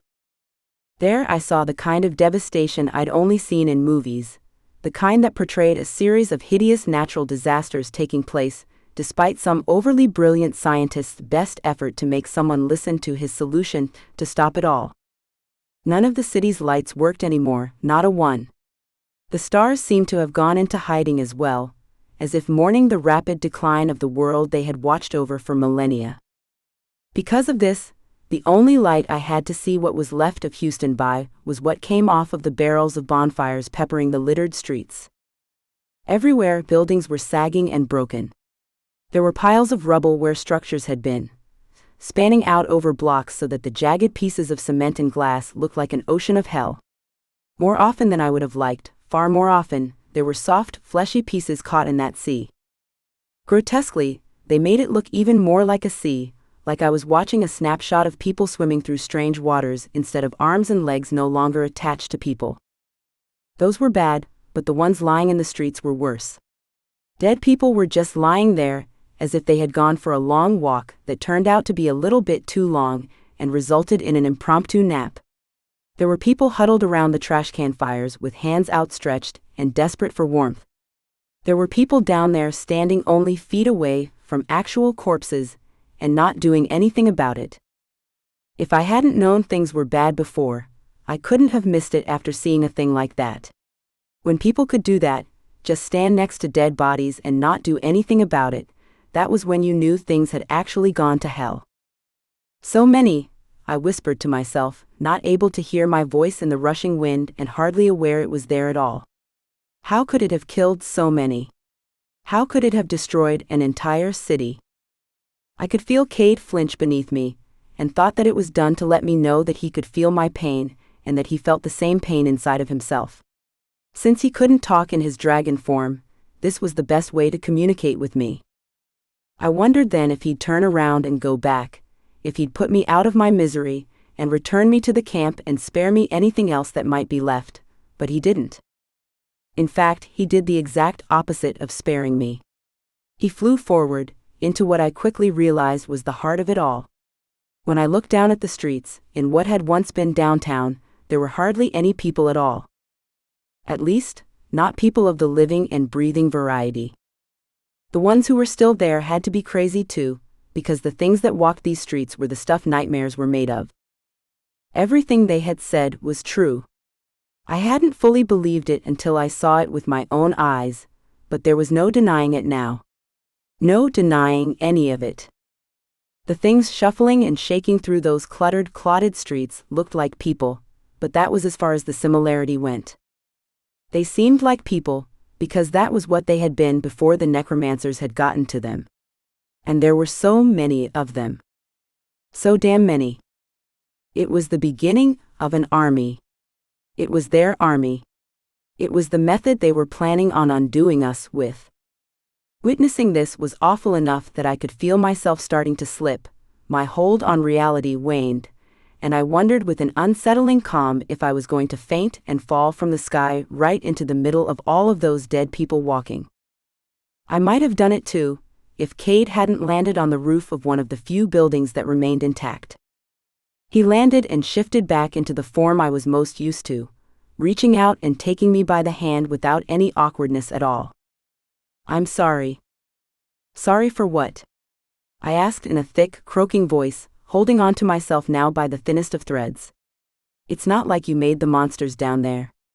What do you have to be sorry for?" "I don't know," he answered restlessly, letting my hand go and beginning to pace quickly back and forth in front of me. "For all of it, I suppose.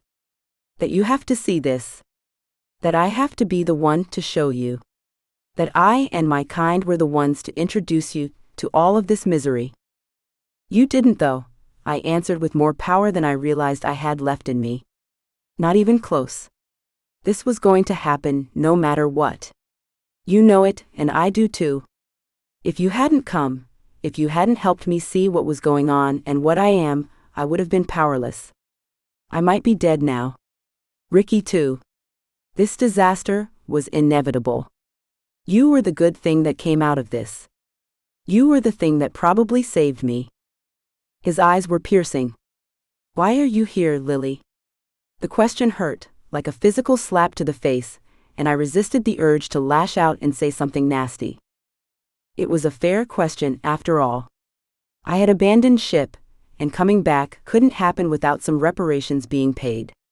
This was what it was going to take for him to trust me, maybe to forgive me, so it was what I was going to do. I was going to do it no matter how much it hurt, maybe because there was an awfully big part of me that believed it was what I deserved. I'm here because Cade told me the world was falling apart. That's why. That's why you're here? Yes. And also no. His eyes narrowed dangerously. What does that mean? You know what I'm saying, I answered hotly, suddenly humiliated and irrationally angry with his line of questioning. Why do you want to make me say it? What makes you think I know what's in your head? Why should I? Oh, I don't know, only because you always seem to. You always do, Cade. You want to help. Yes, I said slowly, wondering if that was where he was going to leave it. Because I want to help. I left the rest unsaid. If he could pretend, so could I. And what about the enchantment? You don't have to worry about that. I wouldn't leave if it weren't going to be all right. How is it all right? I believe you, but I still need to hear the reason why. My mother. It's a long story, and I don't want to go into all of it, but she's out. One of the exalted three saw to it. She's powerful, much stronger than I knew, and she won't have a problem keeping this going smoothly. She won't have any trouble with the Overlord either. I almost hope he messes with her. I'd love to see what she does to him then. Good. That's good. He nodded, understanding, and yet not knowing what exactly I meant about my mother. I couldn't tell him she was a dragon. I would, but not yet. And Declan? What about him? I asked quietly, a screaming voice inside my head announcing that this was the last thing in the world I wanted to talk about. Is it true? And before you answer, please, don't ask me what I'm talking about. Not when we both know that you're well aware what I'm asking you. It's true. I guess it's true. I don't know. I'm not sure if it counts anymore. I didn't get to finish the sentence.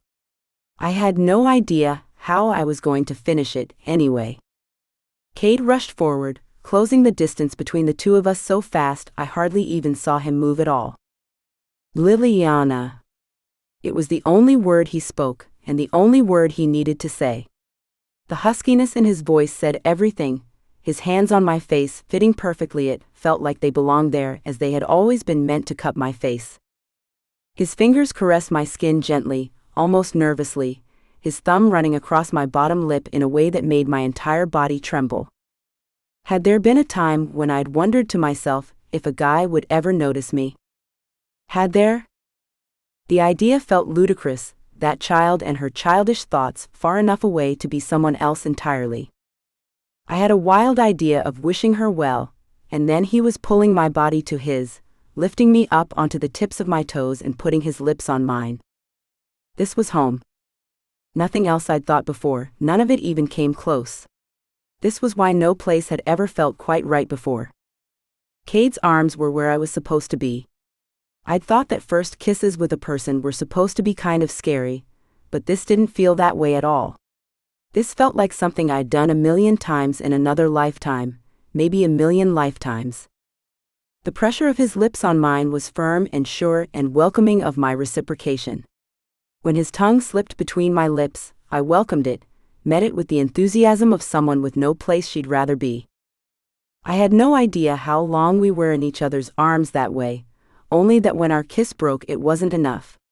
No kiss would ever be enough, and I was hit with the selfish desire for the two of us just to take off, to fly away into the sunset and never come back. We could make a little life together, someplace, somewhere, where nobody else could get to us. It was the unwavering knowledge that a place like that didn't exist anymore that kept my proverbial feet on the ground. I took his hand, linking my fingers through his and turning to face the city again. The two of us were silent for a while, but it was the right kind of silence. It was the kind of silence that only happened between two people who got each other. Do you know how long I've wanted to do that? He asked, his voice still a little thick. No, I laughed softly. But I'd hoped. You have no idea how I've hoped. I've been hurting, you were right about that, and some of it has been over you. What about? Not now, I interjected quickly, not wanting our moment to be over quite yet. I know we'll have to go there eventually, but it doesn't have to be now, does it? I so hope it doesn't. No, Lily. It doesn't have to be just yet. Chapter 15. Cade. It had been a mistake. I knew that, but I also knew that it was very possibly too late to do anything about it. If things went as badly as I worried they would, I would have experienced one of the best things in my life with something equally terrible. The kiss. It was the damn kiss that had done it, although I wouldn't have taken it back for anything. Even if it turned out to be the last good thing that ever happened to me in my life, I wouldn't have taken it back.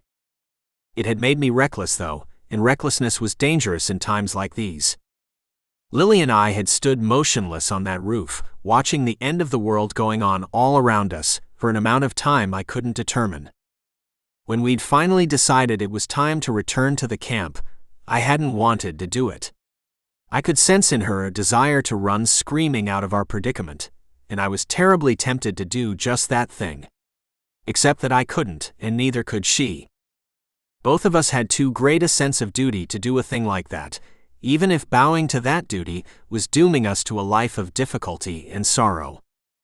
Quit it, I'd thought to myself savagely, as I shifted back into my dragon form and lifted Lily into the air again. You're not doing anyone any good this way. Stop thinking thoughts that can only hurt. My advice was good advice, and like so much good advice, I ignored it entirely.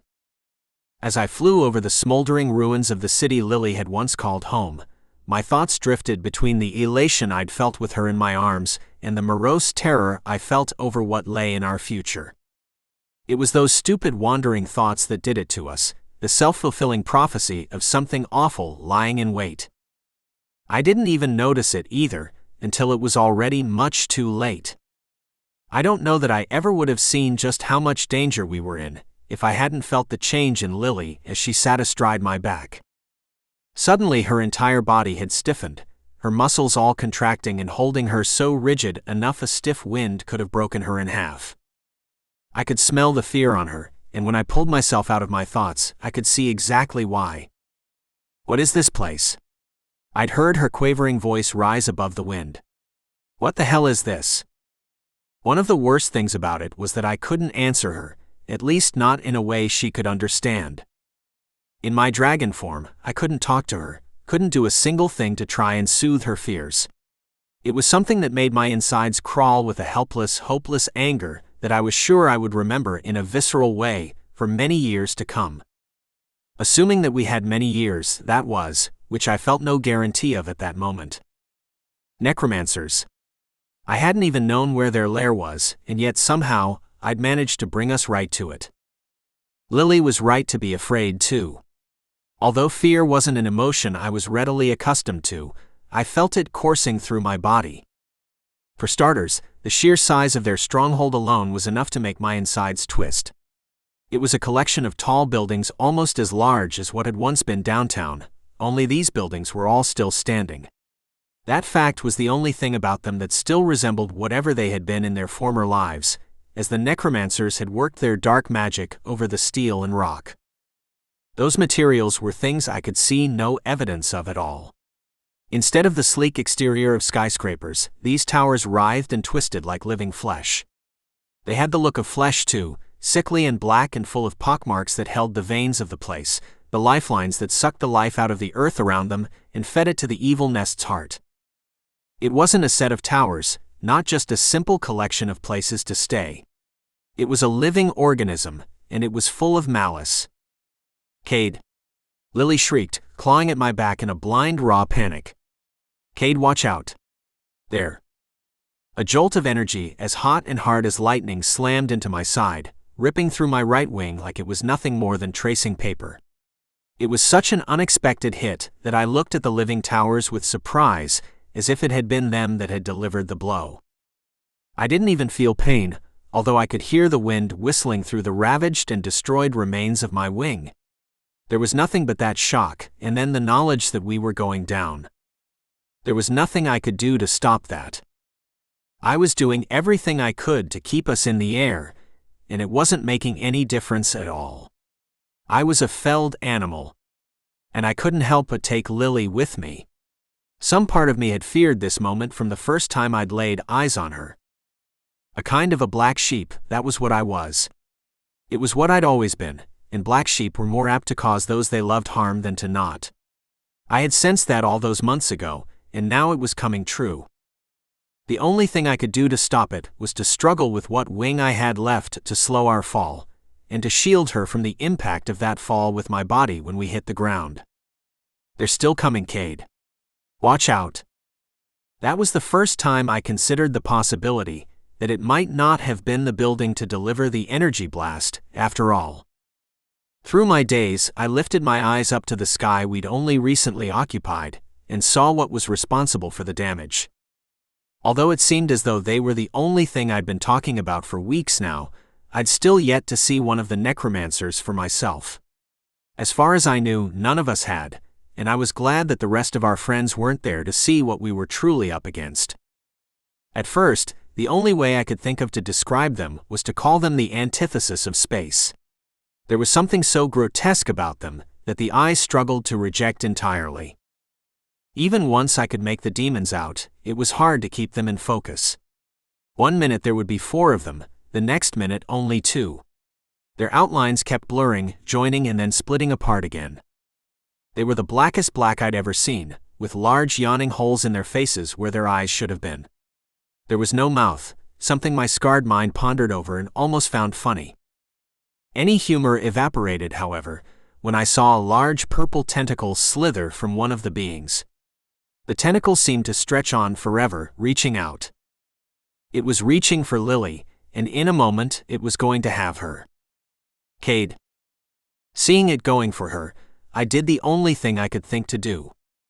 Praying to whatever gods might have still been there to look after us, that Lily would grab onto my scales well enough not to fall, I rolled my body in the air.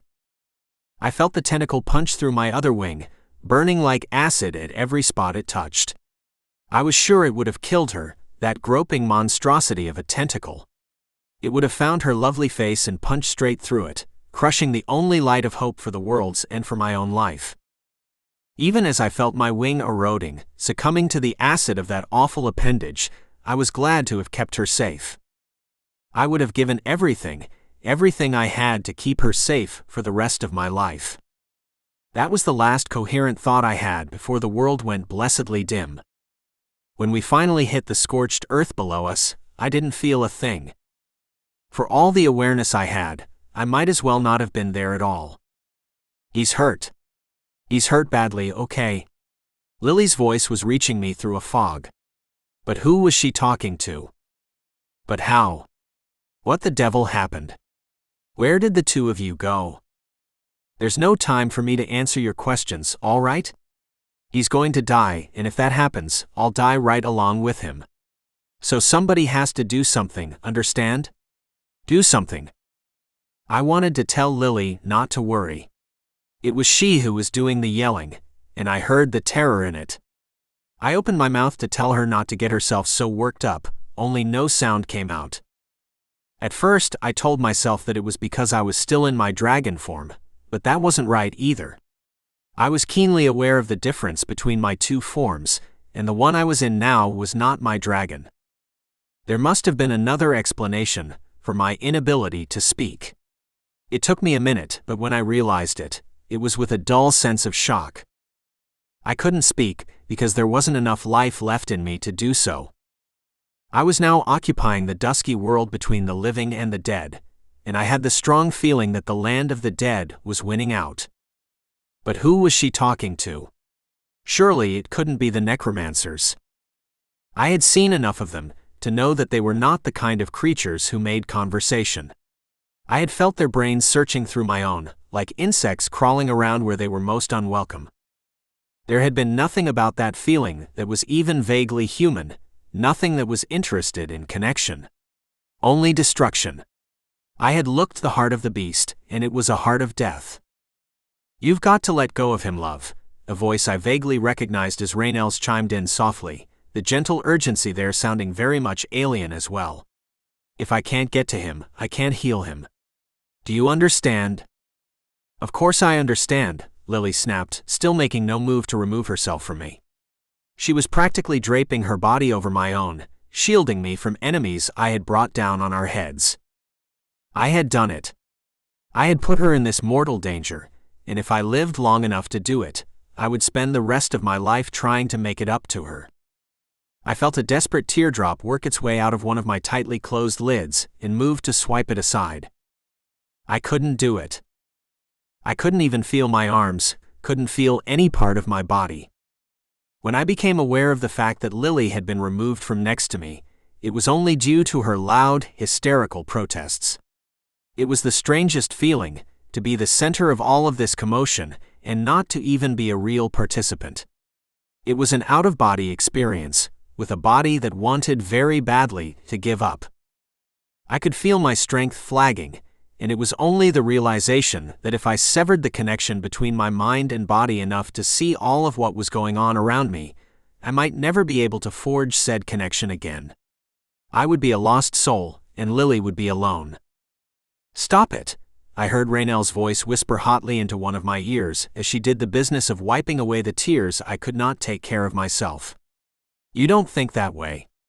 You're not going anywhere. Do you hear me? She needs you, which means we all need you. Now hold still. I'm going to bring you back." Hold still? I was pretty sure there was nothing I could do at this point but keep still, and I wanted to laugh at the absurdity of the command. I couldn't, of course, seeing as all I could do was lay there. I consoled myself with the knowledge that I would tell her how ridiculous it was if I got better, and then I felt myself starting to slip again. There was a large, strange gap in time then, and the memories I managed to retain were jumbled and terrifying. I felt an extreme, acute pain followed by an uncomfortable warmth that built and built, until my body passed out, instead of sticking around to see the outcome.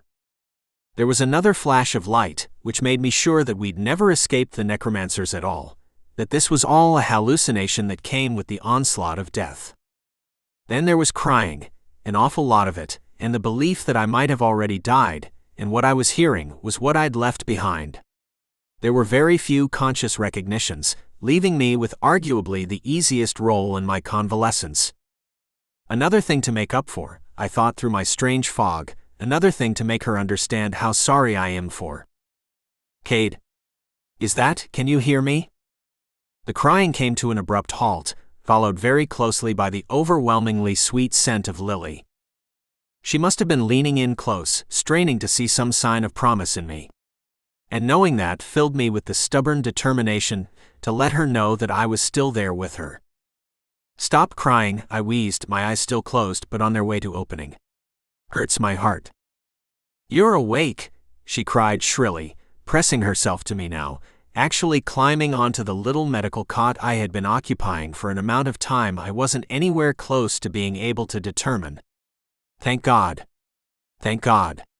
I have to let them know. "No," I answered in a croak that sounded disgustingly weak and not at all like me. "Not yet." "I want to be alone with you too," Lily said with a voice quickly filling with excitement. "But I think this is someone you're going to want to see. She's been through an awful lot." Was she talking about herself? The only female I could think of who'd put herself through anything to get to me was Lily, and she was right there with me. Although I couldn't think of anyone else, I also couldn't think why she would try and confuse me this way, and with a great effort, I opened my eyes. Two women were approaching me now, one of them my Lily, and one of them my sister. "Oriana? But how? How can you be here?" "She was being held captive," Lily answered. "It's a long story, but she was with the necromancers. We would never have found her if you hadn't led us to that terrible death rattle of a place. So you can go ahead and stop beating yourself up for that." "Can you read minds now?" I asked in a woefully pitiful attempt at a joke. "Because if you can, I'm in for some trouble." "No, nothing like that. I just know you." "What happened?" I asked then, unsure if I wanted to know the answer, but seemingly incapable of not asking. "How did we get here?" "Not now," she replied with a stubbornness I recognized as utterly impossible to break. "Raynell has given us strict instructions. We shouldn't even be here right now. In fact, we're going." Lily stepped closer to where I lie, feeling utterly helpless, and kissed me gently on the forehead. When she turned to go, I felt an odd panic rise from the pit of my belly and wrap its way around my heart. I grasped for her wrist, barely able to get a hold of it, and beyond relieved when she stopped and turned her face back to mine. But you'll come back, right? Of course I will. Promise me you won't do anything rash, Lily. Promise me you won't try to take them on yourselves. Your friend Alicia was right. They are monsters. You can't fight those monsters on your own. Despite the fact that my sister and probably Raynell as well were watching, she bent down until her face hovered directly above mine. She was so close that the air we breathed merged, and after kissing my forehead again, she kissed me on the lips, a slow, sweet kiss that made me sure I would recover completely. When she turned to go, I was sure of it. I was also sure that I was missing pieces of the puzzle, and that it was imperative that I discover those pieces as quickly as possible. Chapter 16. Lily. I crossed my arms and stared at Brogan. You're going to have to talk to us about it, Lily. This isn't one of those things you can keep to yourself, lock away until you feel up to a conversation. I get it. Do you? Cade's cousin replied with the speed that only anger bordering on rage could draw out of a man. Because it seems to me you're letting your emotions rule you, and that's not going to help anyone or anything. What it might do is get someone killed. Not just wounded but killed. Do you understand me? Or are you too busy playing the swooning schoolgirl to listen to anything aside from your own needs? The dull sound of a hand making contact with flesh brought Brogan's awful tirade to an abrupt halt, giving way to an eerie quiet I was both relieved for and terrified of. Silence gave me time to think, and every time I did, my mind was drawn helplessly back to that terrifying scene riding high above the necromancer's lair. I didn't even have to close my eyes to see it start to take shape, and heaven help me if I allowed my lids to slip shut.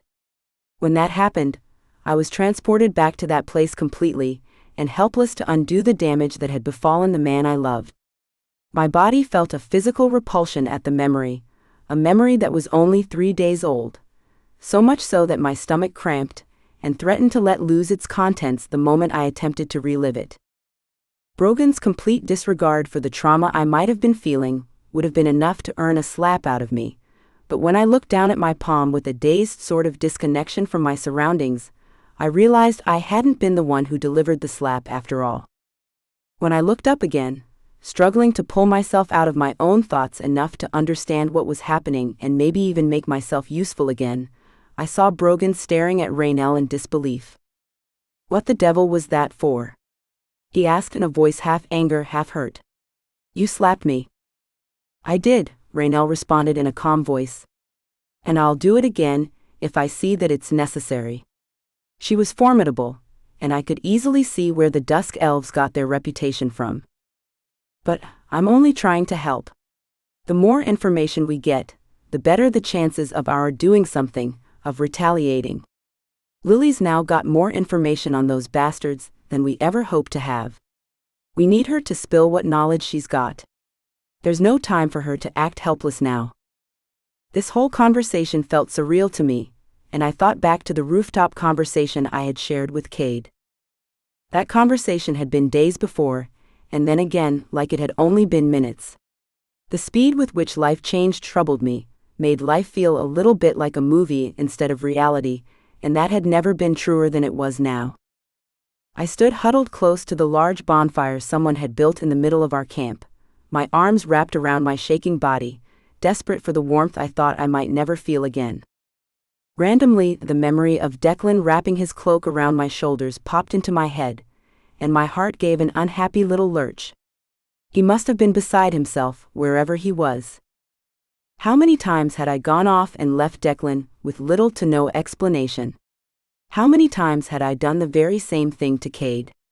It seemed like no matter how I handled matters, no matter how desperate I was to leave things right with those I cared about, the only thing I ever did was make things worse. Even now, looking at the hot anger between Brogan and Raynell, then at the fear on Alicia's face and the concern contained in Braden's wrinkled brow, I wondered how much of their current distress could be linked to me and something I'd either done or failed to do. And whether I liked to admit it or not, there was some truth to what Brogan was saying. I had seen things nobody else besides Cade had seen, and that information could be invaluable to the Resistance's movement. Fine, but first, where's Ricky? What does that have to do with anything? It has to do with me. I shouted, very close to reaching my breaking point. He's my brother, all right? You may not want to make sure he's tucked away safe, but I've seen about the worst thing this or any other world has to offer, and I want to know he's still safe. Either do me the small courtesy of answering that question, or don't expect anything from me. Okay, maybe I was a bit emotional. Brogan opened his mouth as if to retaliate in anger, then hung his head. His eyes could find nothing to focus on, aside from the ground. From the looks of it, I had succeeded in shaming him thoroughly. I almost apologized, took it all back, but instead I held my ground. I felt like my insides had been ripped out and split in many different directions, and the least I could get in return for my trouble was the reassurance I needed. If Brogan had seen that necromancer in the flesh, if any of them had, he wouldn't be fighting me at all. Your brother is safe, he answered in a low voice, a voice full of something that sounded an awful lot like shame. He's still asleep in his tent. He woke up briefly in the throes of a nightmare, but Raynell gave him a strong tea to help him with his slumber. Waking him now would be like trying to wake the dead. Alicia let out a little gasp when he said that, and Braden shook his head slowly with something that looked alarmingly close to disgust. For a moment Brogan looked puzzled, and then the realization of what he'd just said began to sink in. He clapped his hand over his forehead, shaking his head in self-disgust. Gods, I don't know what's wrong with me. I do, I answered quietly, suddenly too tired to maintain any anger or indignation. It's because you're tired. We're all tired, and we've had too much stress to shoulder.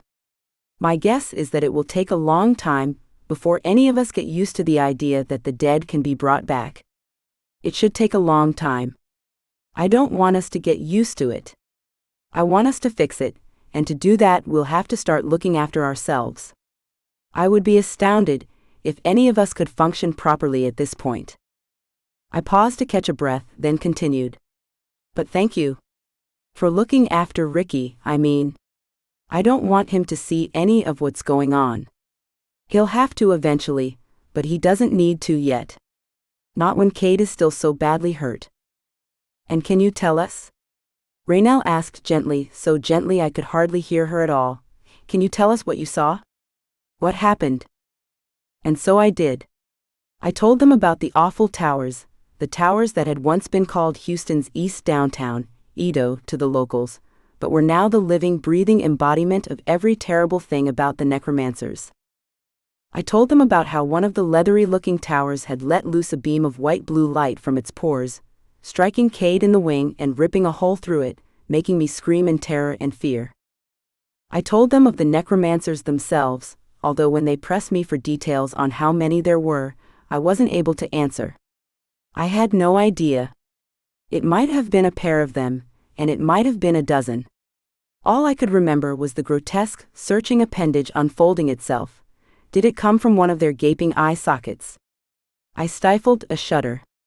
I told them how it came slithering towards us, ready to destroy us where we hovered in the sky. It had only been Cade's actions that had saved me, sending us both plunging to the ground in a terrifying nosedive I only had patchy memories of. It was one of those falls that took forever, and simultaneously took no time at all. And how when we had landed I thought Cade was dead. He had shifted back into his human form, although something told me the change was something he no longer had any control over, and I was almost positive that he was dead. I didn't see how a body could be that broken and still go on living, and my whole world had felt like it was crashing down around me. There had been only one thing I could think of, getting us back to our camp, and I had extended my staff in a panic, almost letting it slip through my fingers with the force of my movement. I'd held it high above my head, ready to slam it into the ground when the sound of someone screaming stopped me cold. No. The shrill voice had shrieked, a terrified wailing traveling across the decimated wasteland of my city. No, wait. Please. I almost struck the staff on the ground anyway, strange yelling be damned, but something told me to stop. There was something about that voice that struck me as familiar, and even through the haze of my terror, it was enough to keep me still. I'd squinted through the thick fog rolling across the decimated land, and managed to make out the hazy form of someone running full out toward Cade and me. I'd held my staff out in that direction, ready to fight to the death if that was what was required of me. I'd almost let loose a stream of purple fire from my staff's tip without even being sure what I was shooting at. Wait. For the love of the gods, Lily, don't leave me in this terrible place. Oriana? Oriana, run. We have to get out of here. And run was exactly what she did, tripping over herself and sobbing as she barreled towards us. As she'd closed the space between the two of us, I could see that whatever she had been through had been anything but easy. Her face was bloodied and bruised, her clothing slashed so completely that it looked more like rags than a dress. She'd looked thin, terribly thin, bones too visible beneath her skin. Her hair fell loose around her shoulders, matted and colored by blood and dust and God only knew what other terrible things. I had no idea how she had even come to be in this place, but whatever the circumstances, she had been poorly treated to say the least. With what reserve of strength I would never understand, she'd pushed herself to run even faster, finally falling into my arms with a sob. I could see necromancers in the distance, could hear a monstrous screaming coming out of them. Oriana had screamed as well, burying her head into my shoulder and trying desperately to shut out the world around her. It was a world that had become far too brutal, far too terrifying, and I might have done my best to shut it out as well if something like that had been an option. It wasn't though, not if the three of us were going to live, and as I'd bashed my staff into the ground, I'd grabbed Cade's hand and squeezed my eyes shut and thought of the encampment where my friends and family waited for me. The last thing I'd heard before the rushing of the wind that came along with my unique method of travel was a collective roar of rage, unlike anything I had ever heard before. In all my life, I'd never heard anything so inhuman, so full of malice. Even as we'd mercifully spun away from that hellhole of a place, I'd known with total certainty that it was a sound I would never forget.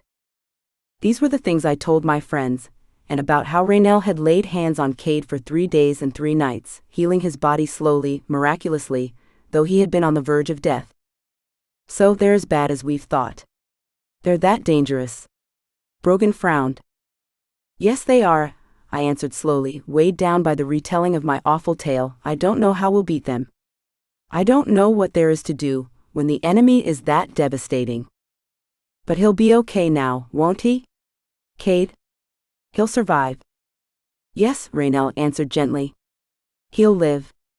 It's something of a miracle, but he'll survive. Not only that, but he's well on his way to making a full recovery. Only thanks to Lily. Me? I answered dismally, feeling hot, caustic anger cycling through me for no reason other than my own helplessness. I don't think I can take credit for much of anything. I let him get hit. I let him go down. No. You didn't do that at all. The voice came from behind me, and although I knew with every fiber of my being who it was, part of me still rejected it as an impossibility. Looking at the faces of my friends, however, as they stood before me in a little semi-circle as we attempted to give each other counsel, told me my mind was not deceiving me at all. On their faces, I could see the whole spectrum of emotions. I saw the same disbelief I felt in my heart. I saw the shock of those who had been through far more than anyone had the right to expect, and I saw the tentative joy of people being brought slowly from a state of despair to one of uncomprehending joy. I didn't want to turn around. I didn't want to face the disappointment if I was wrong, nor the full impact of my guilt if what I turned to face looked anything less than perfection. I couldn't stop myself though, couldn't stop myself from getting a look at what nobody else could seem to take their eyes off of. What are you doing? I whispered in something meant to be a scream, but utterly lacking in that kind of power. Protecting you from yourself, it would appear, Cade answered in a calm, resolute voice, completely belying the perilous situation he had so recently escaped from. Someone's got to tell you when you're behaving foolishly. Me? What about you? There's nobody on the planet more foolish than you are right now, Cade. I'd bet everything I had on that.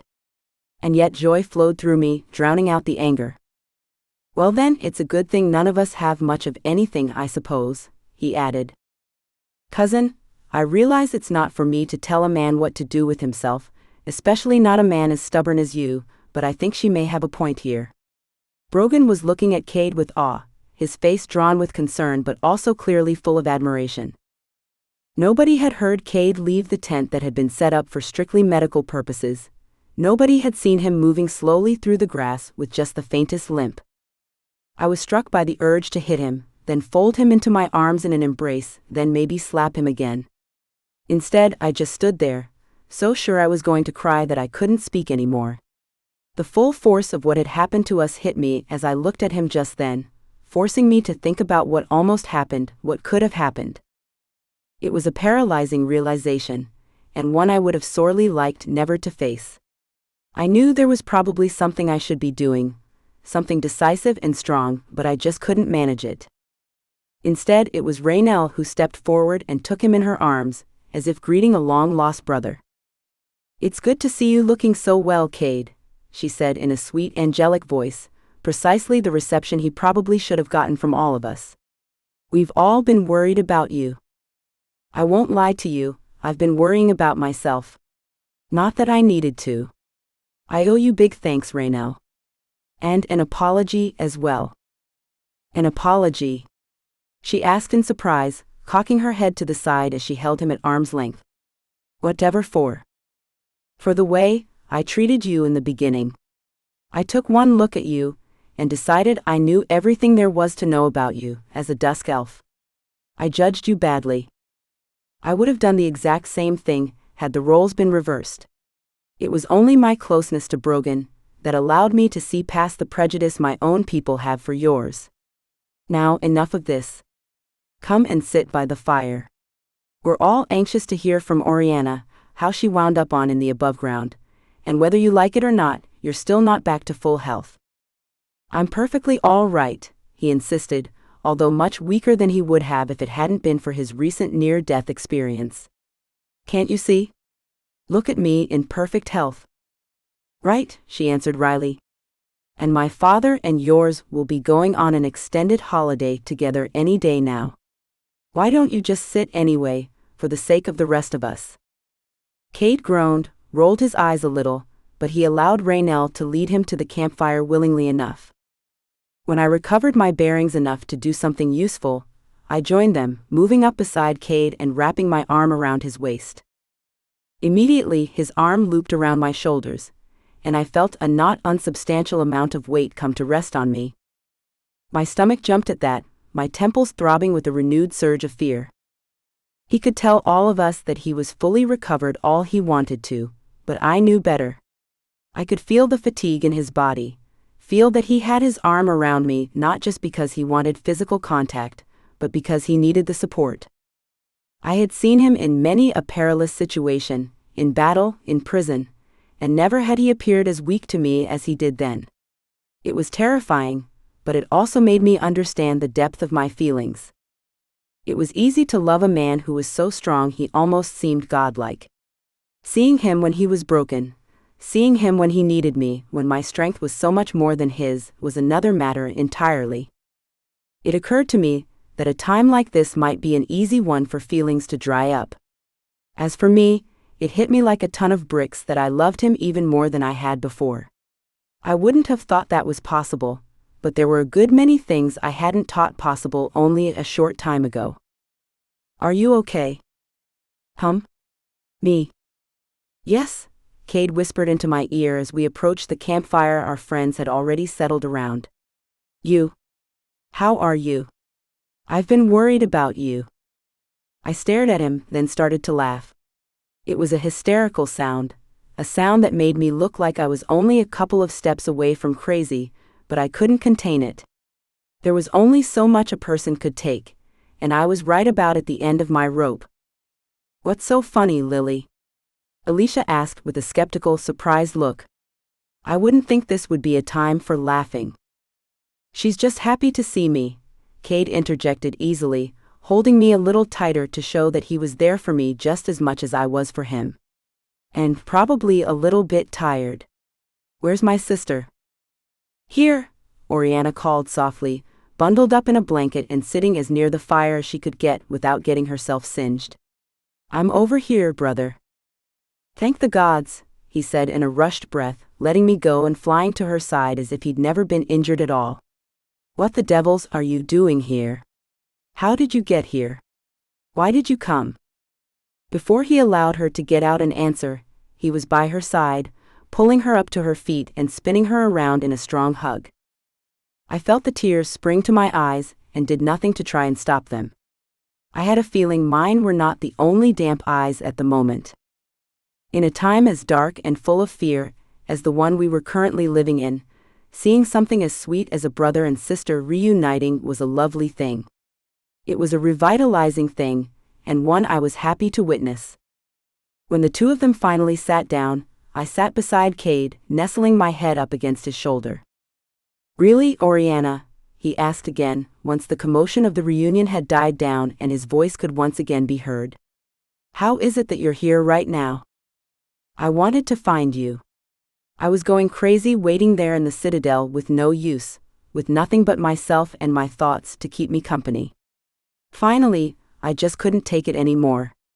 I waited until the dead of night, until not a single soul stirred but me, and then I left. I bundled up a few things, and I went for the tunnels."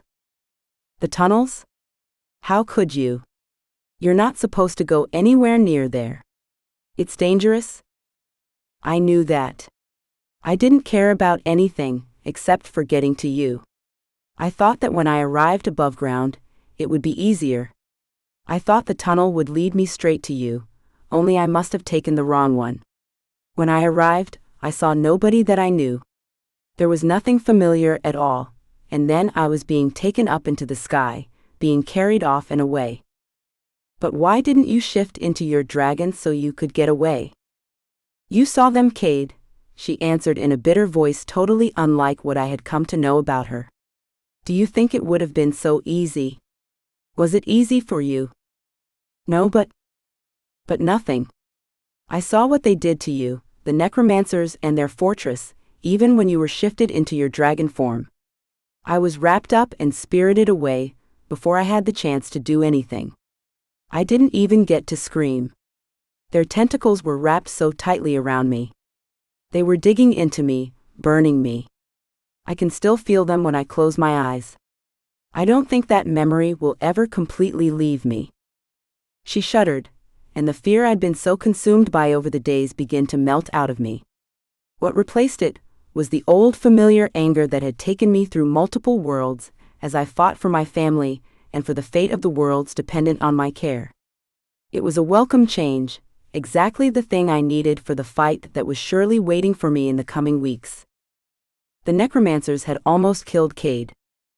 They had destroyed my city and left a deep wound in Oriana that would never be completely healed. The necromancers were responsible for all of this devastation, and I would see them pay for it.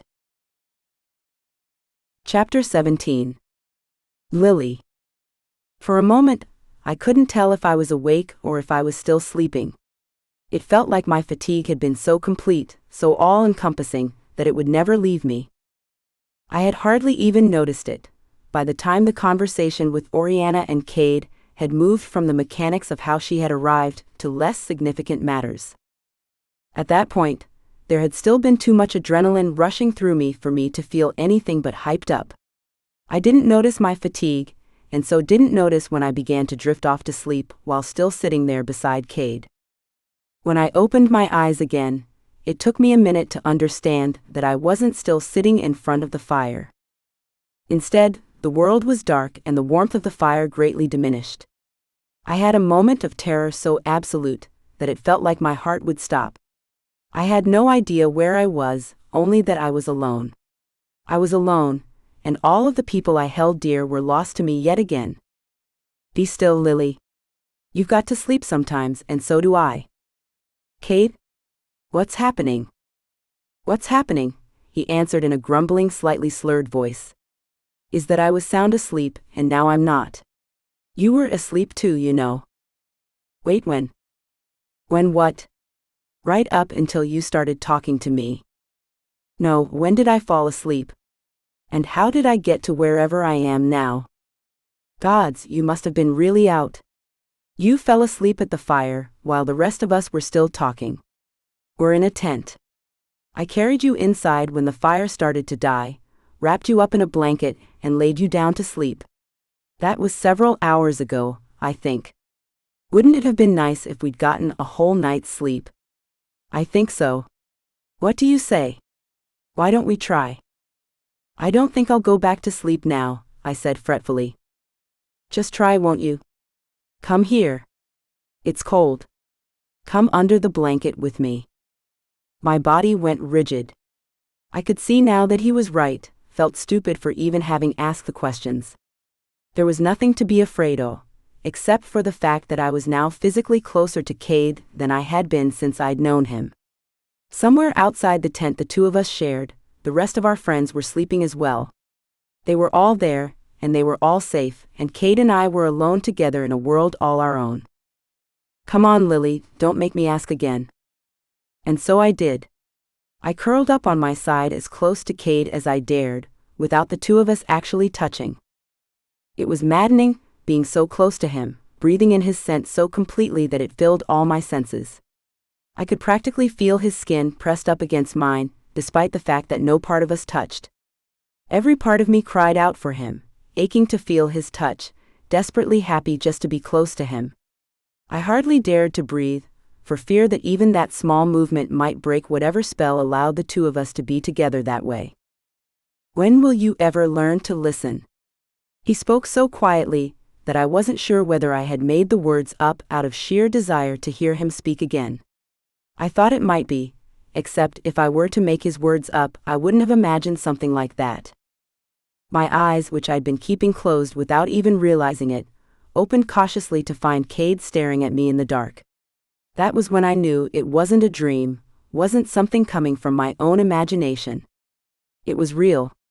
The two of us together in that rare moment of peace. I listen, I answered in a whisper. At least most of the time I listen. He rolled his eyes, then reached out with one arm and pulled me closer. He tossed the blanket over the both of us, so that we existed in a little cocoon, the two of us and nothing to worry about but whether or not we would sleep. I didn't know about him, but as for me, there wasn't a chance in all of creation for sleep to return. As long as I was wrapped up in his strong, steady arms, I didn't care if I ever slept again. I missed you, Lily. I'm sorry. I felt tears welling. I missed you too. I don't want you to be sorry. That's not why I'm telling you. I just want you to know. No matter what happens, I want you to know how much I think about you when you aren't with me. It's all the time. No matter what else I'm doing, you're there with me in my head. You were with me too.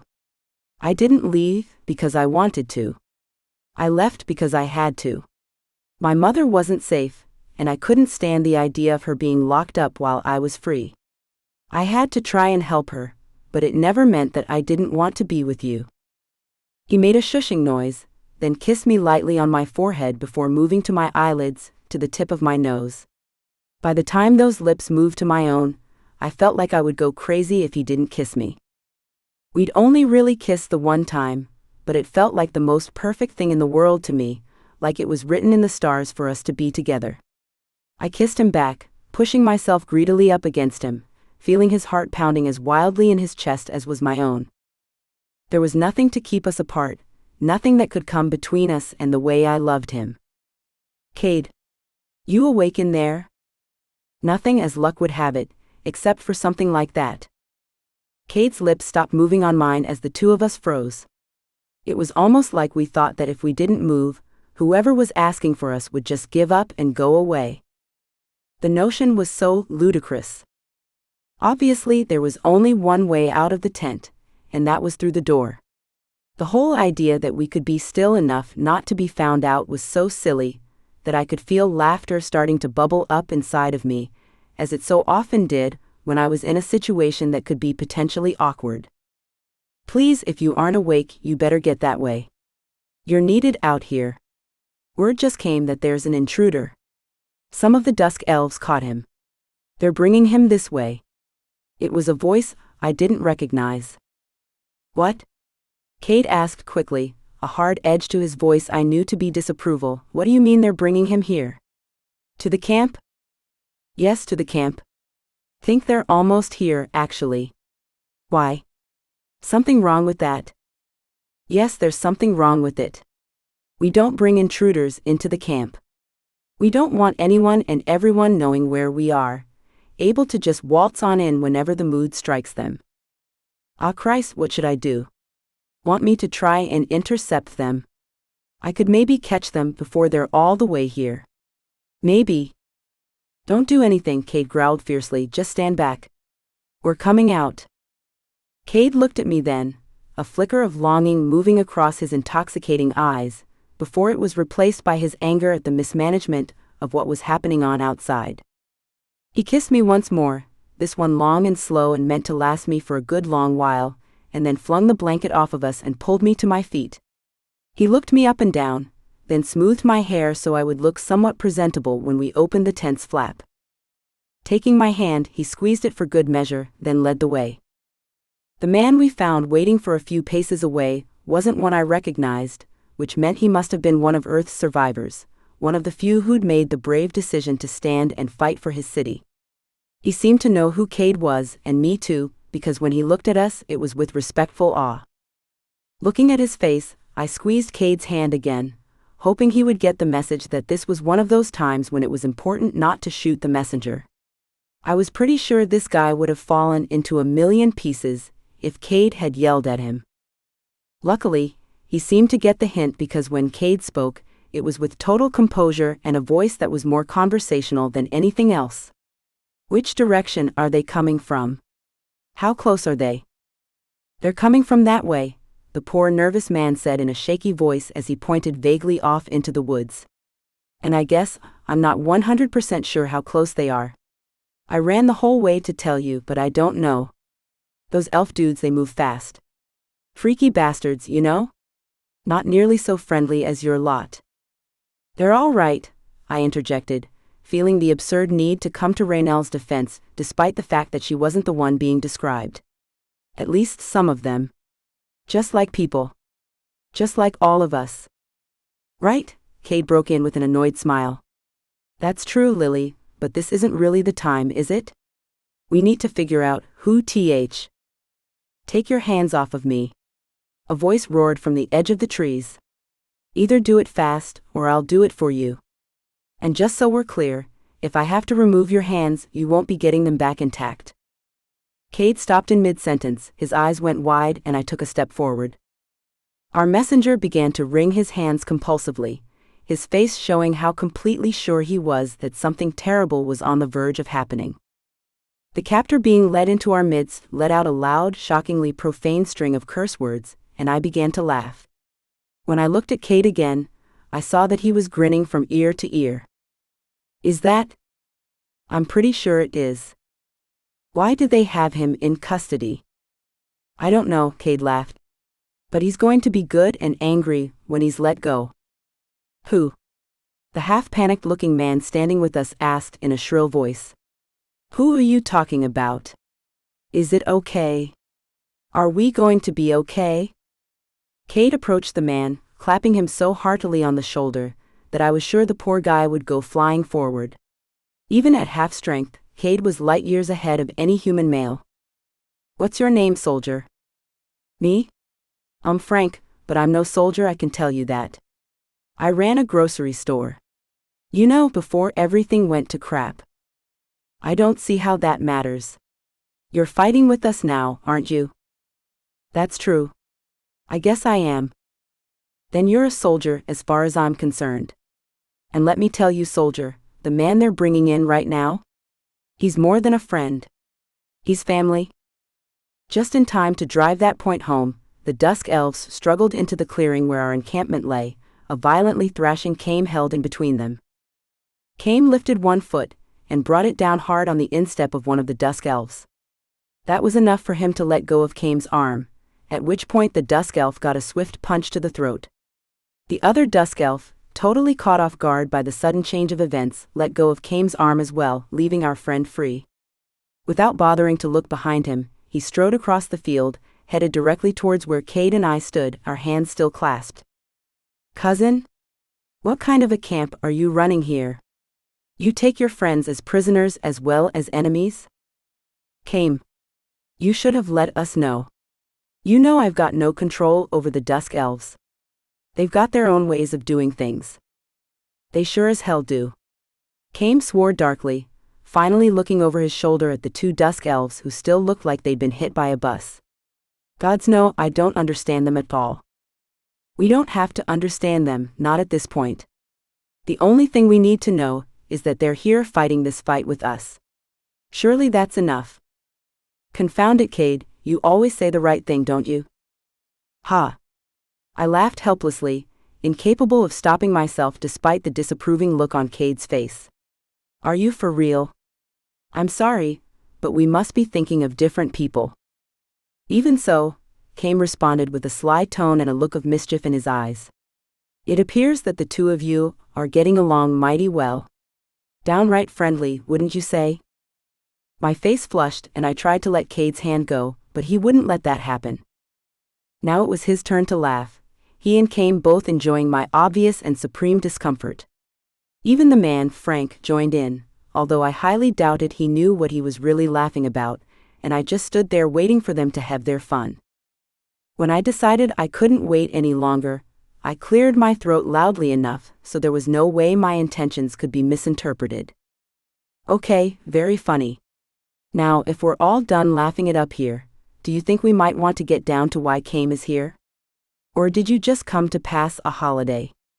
I've got to tell you, if that's the case, you picked a heck of a time to come.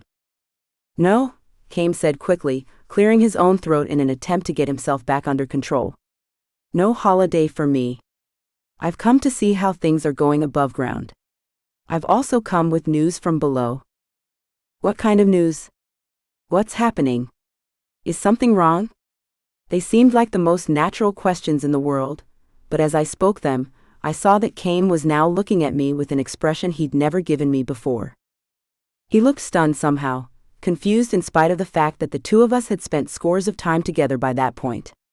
It was painfully uncomfortable, like he was seeing something unsavory about me that I couldn't see. What is it, Cade? Why are you looking at me like that? Did I, sprout a pair of horns or something? No, it's not that.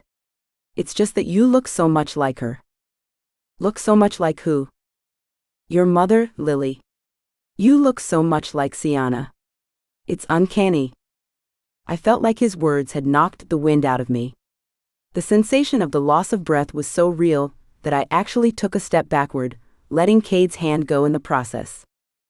In the short amount of time since leaving my mother to return to Aboveground, I had done everything within my power to keep from thinking about her.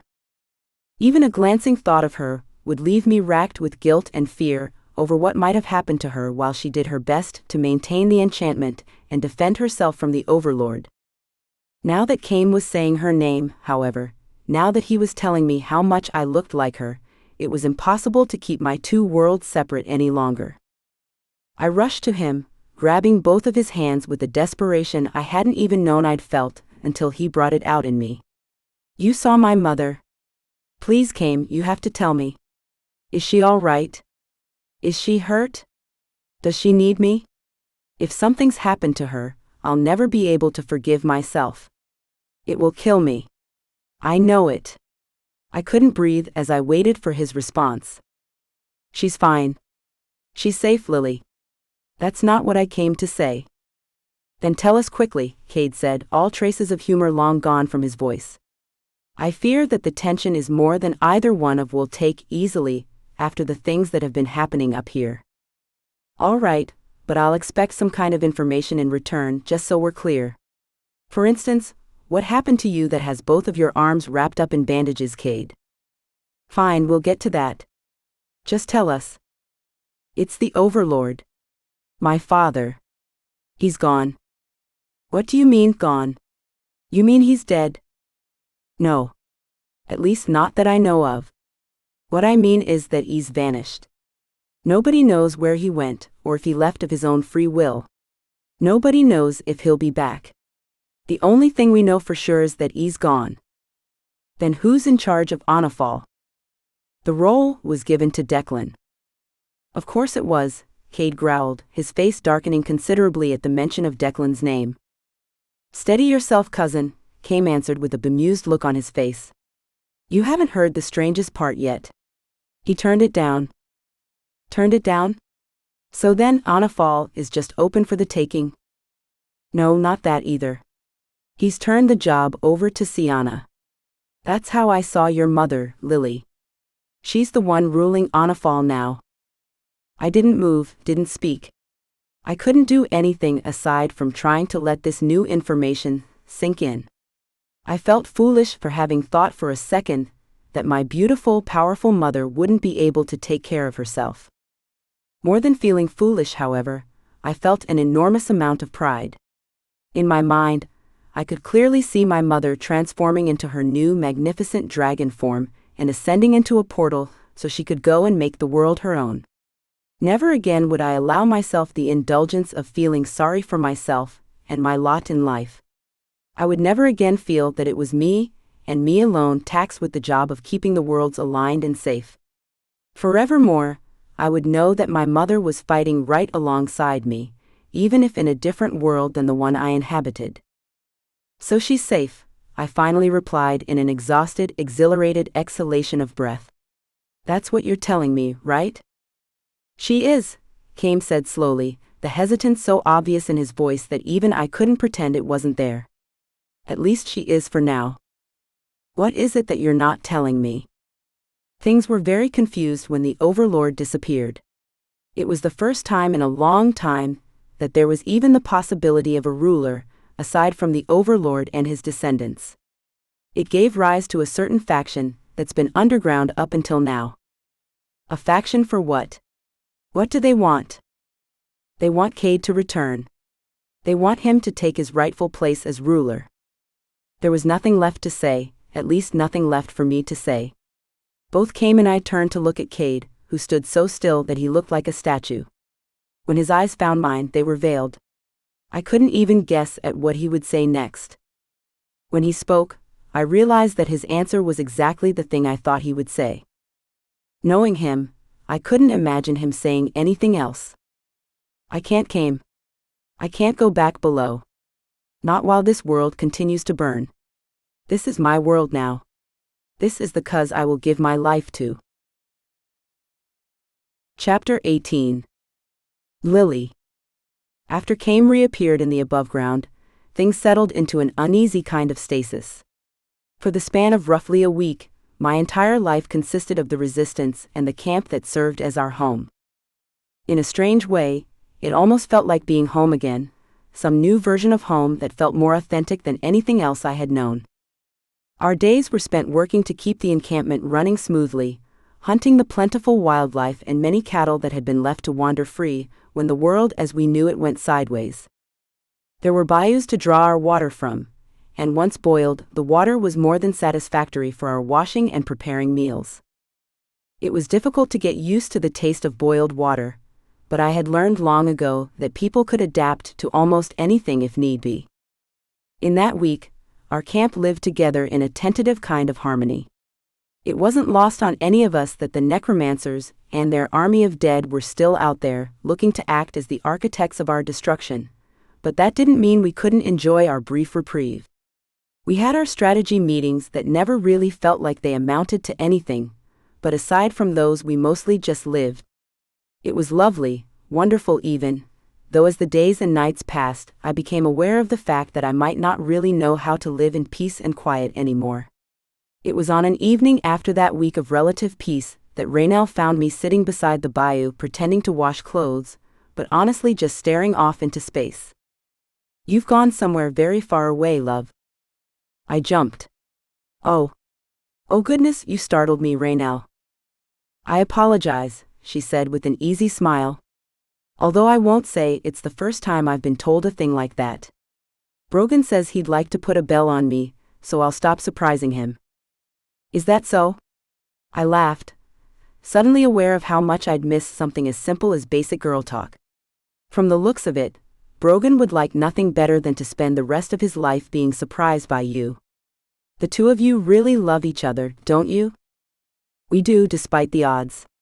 Imagine how lucky I was to find a man as stubborn as I am. No, there's way more to the two of you than that. Even when you fight, you get each other.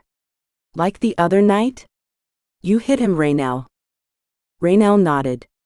I did do that. You hit him, and it didn't even matter. He wasn't pleased, you know. Of course not, I said in an excited voice. But it didn't matter. It didn't pull the two of you apart. Nothing would, nothing aside from death. That's amazing. I just hope you know how amazing that is. She smiled and placed one hand on top of my own. We sat that way for a long time, our hands clasped as we looked out at the rolling gray clouds moving swiftly upon us. It was going to rain.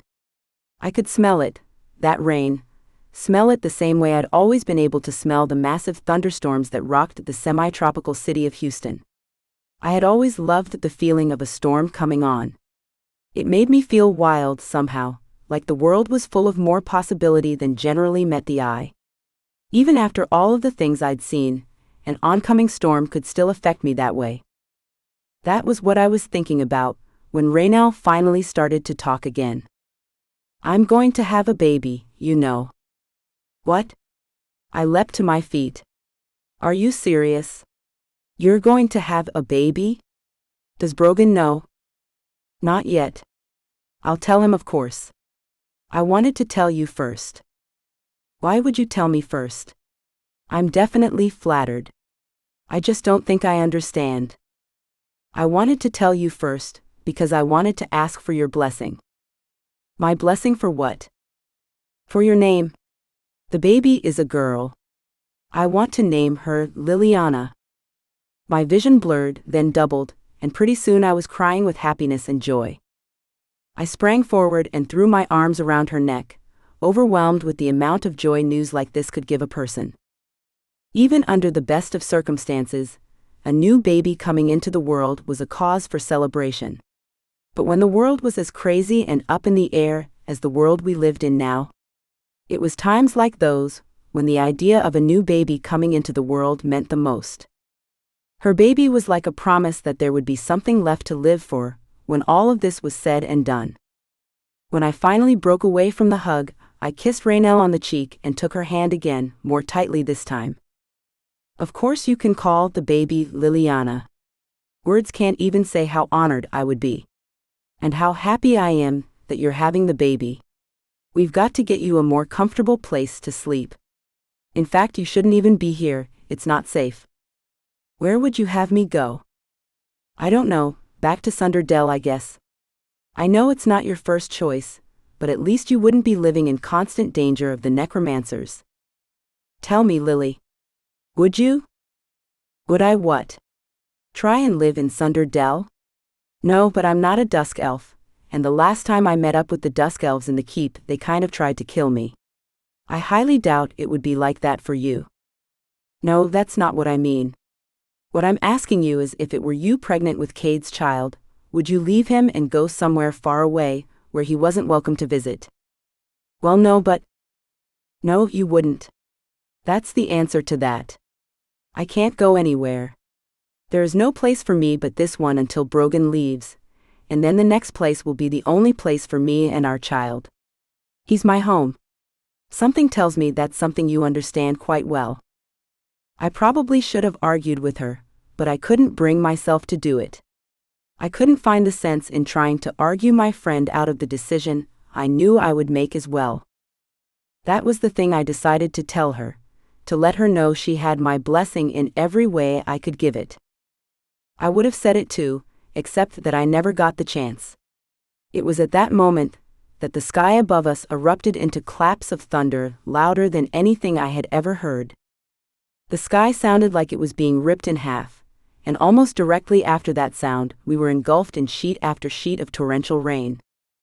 In a split second, we went from perfectly dry to totally engulfed, so drenched it felt like we would never get dry again. When I was able to think about it later, once the dust started to settle some, I would ask myself again and again if it was the sound of the thunder that kept me from understanding what was really going on. If only I hadn't been distracted, if only I'd been using all of my senses the way I should have, I would have heard it coming. What finally alerted me to the fact that we were now in mortal danger was a shrill scream from a woman a few yards down the bayou from where Raynell and I sat. At first, I thought it was just an overreaction to a serious storm. When I heard her scream again, however, this time joined by the scream of another and then another, all of the good cheer over Raynell's pregnancy dried up. This wasn't about a storm. There was something deadly wrong, and when I looked into the sky, I knew what that something was. Run. Everybody run. The shout that ripped from my body was so loud it felt like my vocal cords would rupture, and I knew I wouldn't talk without a rasp to my voice for a week, assuming I made it out of this alive. They had come in the clouds, ridden them like surfers riding a wave, and the darkness of the coming storm had given them the perfect cover. For all I knew, they had conjured up those storms themselves to serve as a distraction. Now they were bearing down upon us with a speed that was astounding.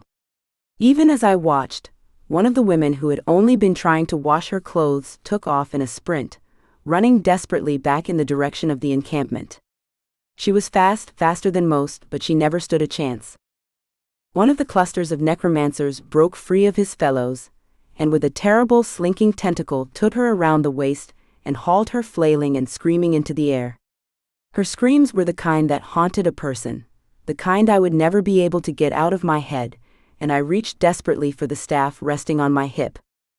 I reached for it and missed.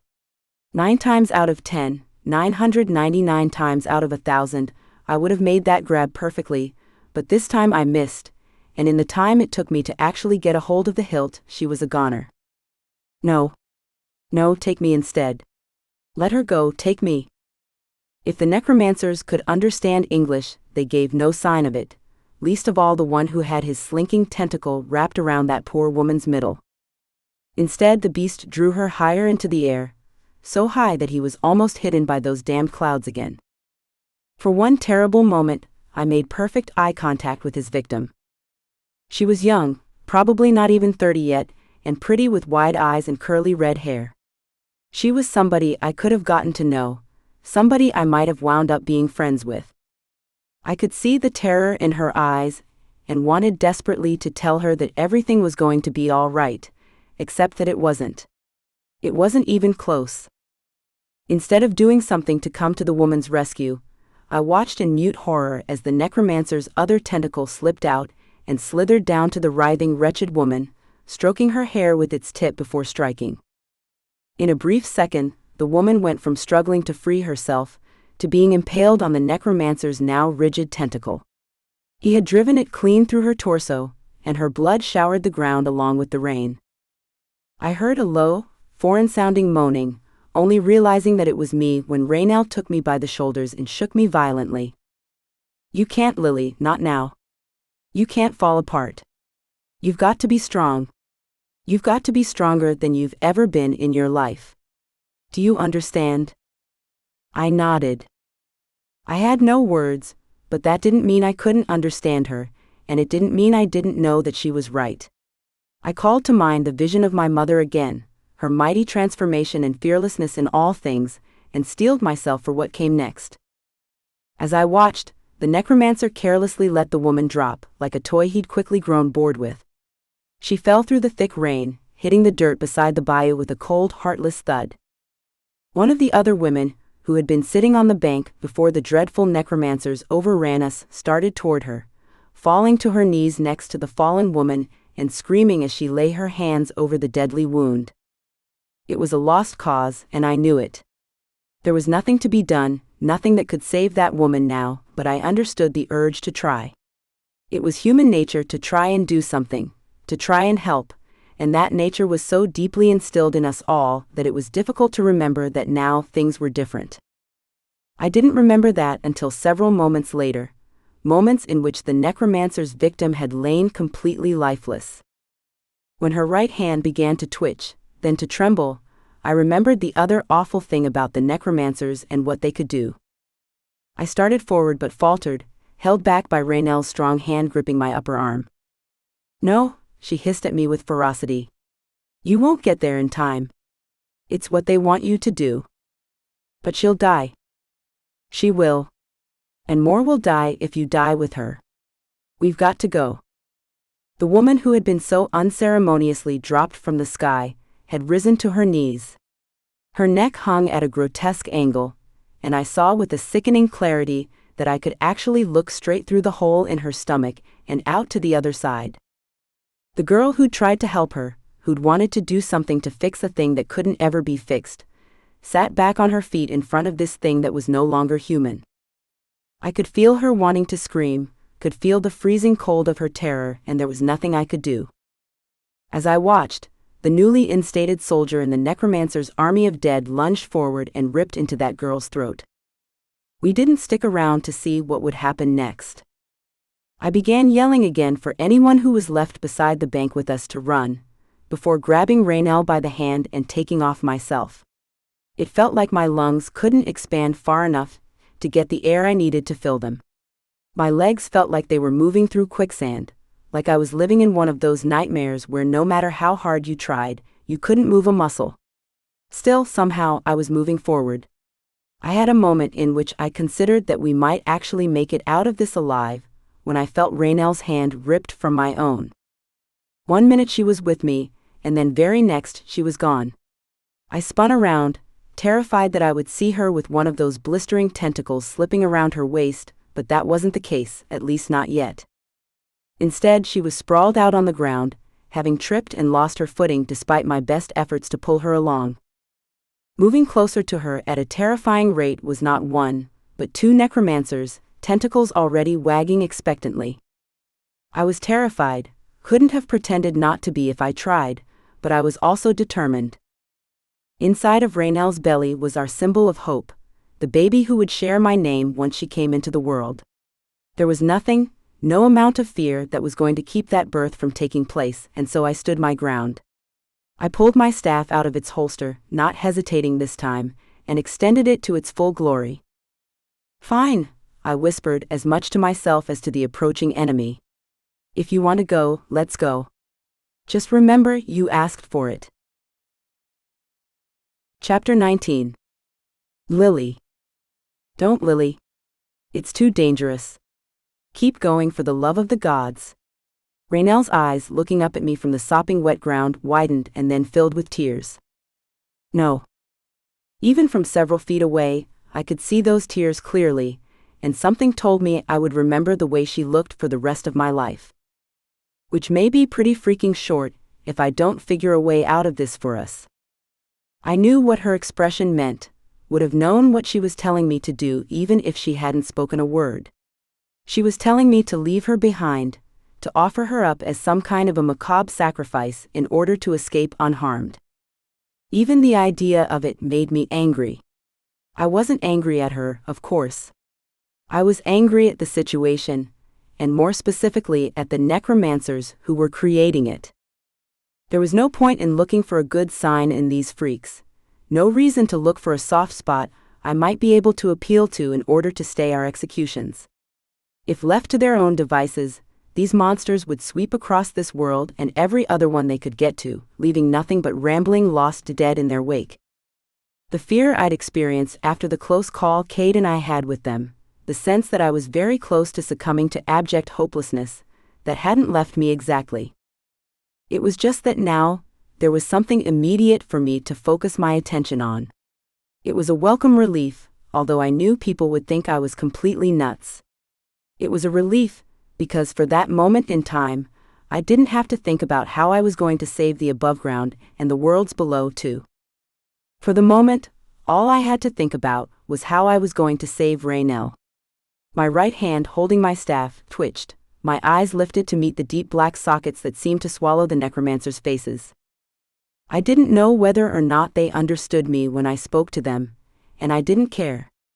It was the tone of what I was saying that mattered to me. At that moment, that felt like just about everything. "If you want someone," I shouted, vaguely surprised by how steady and clear my voice rang out, "you'll have to take me. I'll be damned if you touch a single hair on her head. If you try to take any of the people I love, I'll destroy you all."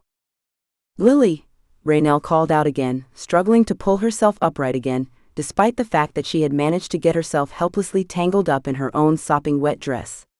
You have to keep yourself safe. It's the most important thing. No, I shouted, both for her, the necromancers, and for myself. Hoped it would bolster my bravado. It's not.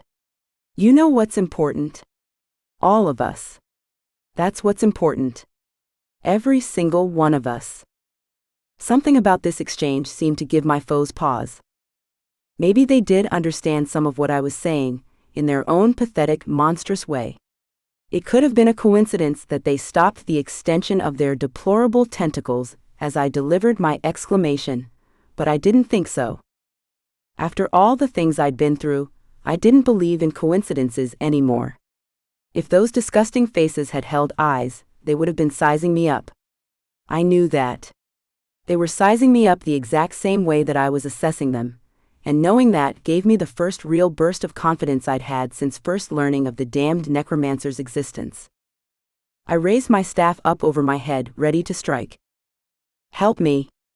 Oh God, somebody please help me. My eyes darted back to the bank of the bayou, where the scene was anything but pleasant.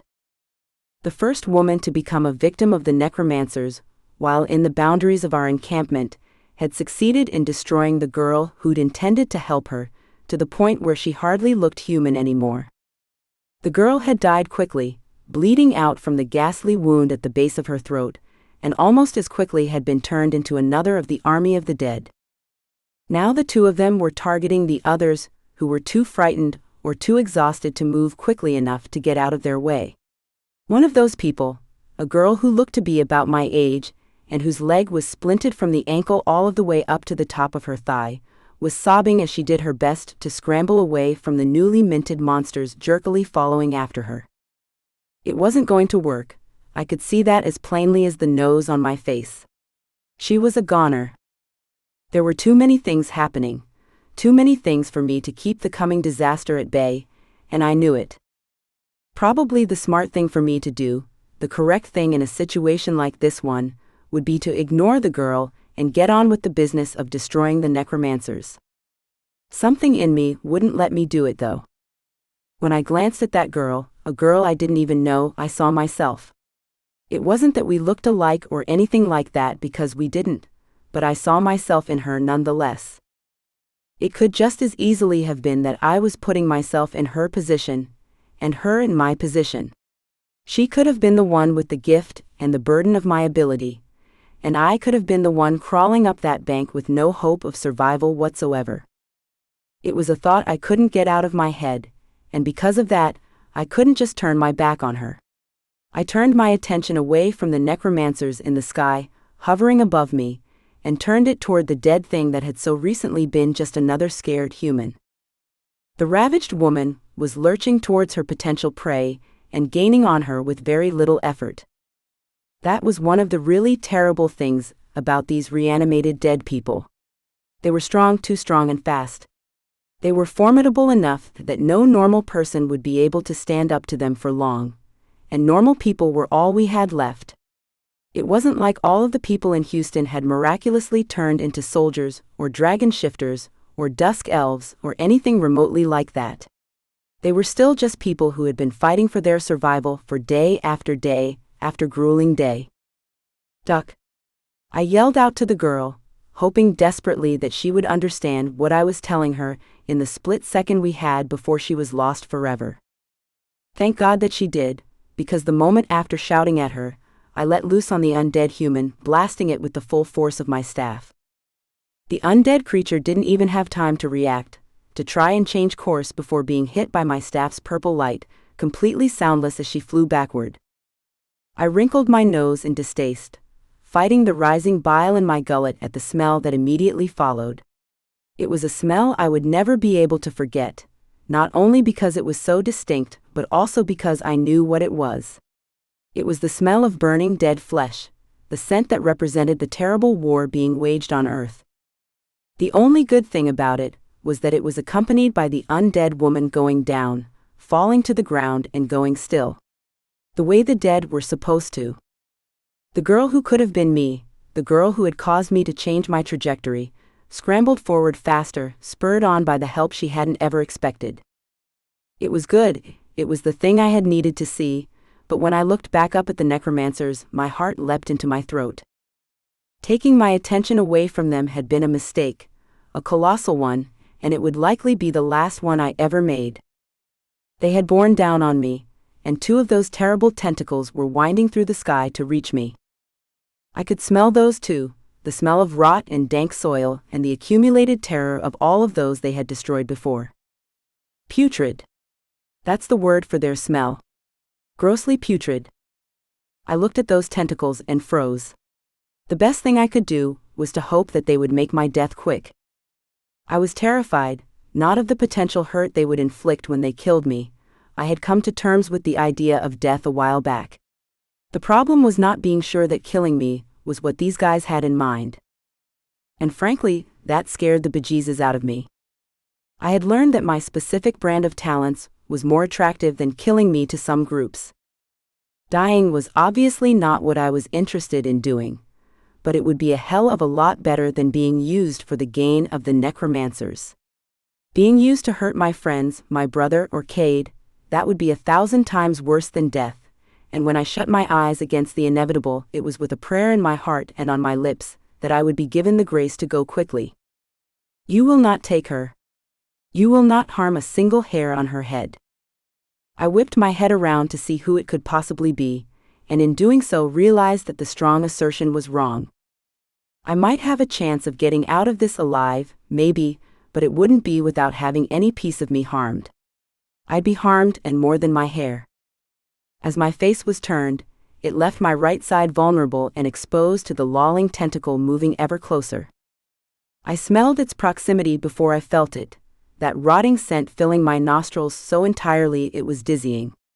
I smelled it practically at the same time as my eyes met those of my would-be champion. Ludicrously, given the current situation, I started to smile. At the same time, Raynell started to shout something from behind me. Something told me that this shout was meant for me, that it wasn't about her own safety but my own, but for some reason I couldn't seem to respond quickly enough, not to any of the things going on around me. I felt like I was suspended, like I was trying to run while underwater and making very little progress. I wanted to see everything around me, and at the same time wanted nothing to do with any of it. I wondered in a detached way if I was having some kind of a total mental breakdown.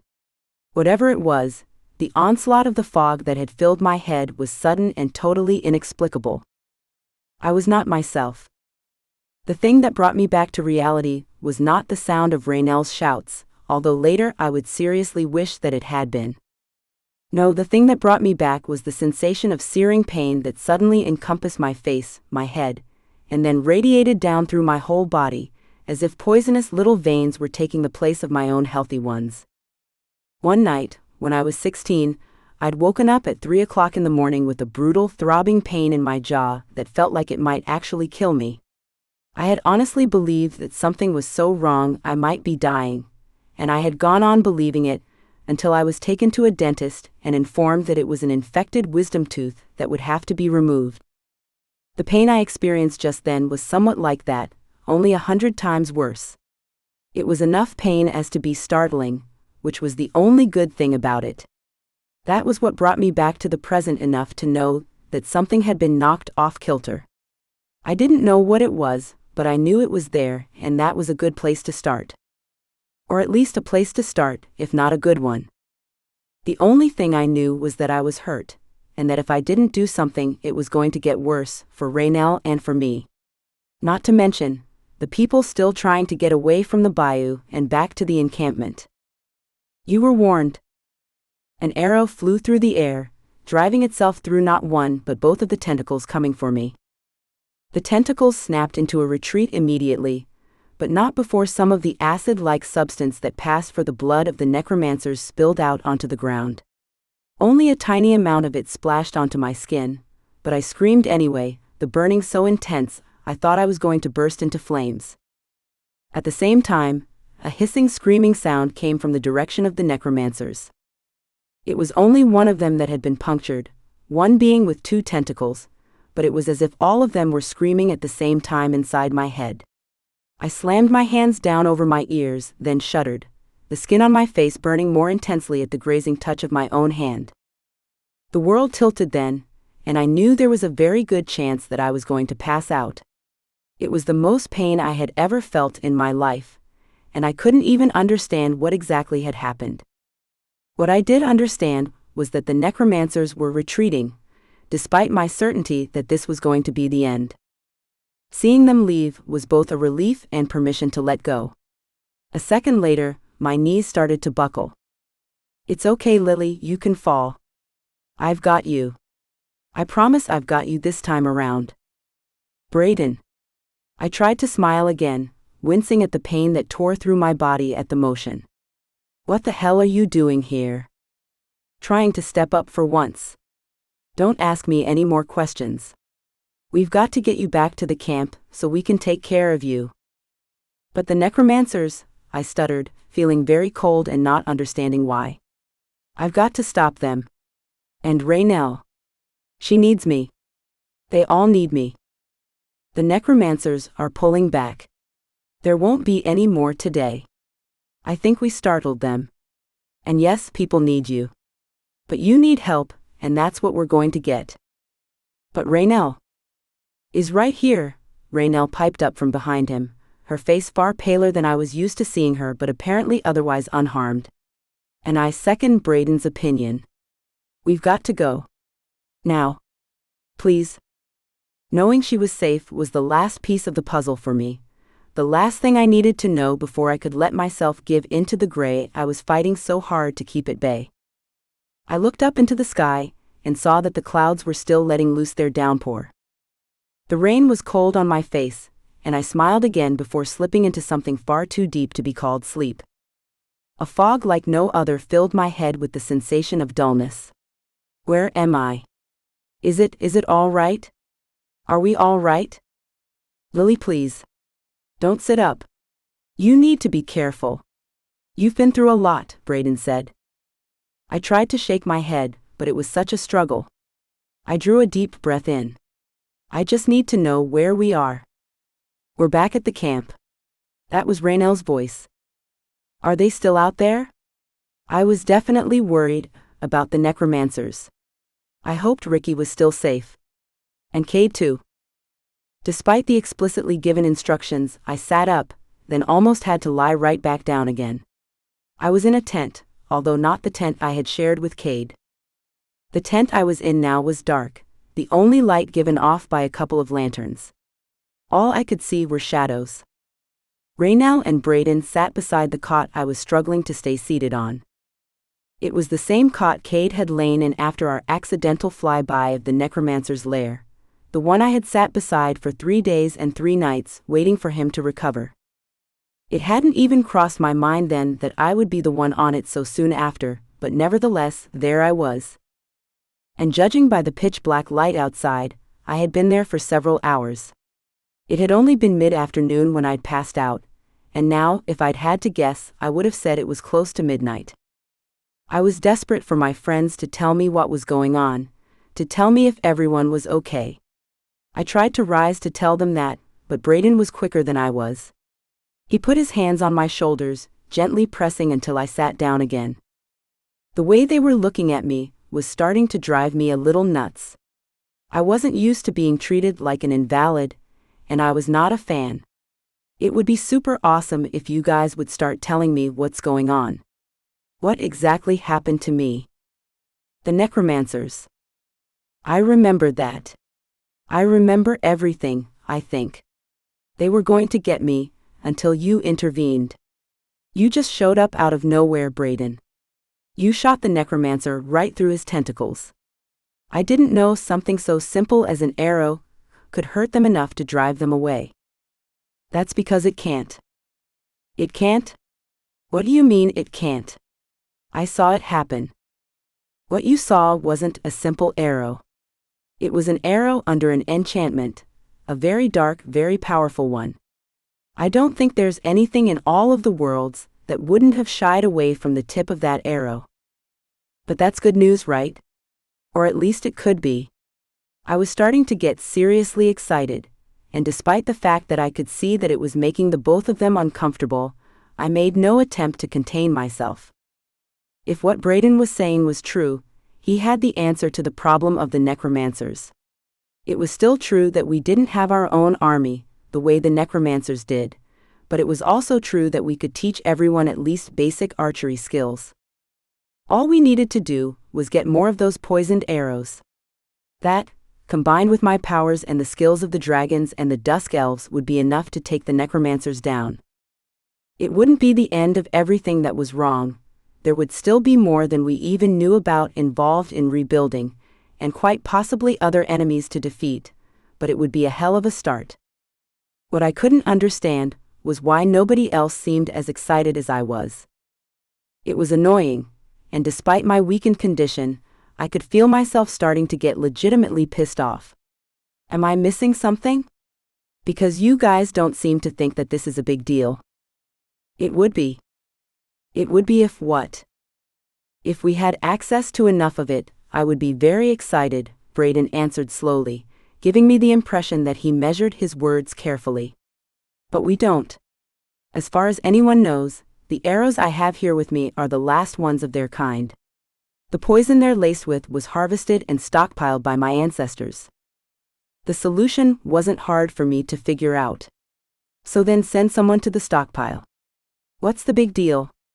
I know you probably don't want to go back yourself, because your father wouldn't want you to leave again, but I'm not asking you to go back. Just send someone so that we can end all this. I mean, that's what you want, right? Or did something change since this earlier today?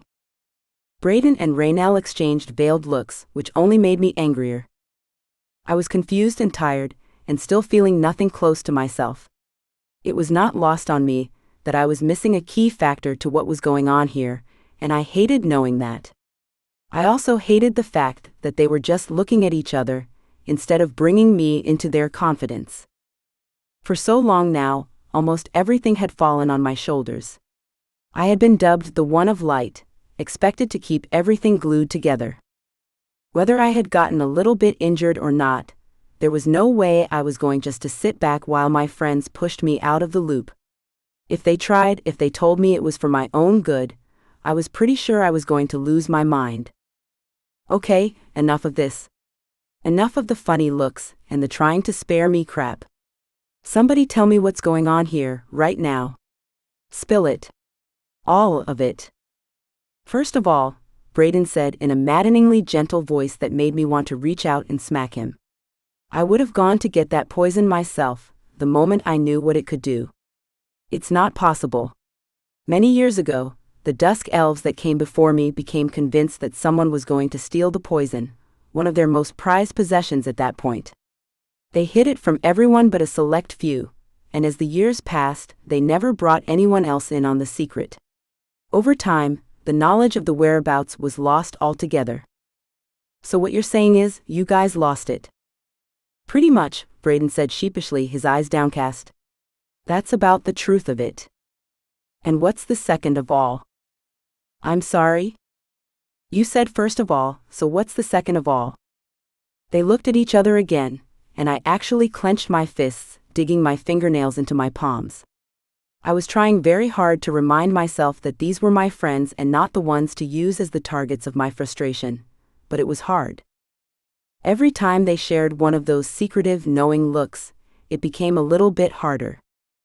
When Raynell finally looked back in my direction with an expression that told me she was going to shoot straight with me, I was beyond relieved. It's really nothing you need to worry about. It's only that your idea of how long you've been here is a bit skewed. What do you mean? How long have I been here? More than a couple of hours?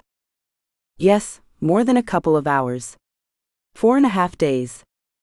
I felt the world fall out from beneath my feet, felt everything turn upside down so that I hardly knew what went where anymore.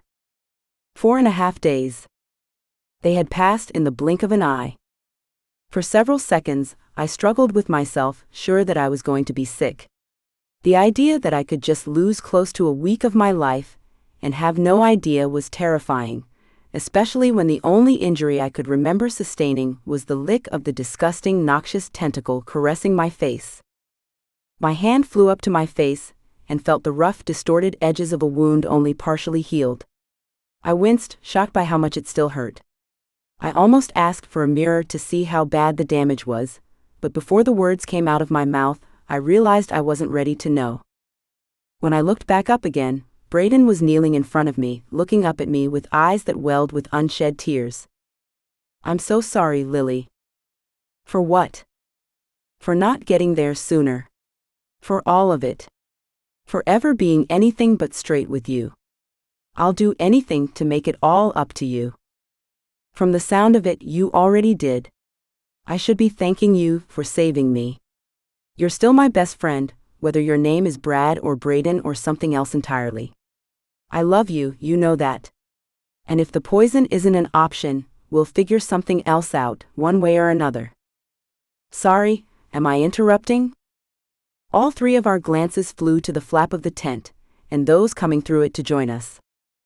It didn't matter that it was pitch black outside, or that I was still feeling sort of woozy from my injury, and whatever they had done to help heal me. My stomach flew all the way from where it belonged to the base of my throat, and my whole body felt like it was alive with nerves.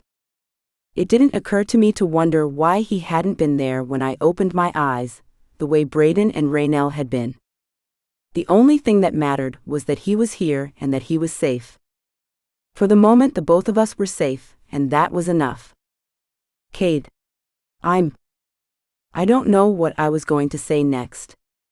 The words died on my lips, and all I could do was stare.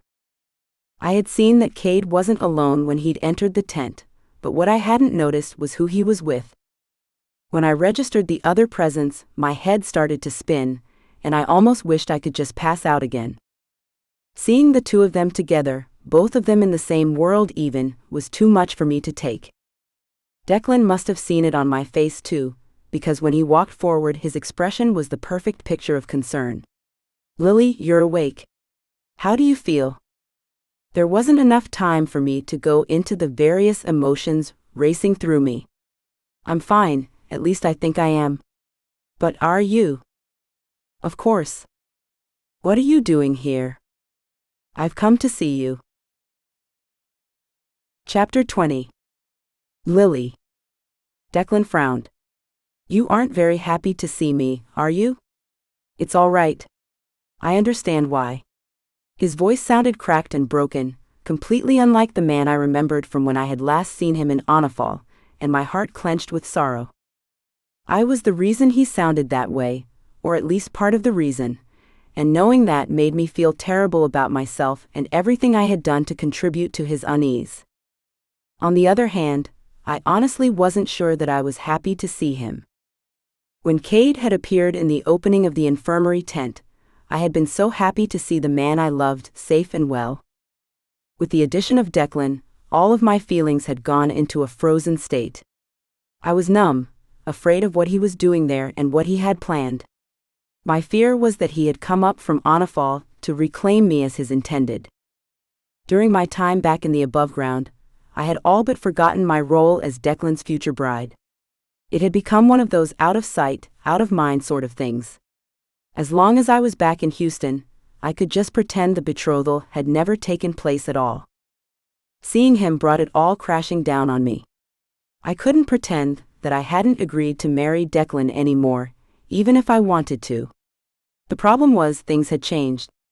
I couldn't lie to myself about my feelings for Cade anymore.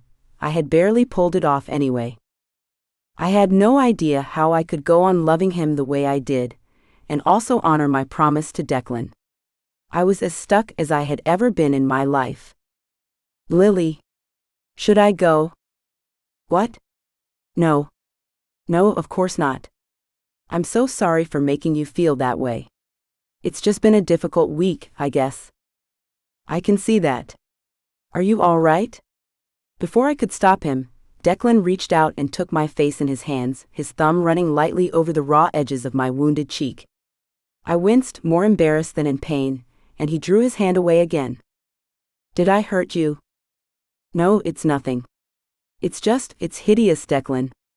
It's so awful, and it's never going to go away. You're right, it won't. But it will heal and it will fade, and for as long as you live, you will remember that you got that scar defending the people you love. You earned that scar doing that you were born to do. And besides, scars aren't the worst things a person can have, are they? He smiled then, bringing attention to and emphasizing his own scar, the one that bisected his face. It was the one I had given him, the first time the two of us had encountered each other. It made me smile seeing how he dealt with it, and with the smile, I felt some of my tension dissolve. It wasn't like everything was all of a sudden easy and breezy, nothing so simple as that, but there was a feeling of ease starting to return to our interaction. Like we were remembering our friendship. The memory of that friendship was enough for me to ask him the question I was terrified of knowing the answer to. I led us outside the tent for some privacy, and took one of his hands in both of my own, before looking up into his face, searching for some indication of what he was going to say. I really am glad to see you, I began. Are you sure about that? You looked like you had seen a ghost when you first saw me. I was surprised. I don't think you can fault me for that. No, I suppose I can't. And I won't lie to you. Part of me wants to, but I feel like I can't. It doesn't feel right. Well then tell me. Whatever it is, just tell me. It was the point of no return. The two of us stood only a few yards away from the encampment, as far as I or anyone else felt comfortable going, after the recent attack on our home turf, but it felt like we were in an entirely different world. In the near distance, I could see Ricky talking, and even flirting in his inexperienced 12-year-old way, with Oriana. But as for me and Declan, it was as if only the two of us existed. If I asked him what I needed to ask, it might ruin the friendship that had become so important to me. At the same time, not asking him could be equally as disastrous.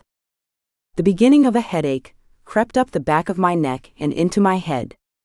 I massaged my temples in slow, rhythmic circles. The internal fight was making me sick to my stomach, and after the damage the necromancers had inflicted on me, all of the emotional turmoil was more than I could take. He had said that I could tell him whatever was on my mind. He might come to regret those words, but it was still exactly what I was going to do. Are you here to take me away? His lips curved upward into a small smile. I wondered if that might be what was troubling you. I'm sorry, I felt my face burning, and this time it wasn't because of the disgusting wound the necromancers had gifted me with. I'm not trying to be rude. I just figured I might as well come right out and ask it, Of course. I didn't come to take you away. Are you sure? I'm sure. I won't ever force you to go with me when you don't want to. I wouldn't want anyone with me because they were being forced to. You mean I could stay here? If I wanted to. You could. You're happy here, aren't you? I didn't want to answer the question because I knew my answer would hurt him. Still, the relief flooding my body was immense. I hadn't realized how terrified I was that there was going to be some grand, awful confrontation between Declan and Cade, until he answered my question. I could breathe again. It didn't make our conversation any easier, but it was still a huge relief. And not answering him now would have been the unkindest thing of all. I am, Declan. I really am happy. You love him. Geez. Jump straight to the point, why don't you? I decided to opt for playing stupid. Love who? Don't play games with me, Lily. Cade. You love Cade. Truth time. I do. I'm sorry, Declan. I didn't do it on purpose. Nobody does. And you don't have anything to be sorry for. I'm glad you're happy, and that you found somebody to love. I can see that he loves you as well. I hope the two of you are happy together. It was so hard to look into his face then, but that was what I forced myself to do. He deserved that from me, especially when he was trying so hard to be my friend yet again. I could see that he meant the things he was saying, that he truly did want me to be happy, but I could also see what was beneath his calm exterior. He was in pain and I was the cause. I searched for something to say, anything that might make a difference, and found nothing. When I heard somebody approaching from behind us, I was pitifully grateful for the interruption. I turned and saw Cade, and my relief doubled.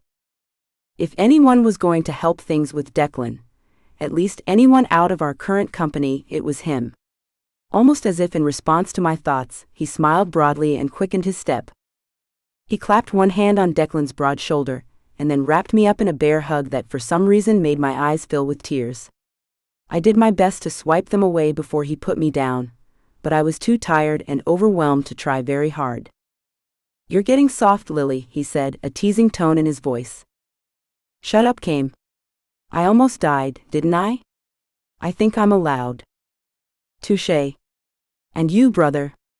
This is a place I never thought we would meet. Certain things are worth traveling for." Cade looked at me sideways, which only made me blush all over again. If Declan saw the look, however, he didn't let on. I silently urged both of them to keep talking about anything other than me. Apparently, I was on a roll, or it was my lucky day, because that was exactly what Declan did. His expression changed to one of concern, and the air around the three of us shifted. "What is it, brother? What's wrong?" Cade asked. Declan paused at first, then said, "It's about Lily's mother." "What about her?" I broke in quickly, my heart racing almost before he got the words out. "What's happened?" "Nothing. At least not yet. But Morvania is angry with the way things have turned out. It's not at all in accordance with the plans she made with our father. She's set her mind on destroying Sienna. She'll do it too, if she has even the fraction of a chance." "But how do you know any of this, Declan?" Cade asked, in a gentle, slow voice, as if he thought Declan had started to go a little funny in the head. "Did you find some kind of proof, or is this just a hunch?" "It's no hunch, Cade, and I don't need any proof. I know it, because she came to me. I heard the plot with my own ears." "Why would she do that?" I asked with lips that felt numb with surprise. "What possible reason could she have?" "She wants me to join her. She told me she'd make me Anafal's ruler if I came to her aid. She seemed to think I might have a reason to want to hurt Sienna. He didn't say what that reason was, and I didn't need him to. It was me. Morvania must have known of my feelings for Cade, although God knew how, and about how they hurt Declan. She was banking on Declan being angry enough to want to hurt me as badly as he could. It was only her underestimation of how inherently good and right he was that had hurt her plan. The knowledge of how undeserving I was of his loyalty was not at all lost on me. I wanted to take his hand and squeeze it, but I couldn't allow myself to. I didn't deserve to do it, either. I had told him my choice, and he had respected it. It wouldn't do to muddy the waters. I made a choice. I have to go back. "Hold on, Lily," Cade spoke quickly, his voice sounding on the edge of actual panic. "Don't jump to decisions like that. It could be devastating." "That's the thing, Cade. There is no decision. If my mother is in danger, I'm going. End of discussion. There's no use in trying to talk me out of it, because I'm going." "Going where?" My heart stopped so completely that it was a wonder that I didn't drop dead right then and there. Lord, was there no end to the tense, awkward encounters I would suffer this night? Of all of the moments for Cade to choose to join us, he had to choose that one. I wouldn't have returned to Anafal without telling him that I was going, but I would have told him in a very different way than this. Now it would look like Declan had come to get me, and I was going with him without putting up a fight. I was desperate to set the record straight, for him to understand that it wasn't anything like that, but I wasn't sure I could manage it.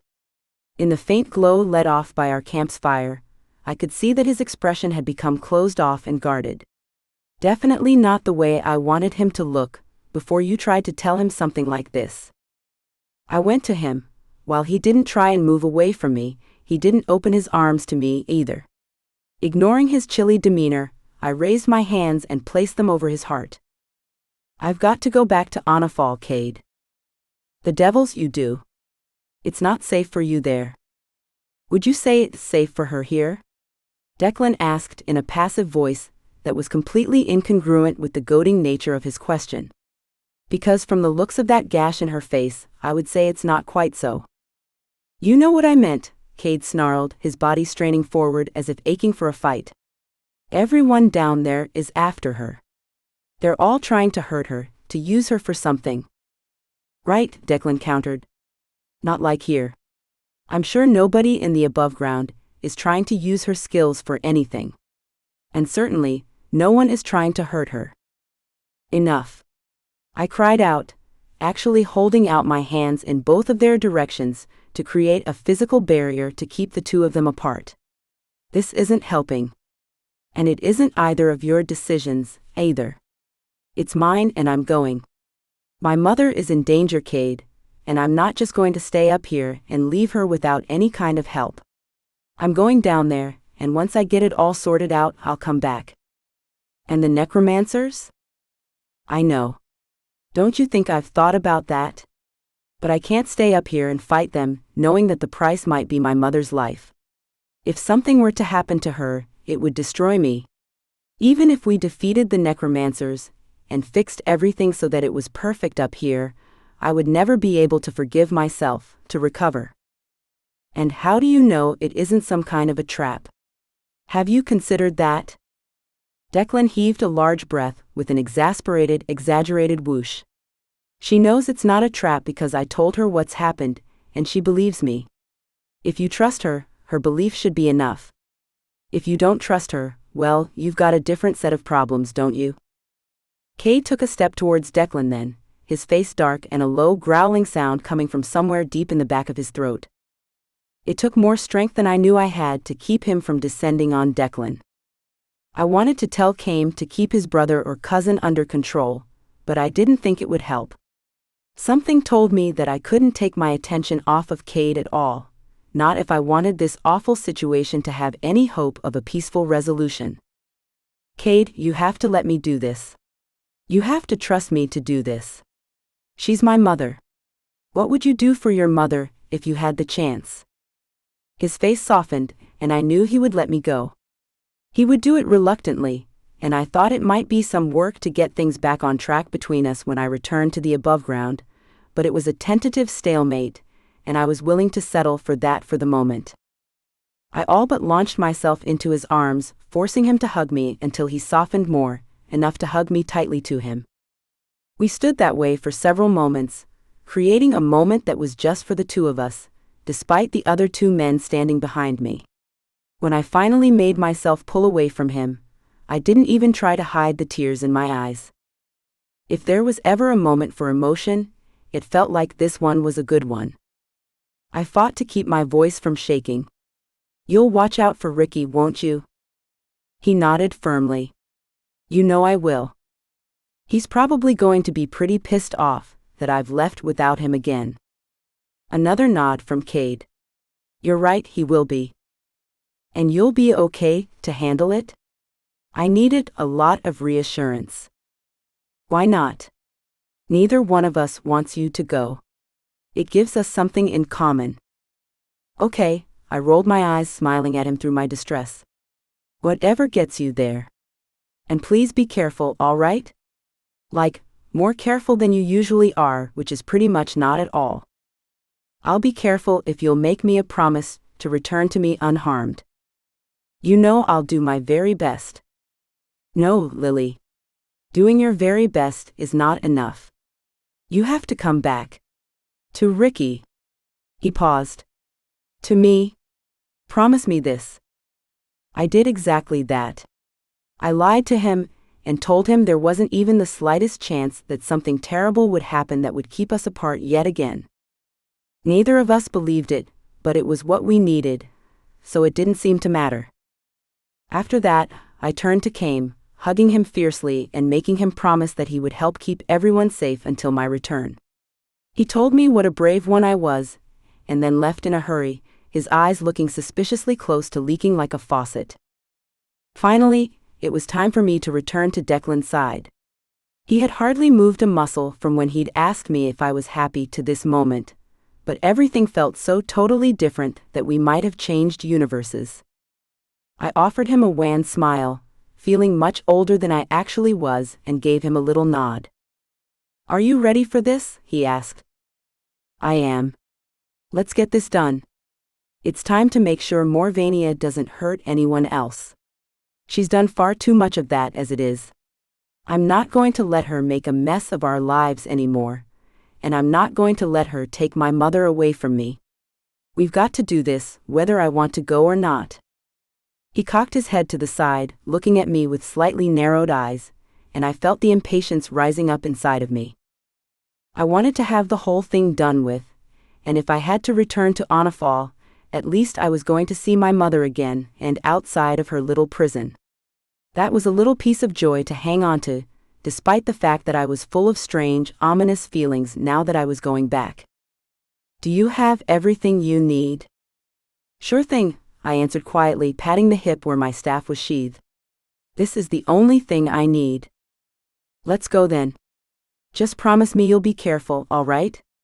Don't put yourself in more danger than you have to." "I'll do my best.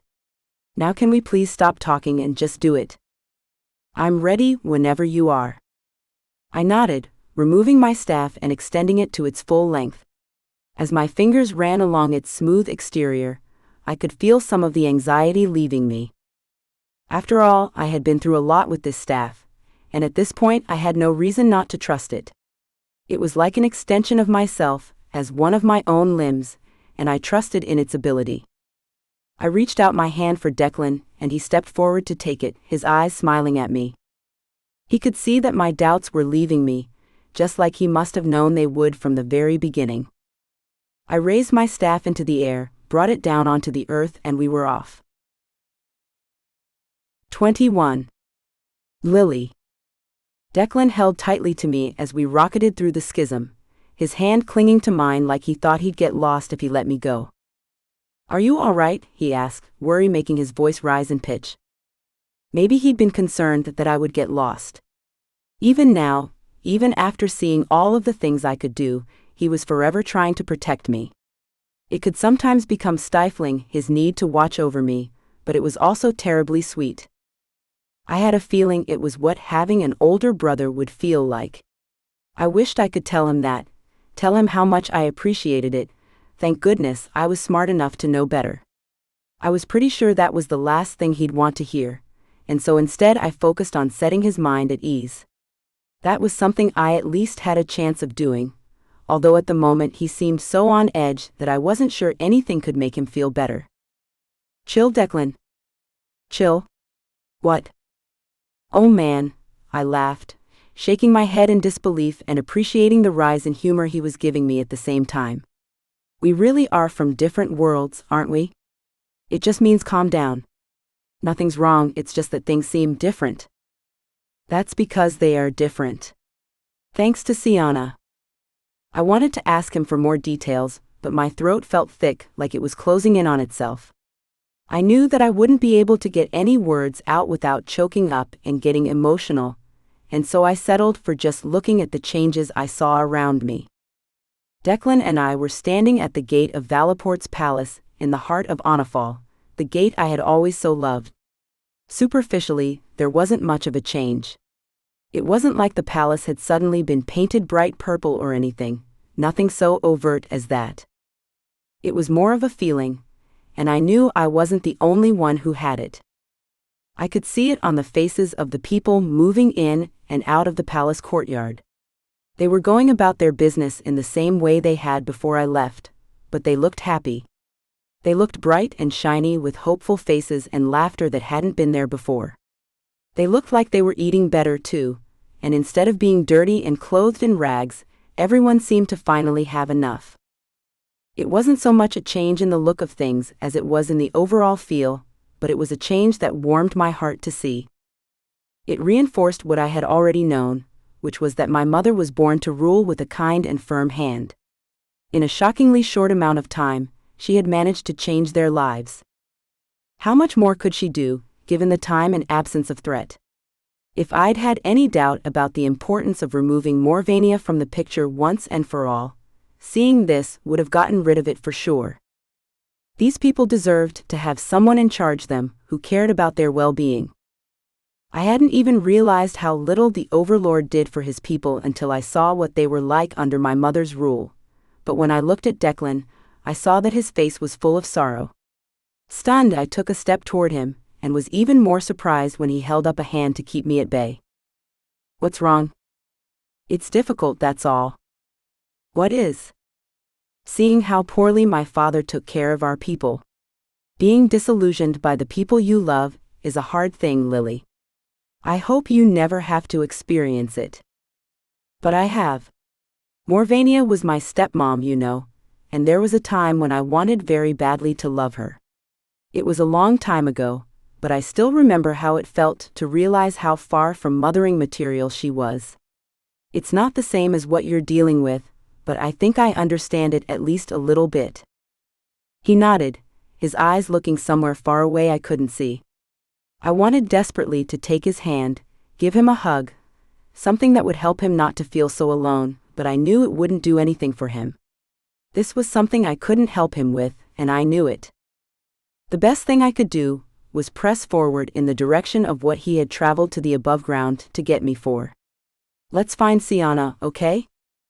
"Yes," he said with a grateful sigh, clearly happy to be talking about anything other than his disappointment of a father. "Let's." As we walked through the gates and into the courtyard, people stopped and pointed, staring at me and whispering excitedly. If it had only been a handful of people, it probably wouldn't have made much of an impression on me, but it was almost everyone. If I had been a stranger coming into the city for the first time, it was something I might have understood, but I'd lived in this place right alongside these people for month upon month. "Declan, what's going on? Why is everyone looking at me?" My guess would be that it has something to do with Sienna. "What about her?" "I don't know if you've noticed, but you look almost exactly like her. These people love your mother. They think she's the greatest thing to happen to Anafal in decades. When they look at you, they see her, not to mention the reputation you've built for yourself all on your own." "Reputation? You'll see. Come on, let's find her." From that moment on, the two of us were silent. I could feel my insides screaming with excitement with every step, knowing it was bringing me closer to my mother. I had gotten so little time with her over the last decade plus, so every moment I had with her felt like a precious gift. Not only that, but this would be the first time I would see her completely free and in her own element. It would be the first time I would witness her in a position of power and strength, exactly what every daughter hoped to see in her mother. By the time we made it to the massive double doors of the banquet hall, where my mother had seen fit to hold court during her brief tenure as ruler of Anafal, I felt like I was going to lose the meager contents of my stomach. When the doors opened, I could hear her sweet voice, soft and totally contradicting how strong she was. Any pretense I'd had of keeping my cool vanished, and I started to run. By the time my mother turned around and saw me, I was practically leaping into her arms, hugging her tightly and laughing. "Lily, I can't believe you're here." Sienna glanced at the necromancer's little gift on my face, but didn't say a word before focusing on my eyes. I left the matter unaddressed for the time being. We'd have plenty of time to discuss what the necromancers had done. "Of course I'm here. Did you think there was any way I was going to say no?" "I wasn't aware there was anything to say no to." "What do you mean?" "Declan. He came to get me. He told me what was going on down here, and I came immediately." My mom hugged me tighter still, then let me go with a sigh. She looked at Declan, a frown creasing her pretty brow and bringing back the faintest memory of a time when I was very young and had done something to displease her. When I looked at him, I saw that he looked as sheepish as a boy called into the principal's office. For a minute, all I could do was look back and forth between the two of them, totally lost as to what the heck was going on. "All right, I give. Did I do something wrong?" "No," Sienna said in a smooth voice as she made an effort to get rid of the displeasure in her expression. You didn't do a thing wrong. It's just that I distinctly remember having a conversation with Declan here about whether or not anyone should travel to the Aboveground to get you. If memory serves, we came to the decision that you would be left alone. Isn't that what we said, Declan? That this was a battle we could fight on our own? It is. I understand you didn't want to bring her into this, but I couldn't justify it. I think we need her here. I didn't want to chance trying to defeat Morvania without her. We could have tried. Whoa, hold on, guys.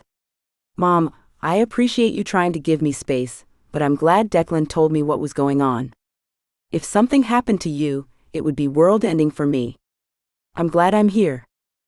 That's very sweet, and Declan may be right. We might very well need your help. But I can't tell you how frustrating it is that we might. It was my turn to sigh. Stop.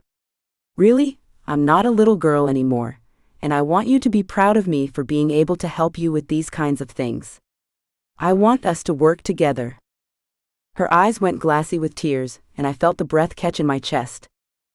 The last thing I wanted to do was make her cry, and for a sickening moment, I felt a wave of insecurity as to whether or not I had made the right decision in coming to see her in the first place. It hadn't ever occurred to me that she might not want me there, and facing that possibility now made me feel sick and numb. I can go, I stammered uncertainly, feeling the heat of Declan's eyes on me and wishing he could just look somewhere else. If you want me to, I can go straight back to the Aboveground. I thought you might need me or something. No. It's not that I don't want you here. I'm beyond thrilled to have you here, believe me. I just want you to be safe and happy, and not having to fight my battles. It's not your battle, I answered quickly, the relief coming over me in a total rush of endorphins that made me feel almost high. It's both ours. All of ours, actually. Morvania is that much of a threat. You're right, you know. You're very wise, daughter. Thank you, I whispered, blushing and clearing my throat awkwardly. I'm pretty sure it's genetic. So why don't you tell me what's been going on here? I've heard some of it from Declan, but I would love to hear it from you. Of course. If the two of you will follow me. She turned and began to walk decidedly toward a large mahogany table I had last seen, covered in food and drink, for the overlord to gorge on. It was striking how different my mother's attitude was to that of Declan's father, and my heart swelled with pride over how wonderful she was. When I finally stood beside her and saw what she had spread all over the table, that pride only grew. I glanced at Declan, who had followed behind us closely, and saw that he was nodding in approval.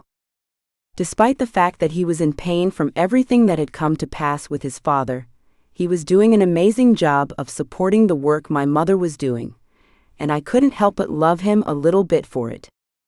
Seeing that he was on board made it easier for me to fully engage with what my mother had to tell me, which was a whole hell of a lot.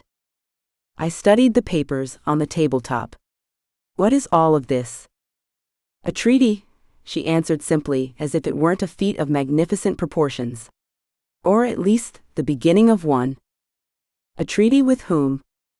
With the Dusk Elves. We're very close to signing, at which point we will have the first time of peace between the dragons and the Dusk Elves for centuries. I was dumbstruck. That's amazing. I can't believe you pulled something like this off. It wasn't really because of anything I did, so much as the circumstances I took advantage of. The Dusk Elves have been experiencing a massive infiltration of necromancers west of Sunder Dell. They're desperate, which makes them willing to explore avenues they wouldn't otherwise be willing to entertain. The necromancers are terrifying enough to bring even the unlikeliest of enemies together.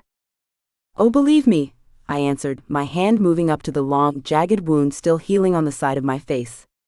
I'm aware. She studied my cheek. Did they do that to you? They did. I was trying to protect a girl from one of their army of undead, and one of them struck me. If it hadn't been for Brayden, I think there's a very good chance I would be dead right now. Brayden? Do you mean the Prince of the Dusk Elves? I do indeed. I think he'll be very happy to hear there's a treaty coming. Telling him is the first thing I'm going to do if I get back up to the Aboveground. My words, spoken so casually, hung heavy in the air. Why had I said if I returned? Why hadn't I said when? I hadn't realized until that moment that I wasn't 100% confident that we would be victorious against Morvania, but now my knowledge was out there for everyone to see. The best I could hope for was that they would ignore it, which they did after exchanging a quick look.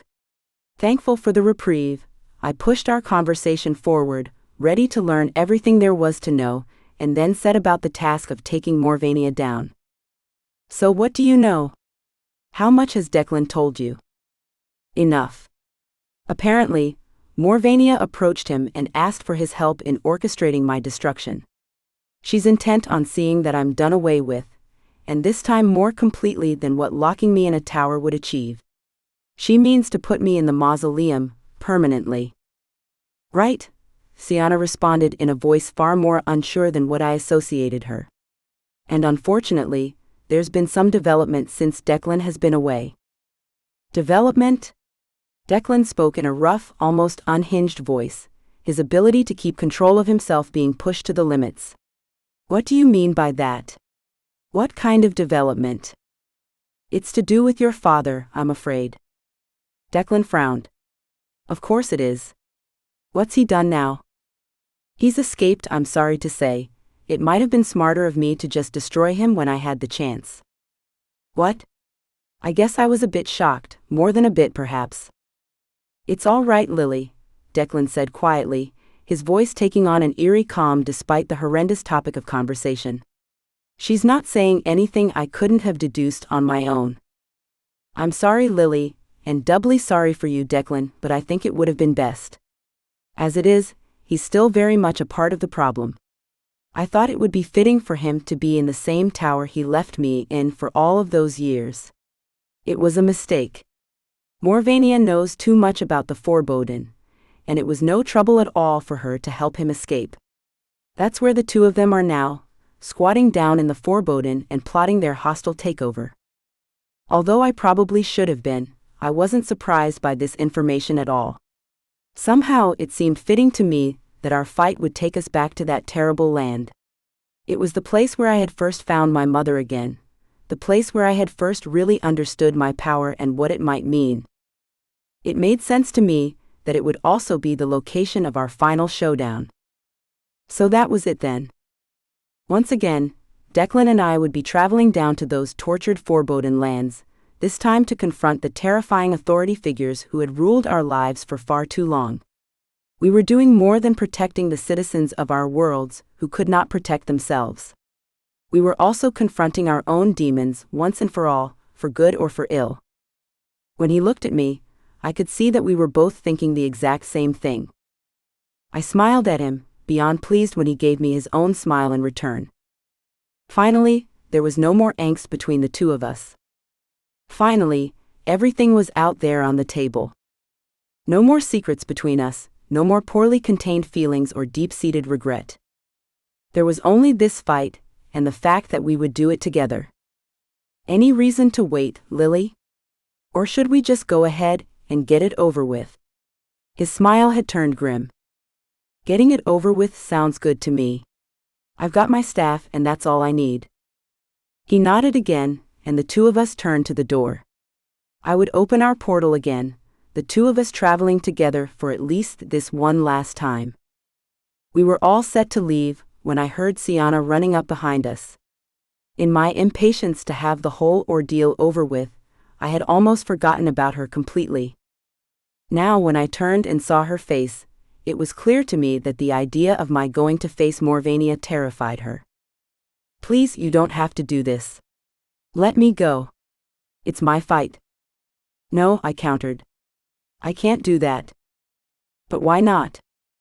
Because this is where you're needed. The citizens of Anafal need you, I can see that. They count on you, even after such a short amount of time. I won't let you risk yourself knowing that. But Lily. I shook my head. You have to let me do this. When it's over, we'll come right back here and let you know. Because I fully expected her to continue to disagree with me, I didn't want for my mom to answer. Instead, I flipped my staff out of its sheath as quickly as I could manage and rapped it on the palace's stone floor. At the same moment as the portal that would take us into the foreboding opened, Declan placed both of his hands squarely on my shoulders. As we shot through our portal, the last thing I heard was my mother calling to me, begging me to reconsider. Not that I would. Nothing would get in between Morvania and me at this point. It was either her or me, and I was betting on me. 22. Lily.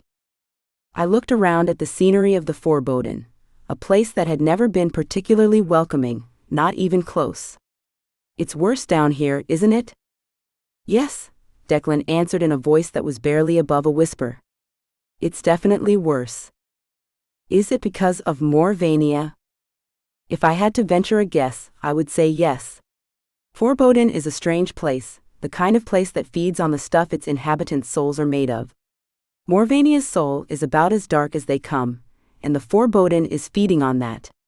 The longer she remains down here, the worse it will become. We better find her then. We better. But carefully, Lily. We aren't on our own ground any longer. This is the sort of land that belongs to the darkest ones, those like Morvania and my father. You don't have to say that. But I do. He's down here with her, isn't he? And he's been plotting with her for a long time. It won't do any of us any good for me to go on pretending my father is something that he's not. I think you know that. That being said, he may not be a good man, but he is a smart man, and far more formidable than one might think. If he's down here with Morvania, and feeling like he's on the defensive, he's even more dangerous than usual. I'm not joking when I say we need to be careful. I'm not 100% sure we will win. I stared at him. It would be great if you didn't say things like that. Even if they're true. Especially if they're true. Believe me, Declan, I know this is a dangerous situation, but the things we tell ourselves matter. The things we tell ourselves when we're about to do something really hard matter the most.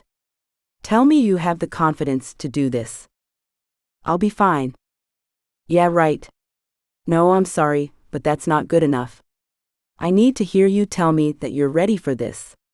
I need to hear you tell me that you're confident enough for this. I need to hear you say it. He squared his shoulders. I'm confident enough to do this. Good. Now keep your eyes peeled, okay? They could be anywhere. Things look like they have gotten seriously overgrown since the last time we were here. Part of the foreboding's feeding.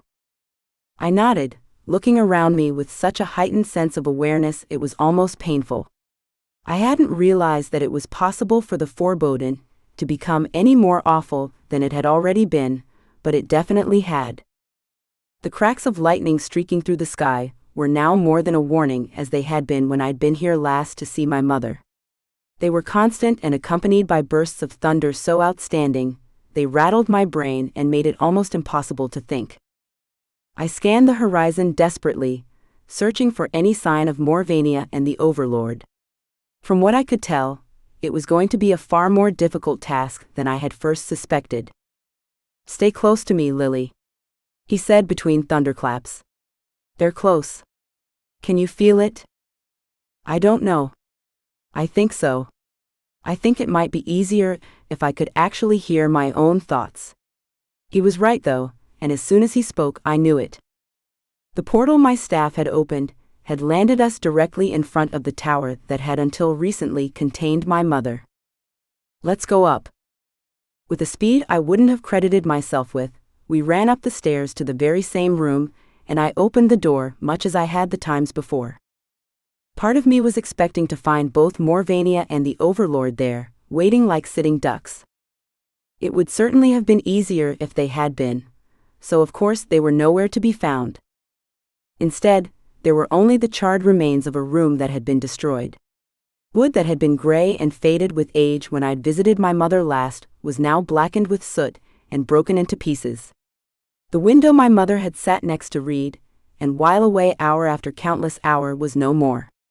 It had been demolished, blown out of the wall entirely. In its place was a gaping hole, the edges of which were even more charred than the broken wood scattered across the floor. It was clearly Morvania's point of entry, the exact place from which she had broken the overlord out of his prison. Seeing that, filled me with an unexpected and surprisingly potent sense of rage and injustice. My own mother had spent almost 2 decades jailed in that cell, and the overlord hadn't even served a full month.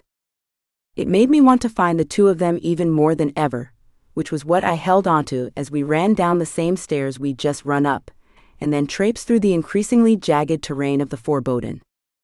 In the distance and steadily approaching, I could hear some of the large creatures who lived in the terrible land crashing through the gnarled, warped trees. Were they moving toward us? And if so, was it at the behest of Morvania? For all I knew, she was sending them to do her dirty work for her so as to avoid doing any real work of her own. If that was the case, she was going to be in for a rude awakening.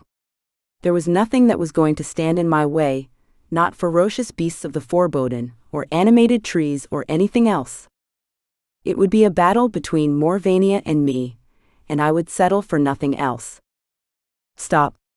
Declan hissed, throwing out an arm to stop my forward progress. Did you hear that? I didn't hear anything, I whispered back, the pounding in my head growing steadily worse. But then I did. I heard exactly what he was talking about, and I knew somehow that it was Morvania and the Overlord. It was as though my thoughts had conjured her up like I had drawn her out, and straight to us. Good.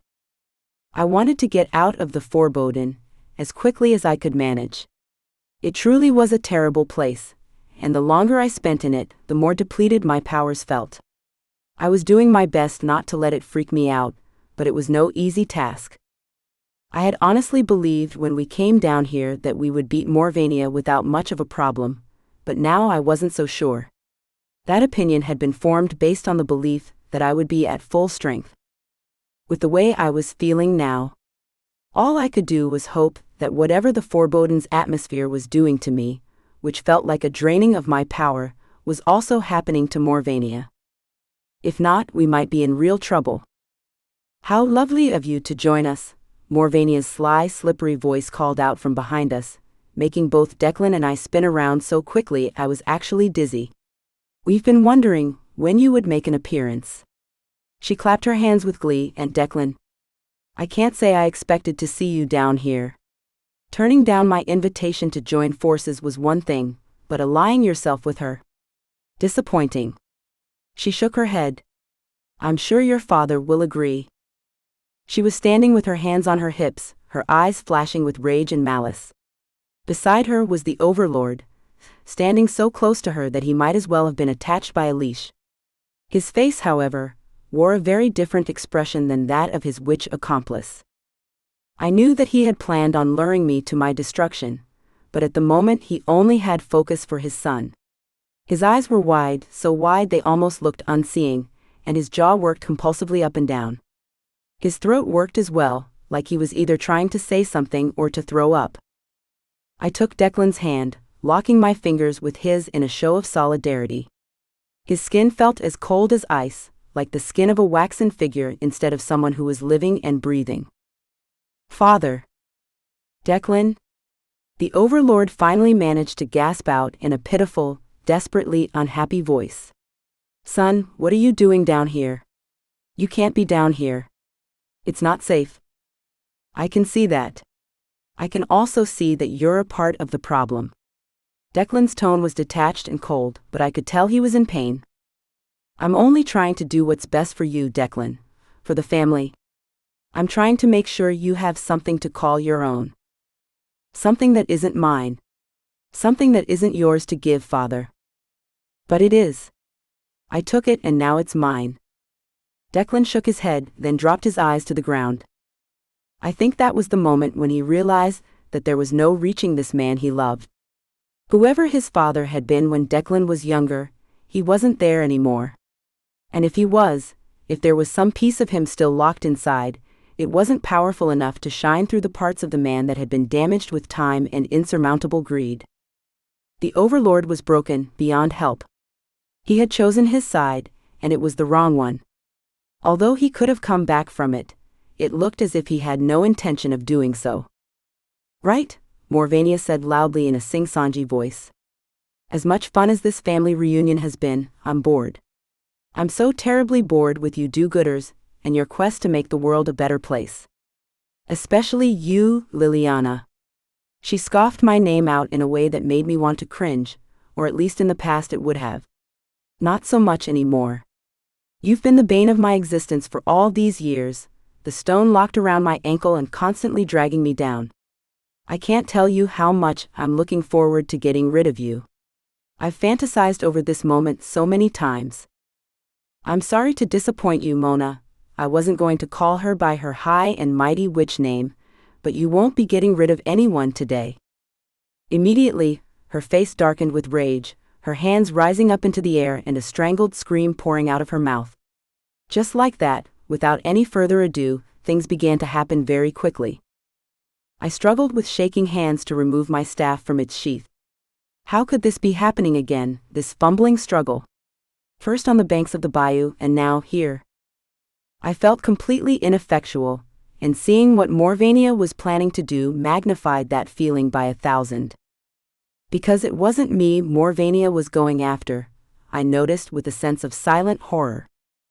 When her arms raised up into the air, the total strength of her power collecting in her fingertips, she turned her body away from me and toward Declan.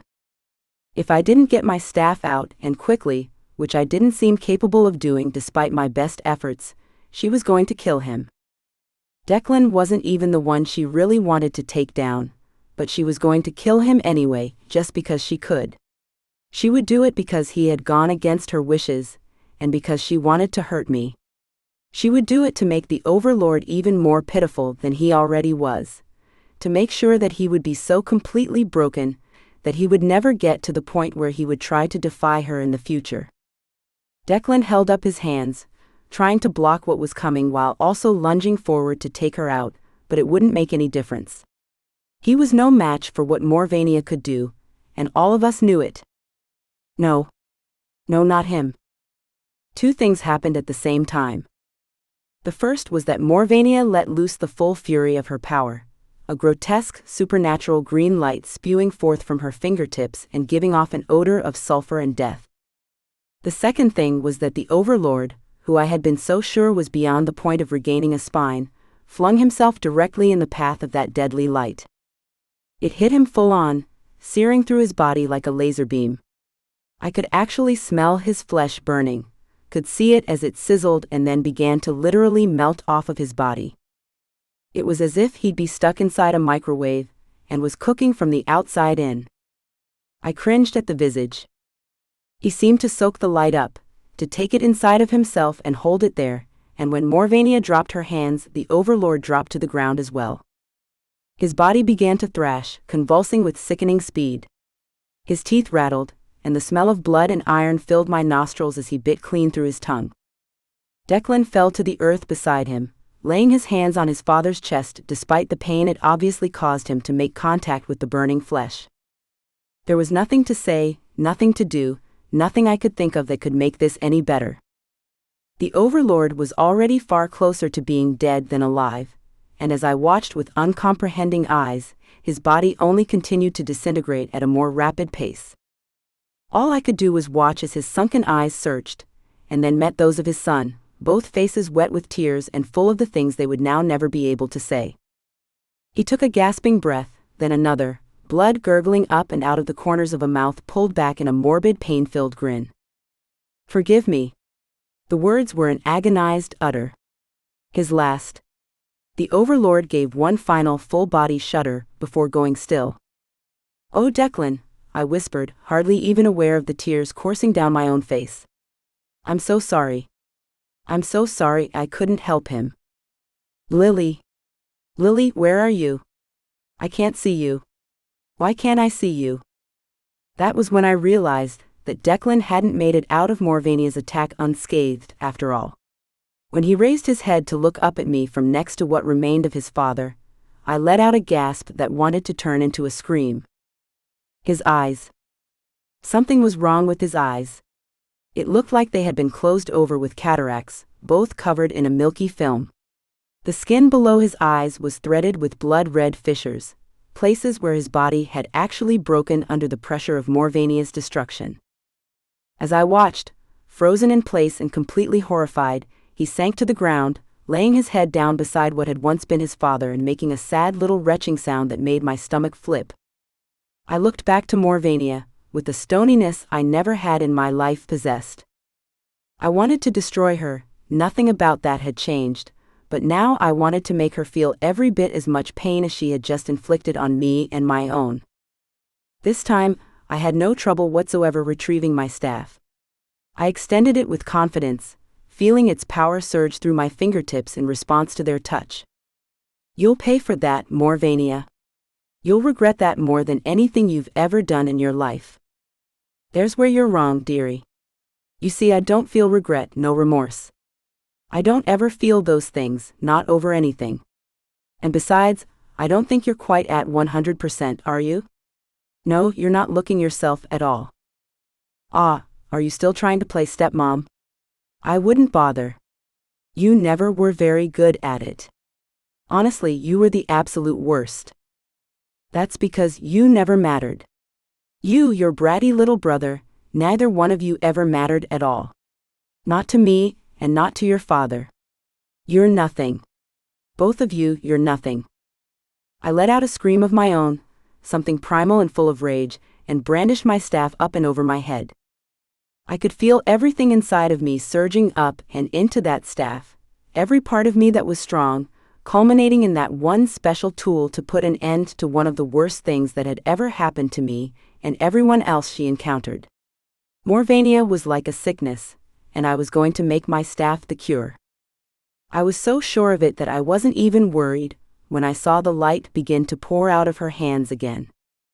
I brought the staff down in front of me, ready to unleash my own power and give her a taste of her own medicine. I was so sure of what would happen that I almost couldn't understand what happened instead. The sickening cracking sound, the feeling of all of the power receding from my staff just as quickly as it had come, I couldn't understand what those things meant.